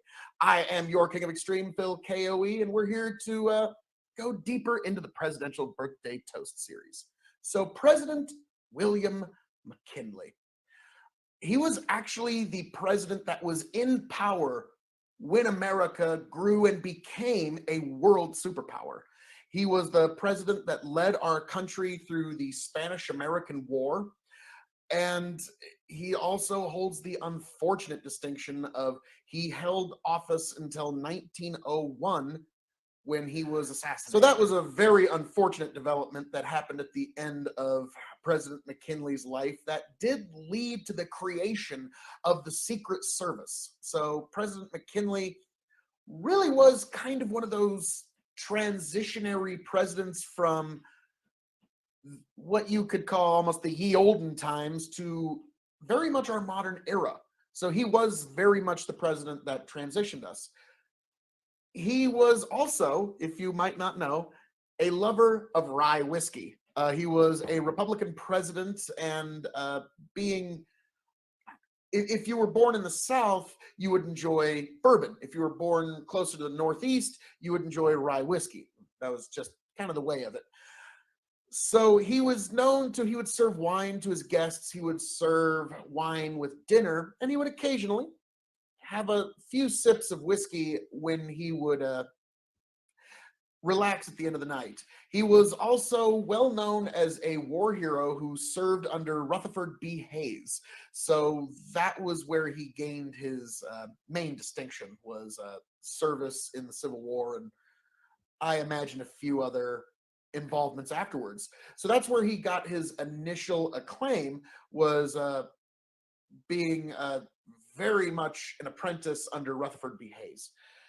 So we raise our glass to this very interesting man on his birthday, the 25th president of these United States. He also ran against Nebraska's own William Jennings Bryan, who, strangely enough, he had his own cocktail called McKinley's Delight. And I'm going to be referencing Mint Juleps with Teddy Roosevelt, A Complete History of Presidential Drinking by Mark Will Weber. I really cannot recommend this book enough, but the McKinley Delight, or Remember the Maine, however you want to know it, 3 ounces of rye whiskey. Whoo, that's going to be very spirit forward. And they say shoot for at least 100 proof. This one's not even close to that, but still excellent rye whiskey if you can get your hands on Mitcher's single barrel rye whiskey. Well worth the time. So 3 ounces of rye whiskey, 1 ounce of sweet vermouth, 2 dashes of cherry brandy, and here's the thing that I find kind of interesting, 1 dash of absinthe, which there's very few cocktails that actually call for absinthe. So maybe next year for McKinley's birthday, I might actually whip one of those up, or I might just make one for a cocktail video. But today we're just enjoying a sip of good old rye whiskey. Also, strangely enough, he also ran, when he ran against William Jennings Bryan, the Democrats made something called the Free Silver Gin Fizz, because McKinley was a strict gold standard backer. So, which was kind of strange because they referred to him as our beerless leader, because William Jennings Bryan was a teetotaler. He was against alcohol consumption pretty much in its entirety, if you will.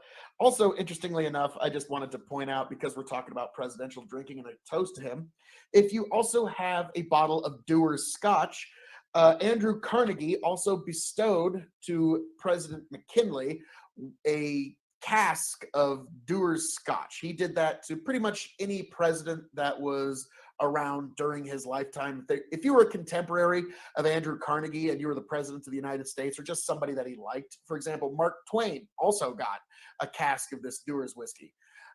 It was not uncommon for a president to be gifted such from Andrew Carnegie. But today, folks, enough of that. We raise our glass to this president, this 25th president of these United States, the man who led the United States into becoming a world superpower, and a man who holds the unfortunate distinction of being one of the assassinated presidents of our United States. So we raise our glass to one President McKinley. Happy birthday, Mr. President.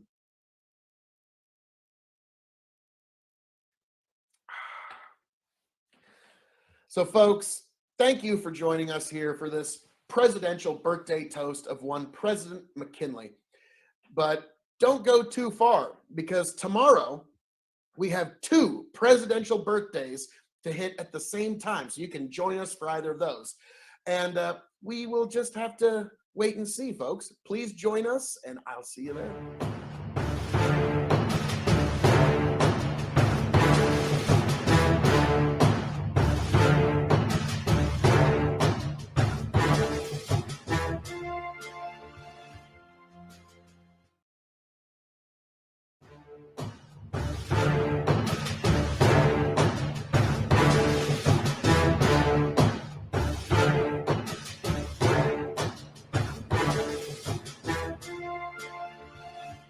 Happy birthday, President Taft. Welcome, one and all, to the KOE Nation as we dive even deeper into our presidential birthday toast series. As today we raise our glass in toast to one William Taft. So, today we raise our glass to a very moderate drinker. He was known as being one of the largest presidents we ever had, but in terms of drinking, he was downright a lightweight. he very rarely drank anything other than champagne. He would let other people imbibe, and he even used scotch as kind of a way to trick his aides into sitting in on meetings that they didn't really want to sit in on. He would say, well, come on, sit down, have a scotch and soda. And he'd have a bottle of some really good scotch. They couldn't resist. So he was very, very light. He would occasionally drink champagne. And now I have some bottles of whiskey here, and I'll get into why in a moment. And as always, my primary source is the book Mint Juleps with Teddy Roosevelt by one Mark Will Weber. Excellent book, definitely worth a shot, definitely worth a read. All right, so now for those who don't know, there's a right and a wrong way to open a bottle of champagne, sparkling wine, what have you. Me, I have a bottle of Prosecco handy. It's the first day of harvest. I'm not going to have the best bubbly out, but turns out William Howard Taft didn't really care about the best bubbly either. There was times that he would pull the Nixon and he'd swap out the good stuff with some mild stuff depending on how many guests there were going to be. But he would occasionally have some bubbly, but we'll get into why he would have whiskey later. But for those who don't know, the right and wrong way to open a bottle of sparkling wine. The wrong way is to take this tinfoil off and let it pop and possibly hit somebody or something and break it, and all the bubbles come out and you lose all the flavor. That is terrible. No, what you do, take your thumb, place it on top of the bottle here. This little safety, you unscrew it until it's completely loose. Now, the warmer it is, the more it's going to want to shake out. Now you put your hand completely around the cork, spin the bottle on the bottom there, let it spin, let it spin, let it spin. Here we go. And you're just going to hear a slight little, that's it. And now all that carbonation and all that flavor stays in the drink you're about to have. Look how bubbly and delicious that is. For Ruffino Prosecco, it's product of Italia. It's a pretty basic sparkling wine. But look at how much bubble and carbonation you get out of that. Simply marvelous. Well, before I take my first drink, I was a little eager there. Before I do that, folks, if you're with me, if you're at home, if you are joining me, raise your glass to one President Taft, the President of these United States and the only person in American history to hold the distinction of being a President of the United States of America and to serve on our U.S. Supreme Court. So a man who held a tremendous amount of power. So, folks, raise your glass to one President and Justice Taft. Happy birthday, Mr. President.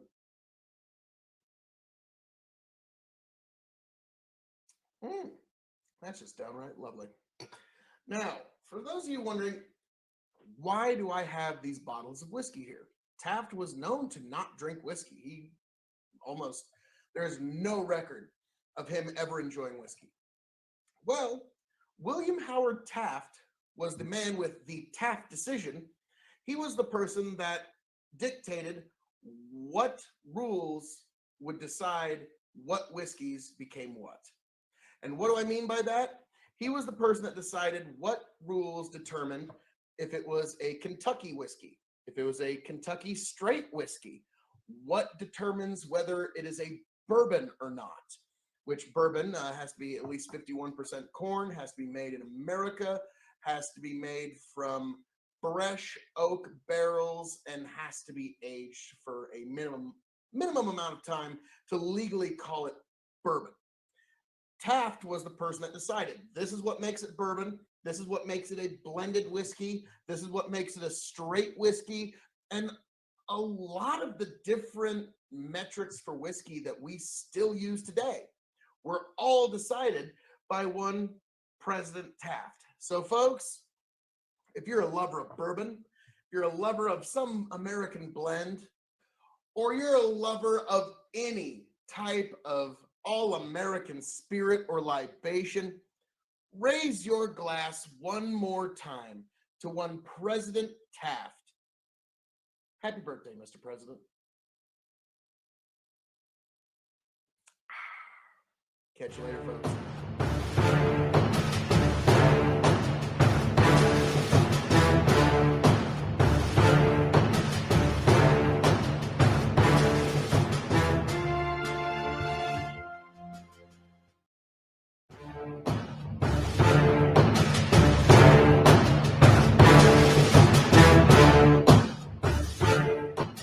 Happy birthday, George W. Bush, 43rd President of these United States. Welcome, one and all, to the KOE Nation page for our Presidential Toast Series, where we go through and we toast every single U.S. president. So, we have arrived at the birthday of one George W. Bush, 43rd President. Strangely enough, George W. Bush no longer drinks. He quit drinking a very, very long time ago. One of my primary sources, Mint Juleps of Teddy Roosevelt, The Complete History of Presidential Drinking by Mark Will Weber. Really good read. I recommend it. The only thing that I could derive as any kind of brand or any kind of preferred alcohol was a confrontation between George W. Bush's wife and Bush himself. Laura Bush and George Bush had a confrontation where she said, it's either the bourbon or me. Or she didn't say it exactly like that, but she put it in that kind of a way. So, as much as I can tell, at one point or another, our 43rd president enjoyed him some bourbon. Nowadays, he doesn't do that, and he takes mostly to painting, but that's neither here nor there. So, Maker's Mark store pick. This is from the Still in Lincoln, Nebraska. Right. So you can only get this at the Still in Lincoln. So shout out to the Still. God knows we've got plenty of stuff on our shelves thanks to them. I will reuse that at another time. All right. Maker's Mark store pick. The oak finishing staves, baked American pure number 2, seared French cuvee, Maker's 46, roasted French mocha, and toasted French spice. So, this sounds really good. yeah, this sounds, this was a little bit more expensive bottle than normal. Sure. Store picks generally are. I'm looking forward to this. I'm interested. Thanks for including me. Yeah, no problem, sir.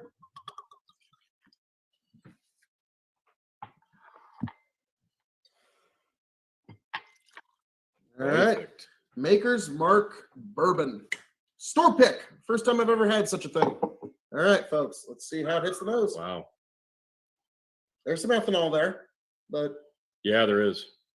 But that is a sweet, but not strong. Floral. Oh, very sweet bourbon smell. 54.6 ABV. All right. 109.2 proof. So that's why I'm getting a pretty heavy ethanol smell in there, despite a very sweet nose. Yeah, very sweet. Might make hand sanitizer. Be an awful waste of some good I was going to say, No, let's sample it before we start using it to sanitize. Down the hatch, folks. See how it hits the palate.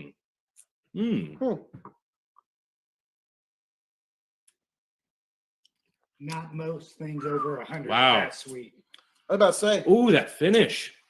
That's That is a refreshing finish. It doesn't burn. It doesn't. I have No. a little burn, but not much. Very subtle. If Like if anything. you were going to compare it to the Bookers we got over there. Yeah, which is yeah. comparable in its ABV. Comparable. This is way smoother. I agree. This is very subtle. The initial flavor is very nice. Very sweet, mellow bourbon flavor. Then if you hold Folks, I'm making an executive decision on this one. This has been a marvelous stream with all you beautiful people. But as I'm known to say around here, all that being said, thank you for joining us for this election stream for the 2024 election. Folks, Donald J. Trump is the president of these United States. There's no way Kamala's pulling ahead in Alaska. It's over, folks. God bless every last one of you. I hope all of you will make it back here happy, healthy, much the wiser. God bless. Travel well.